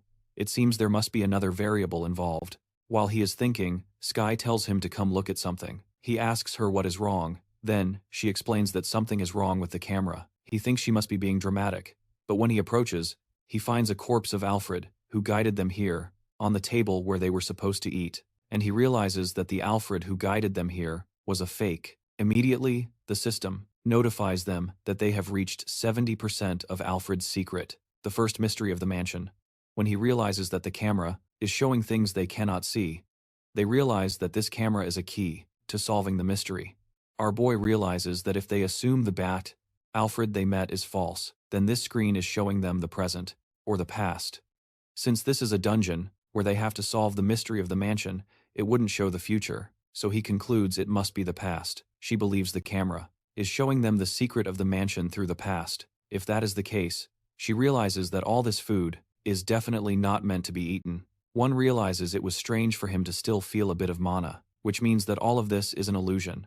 Illusion is a type of magic that occasionally appears in dungeon traps, so our boy puts a finger on the table and activates his absolute calculation ability. For some reason, the system informs that there was a failure in activating the absolute calculation ability, because the ability is not allowed here. When he realizes this won't work, he turns to Sky and asks what she is looking for under the table. She mentions that she thinks there might be some device to open a door there, because the only thing in the entire room that is different in the camera is Alfred being on the table instead of the food. She believes that the key to escape must be here then. The student came up with an idea to solve our boy's mystery. He immediately activates his mana detection ability, and when he focuses on the table, he notices a beam of mana emanating from one of the plates full of pudding. This confirms his suspicions since the blocking magic is fundamentally linked to other objects or calculations. Therefore, to destroy the magic, it is necessary to destroy the object or erase the calculation he informs. He believes that the key must be inside that pudding, but for some reason, he is afraid to approach it because of the bloody image of the true Alfred. Dead body. When Jerry provokes him, asking if he is scared, he screams that he is not, and sticks his hand into the pudding to find the key after searching for a while. He finds a key, and the system informs them that they have managed to undo the second secret of the mansion, the seal of magical illusion, so they will receive extra rewards as soon as the dungeon is completed. Meanwhile, the false Alfred watches the two guests from a pearl in another room and becomes worried that the guests did not enjoy the meal. He states that they cannot fail in treating their guests and promises that he, Butler Alfred, will never disappoint the Countess eventually. He leaves to do something about it, while laughing like a maniac. Inside the hall, Jerry and Seo head towards a well-lit room. However, when Seo looks through the camera, she sees a lot of sadness, blood and children's toys. Soon, they find a door through the camera, which Jerry deduces to be the guest room. When Jerry proposes that they enter to see if there is something strange, Seo abruptly steps back because of the blood in the room, but Jerry reminds them that they need to find a way to get out of there or stay in the mansion forever. Eventually, she agrees that she doesn't want to stay in the mansion forever. Then our friend tells her to shut up, look around, and call him if she sees something. After entering, Jerry decides to search for clues. Shortly after, he looks back and sees a girl in shining white clothes with bloodstains on her body. When he looks closer, he notices that part of her face has been torn off, and a thread was used to stitch her mouth. Then she points her finger at him, and the false Alfred appears behind Jae-hyun, but he is unaware. Soon after, Jerry wakes up and sees a strange figure looking at him. He jumps but soon realizes it is Seo. She asks if he is okay, but he asks her to stop screaming. Because his head hurts, he had predicted this, so he doesn't know how they managed to subjugate him, and he wonders if this is how this dungeon is supposed to progress. Seo informs him that she tried to understand the situation they are in using accelerated cognition. Taking into account all the moss and humidity, she assumes they are in an underground prison, and there are traces of torture all over the place. After a while, J.R. goes to the iron gates, and he mentions that there must be a key somewhere as well. He decides to use his active ability called Silence to prevent anyone from hearing them, and he punches the gate with a mana punch to Seo's great surprise. The gate shatters as if it were made of cardboard, and even cracks the wall they were by. When Seo exclaims, Jerry tells her to be as quiet as possible, because it will be bad if Alfred or whoever he is finds them. She teases him, saying that he calmly destroyed the wall, but he tells her to shut up and thinks of ways to get out of there. While he is talking, they hear a dog barking, and Jerry is shocked to see a small puppy jump into his arms. They wonder what the hell a puppy is doing there, and notice a key in its mouth. Frenetic Seo tells him to drop the puppy right now, but Rio asks why, since it's just an ordinary puppy, both in appearance and mana, and he assumes it might have been trapped here too, since it has a key in its mouth. Out protests, saying that there's no way the dungeon would give them the key so easily, and that this dog could be a trap, but the dog starts growling at her. The dog's growl makes her stop talking, and the system notifies our boy that they have received a new mission called Flandier's Diary. The Flandier's Diary mission requires them to go to Countess Flandier's room on the 4th floor of the mansion and read her diary. The mission difficulty is B level, and the reward is the unlocking of the theme's dungeon abilities. The failure condition is if they die before time runs out, or if they fail to complete it before the 2-hour time limit. Jerry argues that removing the block on their abilities is a good reward, and he deduces that Flandier's room must have a connection to the secrets of this mansion. They all sneak up to the 3rd floor. Jerry eventually stops, and admits that he doesn't know where they should go, and the puppy jumps from his hands. Seo also laments because they no longer have their camera, but she stops talking when she realizes that Jerry has frozen in place. She calls out to him to ask what's wrong, because he is making her anxious, but when he doesn't respond, she turns around and sees the small bloodied girl, dressed in white clothes that Jerry had seen before. With a more careful look, her eyes seem to have been ripped out and her lips sewn shut. Jerry tries to talk to the girl, but Seo grabs his shirt and suggests they leave, because there is no time to talk to a ghost. However, Jerry pushes her hand away and asks the ghost girl. Jerry pulls her hand away and asks the ghost girl, because she is still here, and he asks if she has any regrets related to this mansion. The girl shakes her head negatively. Then he asks if she is here to help them, and she nods affirmatively. Finally, our boy asks where on the 4th floor, is Flantier's room, then she points in the direction behind them. JR thanks her and promises to help her move on in life. After death, if given the chance. Then he asks her to wait, while everyone turns around, and the dog soon returns. JR signals to Seiyu that it is time to go, but she seems a little worried about the whole situation. Meanwhile, at the theme park, Sanbenim is sitting with manager Sung Jae, and he asks to confirm if he had said that the Lotus Guild will take responsibility for everything related to this themed dungeon. Sung Jae affirms that this is true, and says he can point the knives of the National Hunters Association and civilians towards the Lotus Guild. But in return, the Guildmaster and Song Han ask them not to release any information about me. JR hesitates for a while, and finally admits that it is hard to understand why the Lotus Guild would go so far just for a student of the academy. Sunjae said he cannot disclose the reasons, then Sanbenim agrees to accept the offer, since they will lose nothing by accepting. However, Sanbenim asks what will happen if he fails in the dungeon raid, but Sunjae assures him that the Lotus Guild would not have done all this for him if he were someone who would fail at this kind of thing. Inside the dungeon, JR eliminates the last living armor with a single blow, and the one that is standing nearby is shocked, because she thought living armors were class monsters. JR explains that this is the shortest route, and these monsters are nothing. They open the next door, then the system informs JR that they are entering the Flandier room. Once inside the room, they realize it is super scary, so she tries to check the table first. While he moves forward, JR stops and mentions that it is obvious there would be something on the table. He suggests they look in places where they wouldn't expect to find clues, and after searching for a while, JR finds. The system explains that he found a diary in which the Countess Flandier, the owner of the mansion, wrote every day. The first entry he finds is from May 7th of the year, 1474. Flandier mentions that her skin is getting paler every day, and all the doctor's attempts don't seem to be working. She wonders if she will end up dying without ever seeing the outside world. In another entry on May 10th of the same year, she talks about how she is anxiously waiting for her parents who had promised to buy her a doll that she wanted. In another entry on May 12th, she writes how she received a letter informing her that her parents died in a robbery attack.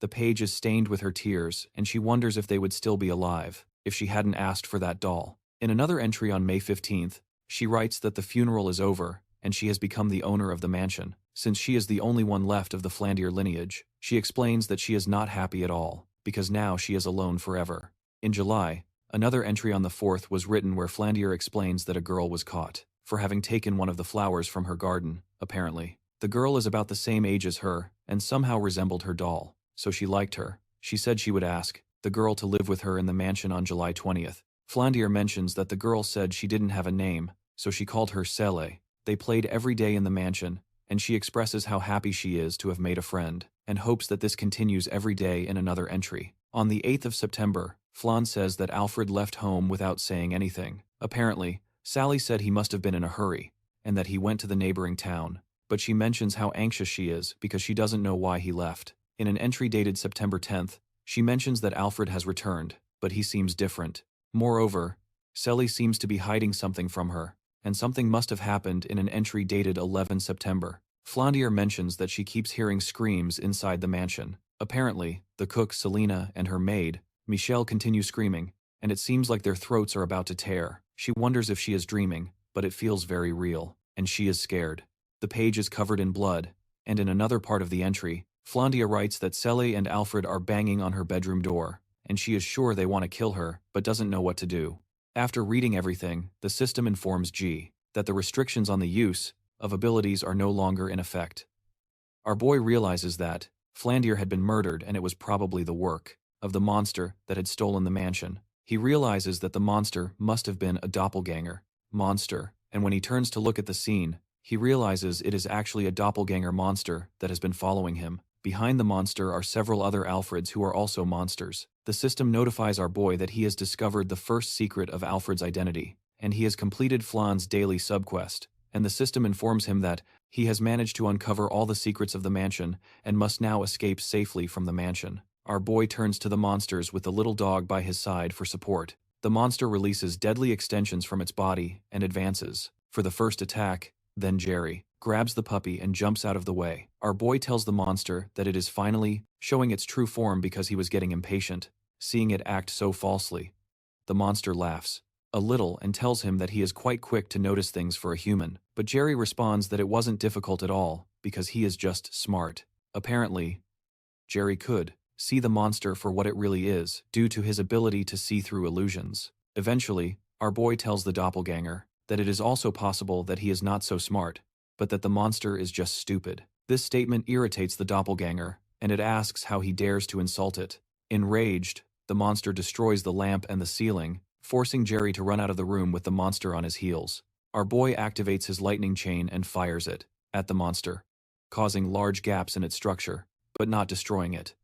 During this time, the puppy starts to feel nauseous from all the rapid movements. The doppelganger is a B-rank monster that is dangerous because of its ability to copy the skills and appearance of another being. But considering only its combat abilities, it is more like a C-rank monster. After the monster regains its form, it tells Jerry that it will consume his body and demands that he surrender his body. Jerry does not move an inch, so the monster advances toward him, and Jerry still does not move even when the monster is inches away from him. As it approaches, our boy surrounds it with another lightning chain and asks how it feels to be manipulated after having manipulated others for so long. The heat of the lightning burns the monster, and it lets out a loud scream as the monster melts into a puddle, mentioning that envy led it to this, because he also wants to be human eventually. The heat burns the ground until the monster falls with the monster out of sight. Jerry turns to the dog and says that he is very good at barking and has a talent for being a dog, which probably means that the dungeon turned the breast into a dog eventually. Our boy heads to the nearby door, but soon notices the spirit of Flandra again. But this time she looks exactly like in the portrait. She has a smile on her face and the scene for him, which makes Jael smile back as he opens the door. He says goodbye, and the system informs him that he has completed the second mission. It also adds that he has completed all hidden scenarios in the mission, and will be rewarded with extra rewards. Jerry and C.U. are soon transported to the real world, and our boy checks his rewards. One of the rewards is called Commander's Shout, which boosts the morale of allies to increase mana and resistance. The second is Illusion, which creates illusions for enemies. Does not like the Commander's Shout ability very much, because he won't use support skills for group members often, but he likes the Illusion ability, because he can use it to turn the tide in a battle when he turns to the breast. She says that he should have said something, since he knew she was the little dog, and she mentions that she was super scared that something would happen to her. Jerry reminds her that she came out alive in the end, but she protests, saying that she is still upset. Our friend tells her to get up instead of complaining, because they have to go to the next destination, which scares her because she expected they could take a break. Surprised, he asks if she is tired, since she hasn't done anything since they were in the underground cell. Then she explains that she has mental fatigue. However, J.R.U.M. agrees that he understands this, but is sure it will pass if she moves. Using the subordination ability, he commands her to walk, and her legs suddenly start moving on their own, and her legs suddenly start to move because of own. As she starts to walk to the next mission, she screams in frustration and tells Jay that she will never forgive him after walking for a while. The gentleman runs out of breath and asks Jay if this place is a parade. Our boy grabs a potion and confirms that it is, but also warns that they need to stay alert, because they don't know what is coming suddenly. A voice comes through the speakers and welcomes everyone to the land of never. When they look ahead, a crowd gathers around a stage, and the presenter introduces himself as Bruin. Bruin invites everyone to his parade and approaches Jay, and congratulates them for successfully completing the 2 missions. Then Jay goes straight to the point, asking him how the last mission will be. Bruin explains that the last mission is Tag, and he points to a gate not far from there. Apparently, the two will have to run away from the monsters that will come out from there, and reach the final destination. Jason responds that he doesn't believe it's just that. Therefore, Bruin praises his intelligence. Eventually, Bruin explains that the game of tag generates monsters, depending on the number of challengers and how strong they are. Jay realizes that this is bad, because if their abilities are considered, there will be stronger monsters compared to the previous ones, and it will be difficult to fight and protect themselves at the same time. When Bruin assesses their abilities, he congratulates them because they were measured as Class S. Bruin marvels because he hasn't had such high ratings before, and mentions that he is impressed. But Jerry protests that this doesn't make sense. However, Bruin just wishes them luck, and transforms into fire. The Nornir System in the form of AR informs him that he received the mission called Last Festival, and he has to escape from Certe, the fire monster, and reach the final destination, or defeat the monster. The theme of the Last Festival mission has a difficulty of rank S more. The Last Festival mission has a difficulty of rank S more, and the reward is the Thunder Steps of Tialfi. The failure requirements include being killed by Certe, but it is said that there are 3 enemies to defeat. Apparently, there is a hidden mission to kill Certe and eliminate the potential threat that has an undecided reward. What could possibly be something called unbelievable? Jairino is stunned by the fact that there are 3 of them. He realizes that something is wrong while they are watching. Another fire monster emerges from the gate that Bruim pointed out. Certe is a circle. The purpose was to engulf the entire world in flames even before the birth of the first giant Emir. The flame sword in his hand is hot enough to reduce the world to ashes in a few hours. J.R. quickly starts to run and drags the CEO with him, while Certe begins to ignite everything nearby and rains down sulfur stones all over the place. The CEO, who is now crying, asks how they should escape from that monster, but our boy tells her he is thinking about it and advises her to shut up and run if she doesn't want to die. Fire continues to rain in the area in question and starts to engulf the buildings. Meanwhile, another being in the form of a cat tells the defendant that she thinks this is her fault.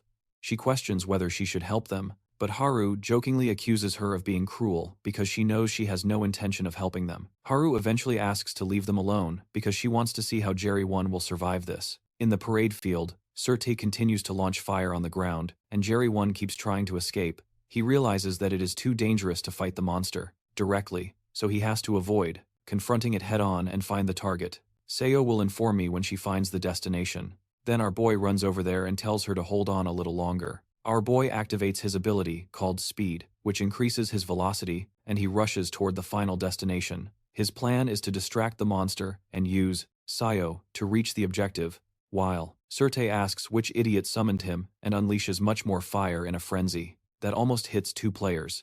Jerry 1 curses, so he tells Seo to keep her mind alert and listen. He tells her that they will separate and continue running. Then he tells her to run straight to the carousel. The man asks if he will distract that thing. Then he asks if she wants him to use her as bait instead. Then he tells her to just run while she heads to the final destination. Jaim ends up face to face with the outbreak and signals to him, calling him a bastard. The monster looks down at him, then attacks him with fire, but our boy quickly jumps to the side. He jumps on top of a nearby tower and asks the outbreak how he will reach him when he is so slow. The monster begins to spit fire from its mouth out of rage, then destroys the building where Jaim is with a strike. But Jaim jumps out of the way again. Meanwhile, Seo is almost at the destination, but before she can get there, the outbreak shoots fire to destroy the destination. She is forced to stop, confused about what is happening, and Jaim wonders the same thing. Soon the system announces that the objective has been destroyed. Then the mission completion condition, except for the hidden mission, has been changed to impossible. At this point, the outbreak calls Jaim a foolish, ignorant, and asks how he dares to consider himself an opponent to him. Our boy realizes that the only way out is to kill the outbreak, so he holds his ground. The next time Sutra sends a fireball in his direction, Jaim easily blocks it without moving. Sutra praises his impressive skill, as there have only been a few others who managed to defend against his attack. Eventually, the monster grabs his sword and swings it towards Jaim to see if he can block this as well. Anyway, our boy does not move out of the way and prepares to block nearby. She realizes that they might actually end up dying at this rate, so she decides to use her cognitive accelerator ability to find something she can do while Jaim is defending against the fire attack. So she decides to use her cognition accelerator ability to find something she can do while Jerry is defending himself from the fire attack. Seiyu calls for him and informs that she has found a way to defeat the giant. Jerry leaves the battlefield to find Seiyu. Then Certe questions how he dares to flee from him. As our boy runs away, he enters one of the standing buildings to talk to Seiyu. She explains that they can use the water tank. Apparently, there is a water tank in the surroundings of Neverland, and if they lure the monster there, they might be able to damage it if they use water to extinguish its flames. Jerry reasons that they might indeed be able to damage its head or heart if they can handle the flames. Seiyu further explains that this can only be a copy, and not the original giant from the myth.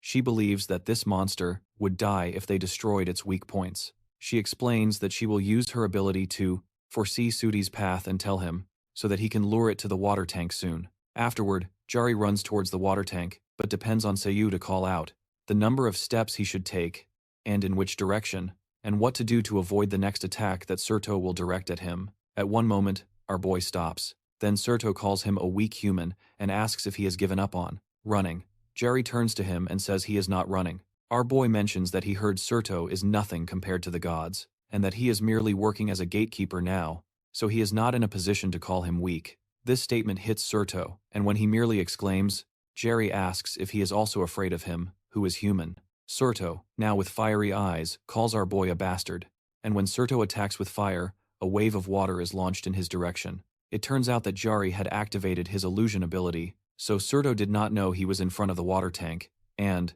not Jerry. The water is so intense that it covers the monster and extinguishes the fire around its body temporarily. Without hesitation, our boy leaps into the air with his sword charged with mana, and hits the monster's heart, pushing it to the ground with its back on the floor. The outburst accuses of using a dirty trick. But J.R. 1 says it doesn't matter since he won. The giant warns him not to be arrogant, because he just fought a copy of himself, and dealing with the original form won't be so easy shortly after. The outburst dematerializes. Then the system informs J.R. that he completed the last mission of the 3 Greats, and he finished the hidden route, receiving extra rewards called Unbelievable Performance. In addition to an item called Eternal Flames of the outburst that is nearby, he is happy that it all really ended. The cat that was watching them realizes that J.R. didn't need help after all. He finds him interesting, and admires his willingness to become stronger. But Real mentions that J.R. is nothing more than just a vessel. The cat doesn't believe what Real said, because she is the one who is always curious about how J.R. is doing, and he also believes that it is too early to let the Aesir know about the boy, but they need to focus on helping him become stronger, so that he can become strong enough to kill Odin, the leader of the Aesir. Meanwhile, our boy receives the Thunder Steps of Tialfa, Class S, which ignited the position of God of Light as a human. The equipment will enhance strength and dexterity, and grant a skill called Light Step, which is also Class S. J.R. is shocked at how incredible the equipment is, but he soon notices a strange expression on Co, then wonders if she is trying to deceive him. He uses his subordination skill on her to force her to show that she obtained an item, called Roskva's Seal, which increases someone's strength, and gives a skill called Courage, that resists the state of fear and increases dexterity, while the Lord laments how annoying it is to use the subordination skill on her again. J.R. considers, since he has no interest in any of her rewards but is more interested in her cognitive acceleration ability, he decides not to duplicate it for now, since he can summon it at any moment right after.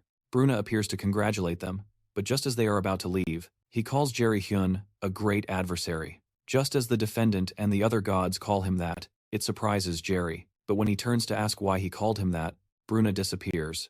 Meanwhile, everyone anxiously awaits those who entered the dungeon, until the shield around it breaks. When the 2 survivors emerge, people begin to celebrate, but Bayman forces the passage because they need to discuss some things with the survivor.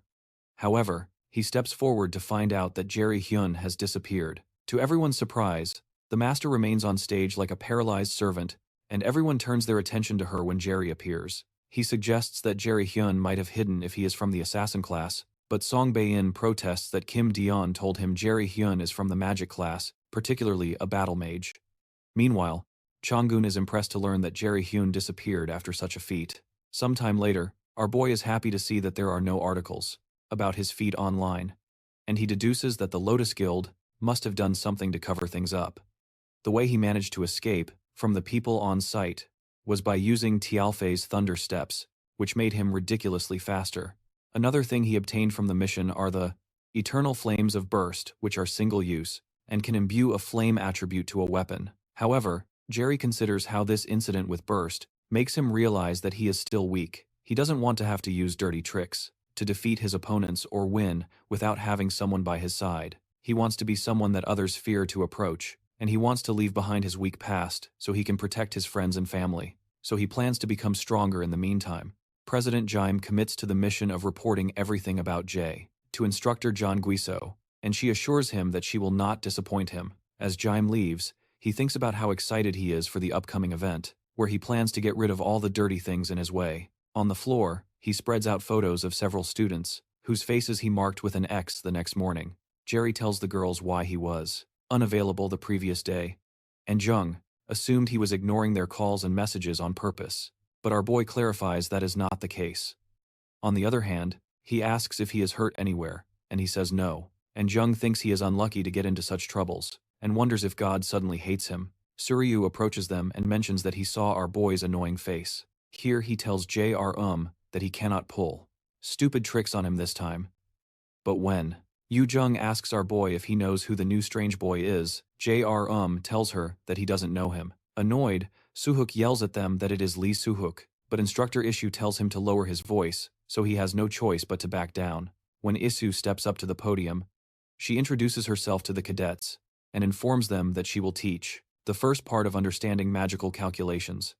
She asks them to do their best, because she plans to teach them well, but Jaim realizes that she is quite young for an instructor. When Isu asks how much they know about magic, Suryu explains that magic uses calculations necessary to use mana and manifest something supernatural. The teacher agrees, and Suryu smiles at Jaim to boast about the fact that he answered the question. Eventually, this distributes books containing basic formulas for magical calculations, 4. Level D magic, and the fundamentals of higher-level magical applications, which is their focus this semester. After she delivers some books to a few students, they lament that all the books are blank. But Jerry knows that is not the case when this calls him to ask if he can tell what is written in the book. He tells her that it is written in runes, and this irritates the Swiss because he managed to answer the question. It also bothers her that Jeriam was able to respond, because the book is a magical text that can only be read by solving the calculations. It usually takes a week for new students to see the text, but he solved it. With just one look, she realizes he is more talented than the president described, so she investigates him further, asking if he knows the meaning of the usus rune on the cover of the book. Meanwhile, Jerry does not know because he can read the book easily, and he does not know if it is the Nornir system playing a trick on him, or if it is the fate of Zaisir. But he tells her that the writing on the cover says, "The life of Odin and the fundamentals of runes in his apartment." He laments because Jr., whom she refers to as a bastard, made her walk so much that now her legs are hurting. She also hates the fact that she has to answer journalists' questions about the interior of the themed dungeon and explain what happened alone. Before leaving, our boy prevented her from revealing anything about her ability using his subordination skill. Even recalling the experience burns her with anger, and she wonders when he will undo the subordination. Eventually, she remembers that she can go after him. This gives her a wicked idea. Sometime later, our boy reads the book that Instructor Yusu gave him and finds it more interesting than he expected. He learns that all calculation formulas change their nature depending on how they are used. The in-depth knowledge of the fundamentals of the book allows him to use a wider range of low-level magic and can easily help him reach higher levels more quickly. When he notices Jung fainting from exhaustion, he praises the fact that she managed to read the cover of the book. She laments that she is upset because it was she who taught JRUM magic, but our boy jokes that the student surpasses the teacher. Meanwhile, Ina is delighted because she finally manages to read the first page now. Then JRUM praises her effort, and his compliments make her blush. Then she covers her face with the book. JRUM notices that Ina has reacted differently, and he wonders if it's because he set a limit on the day they left the dungeon. Outside the library, Odin's raven watches the students, and soon returns to report the situation to Odin. Sometime later, Chai Blood organizes a naming competition for his potion shop, and offers a box of the best quality potions to the winner. Oyeon, Ina, Jung Jae-sung, and Jae Hyun are sitting at the table, and soon realize that it is harder than they expected. Ina mentions that it might be because there are almost no potion shops, and Jung wonders what will happen if the shop fails to attract customers. Jae-sung explains that survival is the most important thing for an NMO invader, so there is no way a potion business can fail. He reminds them of his experience when they tried the potions, and declares that this is revolutionary a few days earlier. Our young man considers how an invader would do anything to become stronger. Although, to become stronger, money is more important than effort. As someone who regressed to the past, Jerry realizes he has many opportunities in business and investments because of his knowledge of the future. In the present, he plans to bring Jay Blood to his side, as he knows he will be responsible for half of the potion business worldwide in the future. Suddenly, Ciro bursts into the room where they are having the meeting and reprimands JR for not keeping his promise. He wonders how she found him, but he soon remembers that the system told him that the user and the subordinate can locate each other, and that this effect cannot be cancelled. John asks Jerry why he would blackmail a child like that. But Jerry just asks Ciro to sit down so he can borrow her brain for a few minutes. Zero suggests the name Celestial Demon Emotion, but our boy makes her quiet, forcefully using subordination because he thinks her idea is terrible. Others also suggest names, but Jerry doesn't like them, and believes that even the dungeon monsters would have better ideas.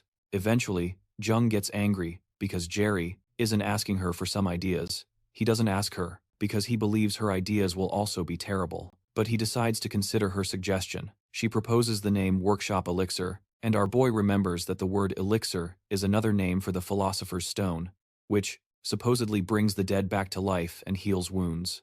Jason loves the idea, and JR also thanks Yu Jung for saving them, which is a first. Sometime later, in one of Instructor Yu Jung's classes, JR answers a question about runes, being the language and the basis of magic. He answers perfectly, which irritates Suryok even more. After the class ends, our boy informs Instructor Yisu about a question he has regarding something he read. When she sees the book he is holding, she gets tense because it is a 4th-star magical text that even most instructors have difficulty reading. At this moment she wonders what kind of creature are. Later, our boy goes to the library, and soon realizes that he is trapped in this book, and also couldn't get anything from the instructor Yisu. However, he does not notice that the librarian, who is sitting nearby, is taking notes about him and the fact that he is reading a Level 4 magical text after leaving the library. Jerry goes to see his teacher to help him understand the Level 4 magical text. He explains that creation is making new magic, destruction is eliminating and removing magic, and amplification is reinforcing magic. Apparently, the calculation, formulas, and theories are high-level and difficult for him to understand alone. Until now, he relied on Odin's eye to understand it, but now, he needs to understand at a deeper level. When he finishes explaining, Seonghan tells him that she also cannot tell him for sure. When he asks why, she adds that he needs to understand the concepts in the 4-star magic texts on his own, so that he can reach the level of a Class A invader. When she realizes that he is still confused, she decides, at least, to teach him a discipline to help him learn amplification. She manifests a cloth in her hand and hands it to him, and Jerry is satisfied with this, helping him to become stronger. Sometime later, our boy returns to the augmented reality battle system room and fights with the monsters. With the band his teacher gave him tied around his wrist, he looks quite exhausted, and soon activates the magical arrow skill and launches at the monsters, but they easily cut the arrows with their swords. Songgang had told him to use repeatedly a magical skill. While he had that item, she gave him equipped a magical ability. As long as he had that item, she gave him equipped. The item is called Gleipnir, a rank. The item is a rope that sealed Fenrir and a replica modeled after Gleipnir, which temporarily decreases all statistics by 50%. When tied around a user, his teacher told him to focus on only one skill and analyze the formulas of that magical skill repeatedly. When the Jaim asks her what this has to do with learning amplification, she said it's up to him to figure it out in the present time. Jaim realizes that his whole body feels heavy and slow because of his decreased status, and it's worse than he imagined. A few days later, Jung notices the dark circles around our boy's eyes and asks if he's okay. When he says he thinks he is, she informs him that she can detect him from 100 meters away because of the smell of his pain relief patch, and informs him that he has been living in the AR testing room for a week now and doesn't seem worried about Jae Hyun, and Jung adds that it's not good for him to overwork himself. He thanks Wai Jung for her concern but reminds them that there is a test in 2 days, and he heard they haven't finished deciphering the book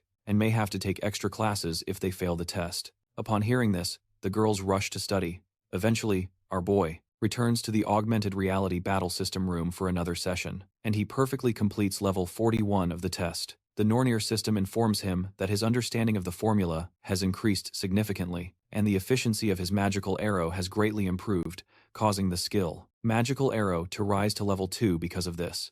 Jerry understands that amplification in the 4-star magical text means increasing the level of a skill by enhancing proficiency. With this ability and understanding the formula of magic, Garou realizes he is approximately at the highest level of a Class B invader, or at the beginner level of a Class A invader. Exactly as his Han had said, he remembers that they initially approached each other to use one another, but now it truly feels like a student and teacher relationship. Meanwhile, the instructor, his key, will see the president. The president does not seem very excited to see him, and his key realizes he needs to recover his reputation, which has hit rock bottom because of the incident in the simulated dungeon. He informs the president that the preparations for the guild experience event are complete, and the president asks if there are no flaws with the thing. When Suki confirms that there are no problems, the president smiles maliciously, making it clear that he has terrible plans up his sleeve. J.R. goes to the forest and asks a mysterious person if she will come to him or if he needs to go to her. Soon after, a bright light appears, and a strange figure that looks like one of Odin's crows jumps toward our boy, but he dodges when the being is close enough. Our boy delivers a kick that sends it rolling into a nearby tree. Jiren tells the being that it must have missed the news, that his colleague went through hell the last time it tried to kill him. Suddenly, our boy notices some other creatures trying to ambush him from above, and it becomes clear that President Jimin is at work for these creatures to have the audacity to attack him within the academy grounds. J.R. engages with magical arrows and tells them they have messed with the wrong person, then fires them at the bird-like creatures, knocking them back. However, he soon sees something that makes him shudder. One of those beings turns out to be his father, Min Seong. He tells him that it has been a long time since they last saw each other. Jae-ri, filled with deep rage, fires several lightning bolts at his father, who easily dodges the attack. After avoiding his attacks, his father places his hand on the sword and sends a sword strike in his direction. Jerry is cut on the side because he can't escape the blow quickly enough, especially since he didn't even see his father draw the sword. The cut sent by Seong created a fissure so deep in the ground that it would have cut Hyun in half if he hadn't moved out of the way. After a moment of silence, Seong tells our boy that he was looking forward to seeing him after such a long time, but his personality seems to have become much more aggressive. However, Jerry tells him to stop calling him son because he never considered him a father. Surprised, Song mentions that our boy must be in his rebellious phase, but Jerry tells him to stop with the nonsense and say why he is here for a moment. Song looks at Jerry and recognizes that he possesses the power of prophecy, but he believes there must be a limit to how strong he can become. Eventually, he asks Jerry if the resistance against the Aesir has contacted him. And when Jerry is shocked, Song gets his answer. He sends sword strikes to take down Jerry, but our boy manages to create a barrier to protect himself. Regardless, the force of the strikes breaks the barrier and burns part of his clothes. Then Jerry wonders if this is really the power of a level A invader. His father said he had become stronger, but Jerry still can't understand how he knows about the Aesir and wonders what he is hiding. Eventually, he asks Seong if he intends to kill him. His father said that he became stronger, but Jairam still cannot understand how he knows about the Zai and wonders what he is hiding. Eventually, he asks Seong if he intends to kill him, and he replies that he does not plan to do that. However, Song considers that the growth of the great adversary is incredibly fast, and at this rate, he will become a great obstacle in the not-too-distant future for his plans and for he decides to use divine power to prevent the growth of the great adversary. Then he tells J.R. that he will withdraw his members if Hongo amplifies the power of his strike and directs a huge attack in his direction. Jeriam stands still, hopeless, as the immense power moves toward him, until it is mysteriously stopped by the cat that was talking to the defendant. Hongo asks the cat if the contract between the E and C and the resistant C was broken, or if he just decided to challenge the great Odin.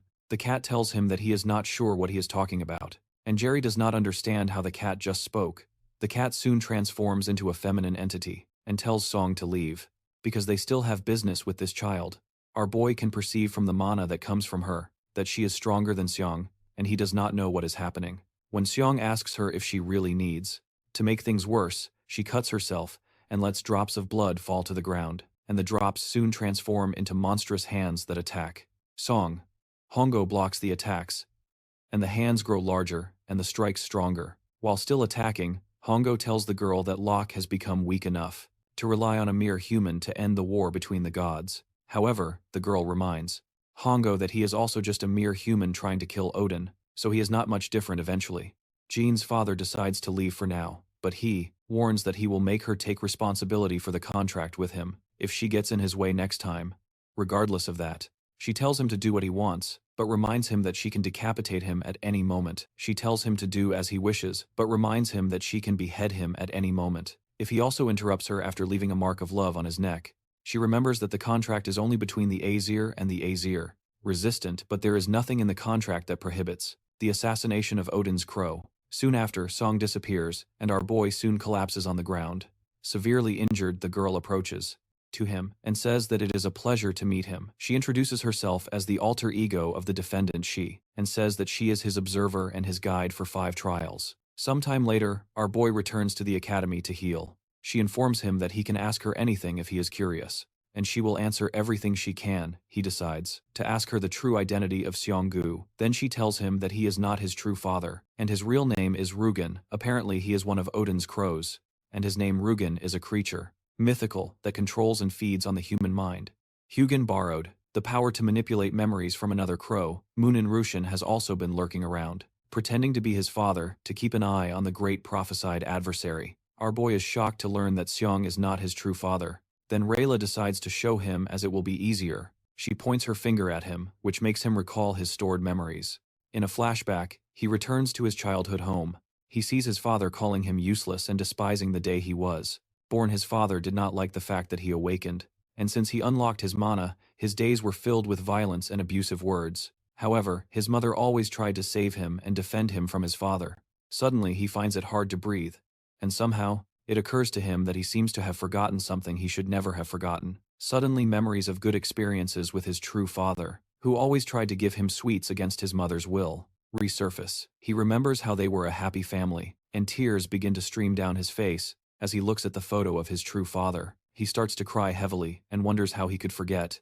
After his memory is restored, he returns to the present and relates. He tells her that he is finally free from memory manipulation. With tears in his eyes, he asks her why she did this to him, and she said it is because he was born as the great adversary destined to the attention of the prophecy, and being the great adversary irritates Hyun, and he asks what these things mean and why they are making his life so difficult. After a brief pause, she explains how 10,000 years ago, the first Ragnarok happened, and that was when everything began. Ragnarok is the final chapter of the gods, and where the story ended during Ragnarok. The resistance of the Alliance fought hard in the Extinction War, but they lost to the gods and the army, led by the Valkyrie.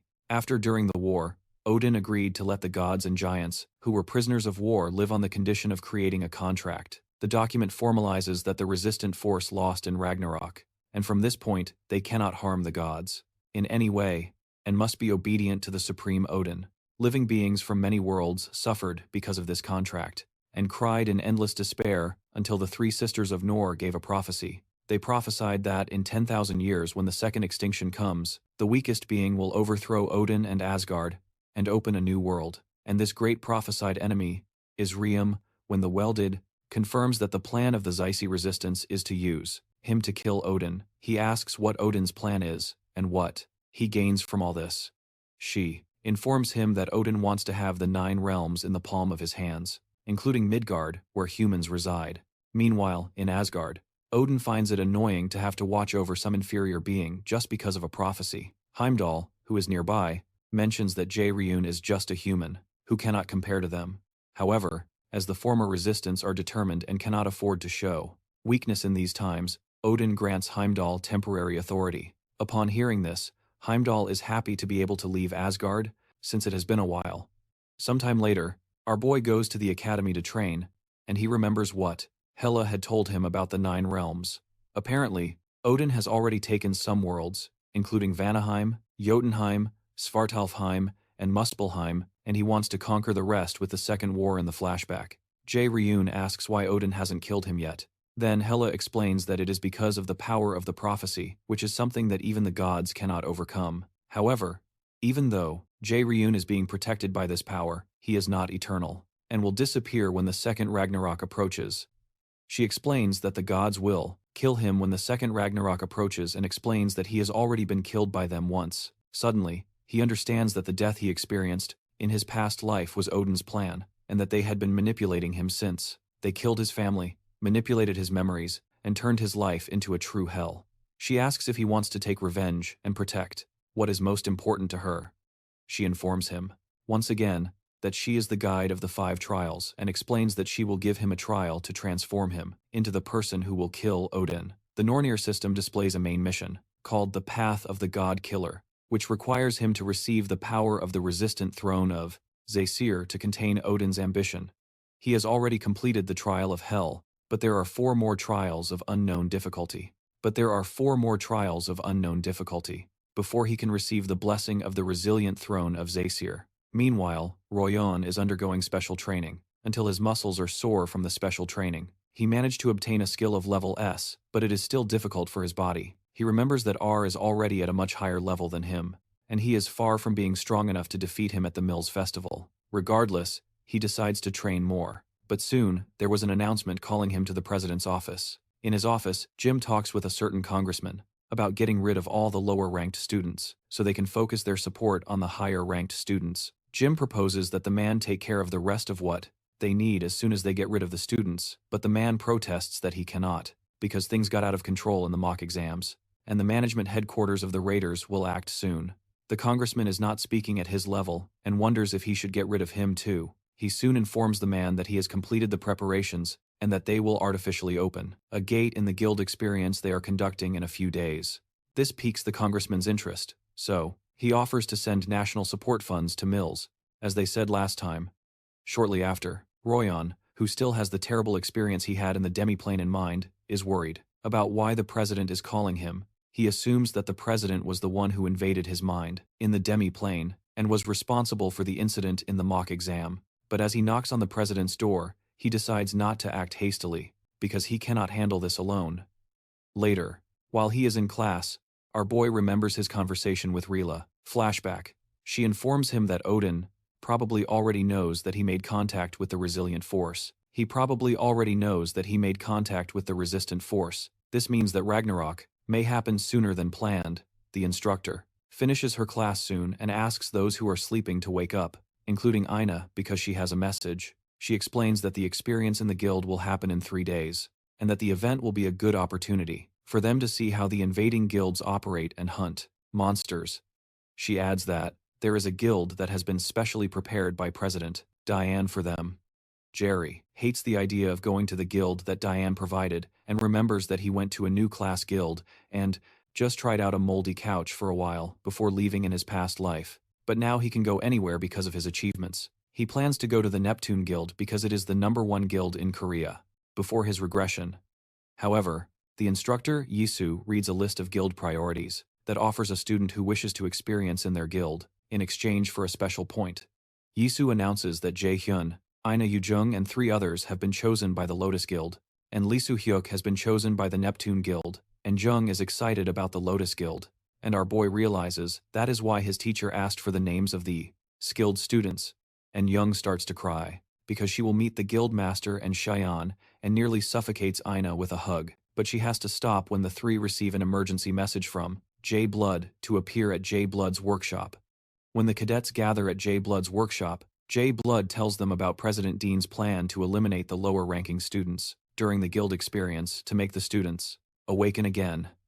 J. Blood laments that the president's corruption is mentioned every year, but now it has worsened as he toys with people's lives. Our boy realizes that the guild's experience event is much more dangerous than he anticipated. Ian declares that they are the only ones who know this, and the only ones who can stop him. On the other hand, he believes they could end up dead if they act recklessly. Although it is noble to want to help others, after silence hangs around the table, one of them asks why they are hesitating when the students' lives are at stake, and Jae-sun agrees with her.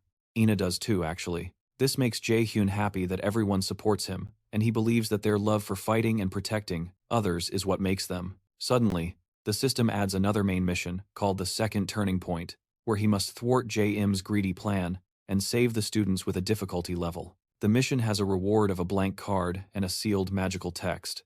The system then informs that the gods and the resistant are watching to see what decision he makes. Eventually, Jae-hyun suggests to the others that they make a plan to thoroughly disrupt President Jae-in. Sometime later, Instructor Issue is surprised when Jae-hyun tells her that he has already mastered a 4-star magical text, and she cannot believe it is possible. Suddenly, she becomes scared upon realizing that this student is dangerous, and there is something strange about him. She knows that the president plans to use him as a chess piece, but she does not believe Jae-hyun can be manipulated. Suddenly, our boy tells her that she seems quite upset after passing so much knowledge to him as her student. Then he asks if she is planning to rat all this out to that bastard, Jae-in, again. When she demands to know how he knows this, he uses his brainwashing ability on her and says he has a favor to ask. The brainwashing is effective, and our boy confirms that now. He is much stronger than she is since he suspected. His plan to win this battle is to take control. Inside, he then asks for this, to tell him about the dirty things that Jimin is planning for the guild's experience event. 3 days later, on the day of the guild experience, and Jungkook is extremely excited to be able to tour the Lotus Guild building. Shortly after, manager Sungjae comes to welcome the students to the Lotus Guild and says he will be their guide for the day. He shows them around until they reach a place where the guild master, Songhan, is waiting to meet them shortly after. Everyone sits around a table to have tea and snacks, and Young can hardly lift her head from being so impressed, and eventually asks the guild master to sign a paper because she is a big fan. Seonghan signs and tells Young that she gets motivation from people like when the guild master tells Jaehyun that it seems he has already made many friends. Royoung asks our boy if he already knows the guild master. She informs that Jaehyun is her student, and Jung almost loses her mind. The guild master explains that she has heard a lot about them through Jaehyun, and she called him here because of him. She explains that Lotus and some other guilds already know about Jack's corruption, but they couldn't do anything about it because of the absolute power he holds. Most of Jaim's abilities are kept secret, and Seonghan confesses that she doesn't know most of them, while some other students are being introduced to another guild. And one of them, named Seong Chan, considers his peers fools for belittling him, or for not being talented. He believes that now it is different, because the president personally chose him to be there, because he finally saw that he had the potential to be a great invader. One day, suddenly, a girl to be a Chan, and asks if he also finds this place strange. When he asks what she means, she explains that a hunter's guild should have several facilities, but this place seems to have been left here for a while, like an abandoned building. When he looks around and notices the boxes and spiderwebs, he becomes worried. The man leading them informs that they have arrived at their destination. When the man turns around, they realize that his face is burning, revealing the face of the instructor Soki. Soki hadn't realized that the effect of his abilities would wear off so quickly, and realizes he has no choice but to start the plan earlier. He immediately activates a bright pink magic circle over the students and says goodbye to them. The students begin to panic and try to run, but they can't. Meanwhile, the children use the mana map that the guild master, Seonghan, gave them to track the destination of some supernatural activity. But when they realize it looks more like a deserted building rather than a guild building, they aren't sure if they are in the right place. Behind them, Jae communicates with the manager Sunjae using his mind, and he confirms that he is following the books. When Sunjae asks him how he managed to learn telepathy already, our boy informs him that he read some magic books. The texts make Sunjae proud of his progress, because telepathy isn't as easy as he makes it seem. In the Yanrua Guild, the guild master Seonghan detects an ominous wave of mana nearby. She remembers how Jae Hyun told her that the guild Jaim wants to use for his plans is called Kiem. Seonghan recognizes that it is the guild that Jaim created himself, and finds it strange because Ken is a guild in the center of the sky. That isn't far from Lotus. It doesn't seem like something Jaim would do to cause such a big incident so openly. Then Jerry informs that he obtained this information of someone who works for him in the present. She asks Hannah if she investigated the guild that Jerry set up, and Hannah says yes. Hannah explains that the Ken Guild is actually a ghost guild. Ghost guilds are guilds involved in their NE5, tax evasion, and other types of corrupt activities, and they do not register their activities. After hearing this, Seonghwan suspects that Jaehyun was right, but she still doesn't know what Jae-im is planning. To ensure safety, she tells Hanan to prepare her equipment, in case something happens. Meanwhile, the students enter the Kame Guild, and Jung doesn't think this is the place, because it looks abandoned. But our boy holds on to the fact that this is where the rotting mana comes from. The mana that Jaehyun is sensing feels strange, and he suspects that he might need to send the others away and face this with manager Sunjae. When they approach, they feel the remnants of some advanced magic that has just been activated. While looking around, the pink energy appears again, and our boy tells the others to get out immediately before they realize they are surrounded by the magic circle and unable to move. Soon they hear a voice calling them fools and summoning them to the Dark Elf realm while they are being transported. The Nornir System, in the form of R, warns that the dungeon is dangerous compared to their level, and that they must leave immediately. Meanwhile, the leader of the Dark Elves orders his subordinates to rise, because it is time to feed on a new prey. The children are soon transported to Svalheimer, and Jae-hyun remembers that it is said that Dark Elves in Northern European mythology have powers comparable to those of the gods. However, their powers were weakened when this place became a dungeon. Roy Hyun is surprised that President Master Achen, Jae-hyun can use this kind of advanced teleportation magic, and he wonders who he really is. Jae-hyun agrees that a mere human should not be able to interfere with the transfer system of the 9 realms, which means there must be another being involved. Everyone realizes they are not in a good situation, but they are surprised when manager Sunjae appears. Sunjae informs them that Jae-hyun asked him to come here if something went wrong, and Jung feels relieved that they are not going to die after all. Sunjae clarifies that the situation is not really better, just because he is here, as even level A invaders have difficulty surviving in the world of the Dark Elves. He says clearly that everyone will die if they let their guard down. JR agrees with Sunjae that there are no foolproof methods to clear this dungeon, at least in this timeline, but he remembers that he has seen enough tutorials on how to clear from the future, so he assures everyone that they will come out alive from there before that. He proposes that they look for survivors in the meantime. President Jaim meets with Rojao's father, Mr. Anselmo, who complains that he is breaking his promise to make Rojao much stronger. Jaim assures him that there is no need to worry, as Rojao will come in first place in the next event. However, Mr. An notices that Jae-hyun is like a snake, and asks him how Rojao was able to lose to a student from the magic class in the rookie hunt.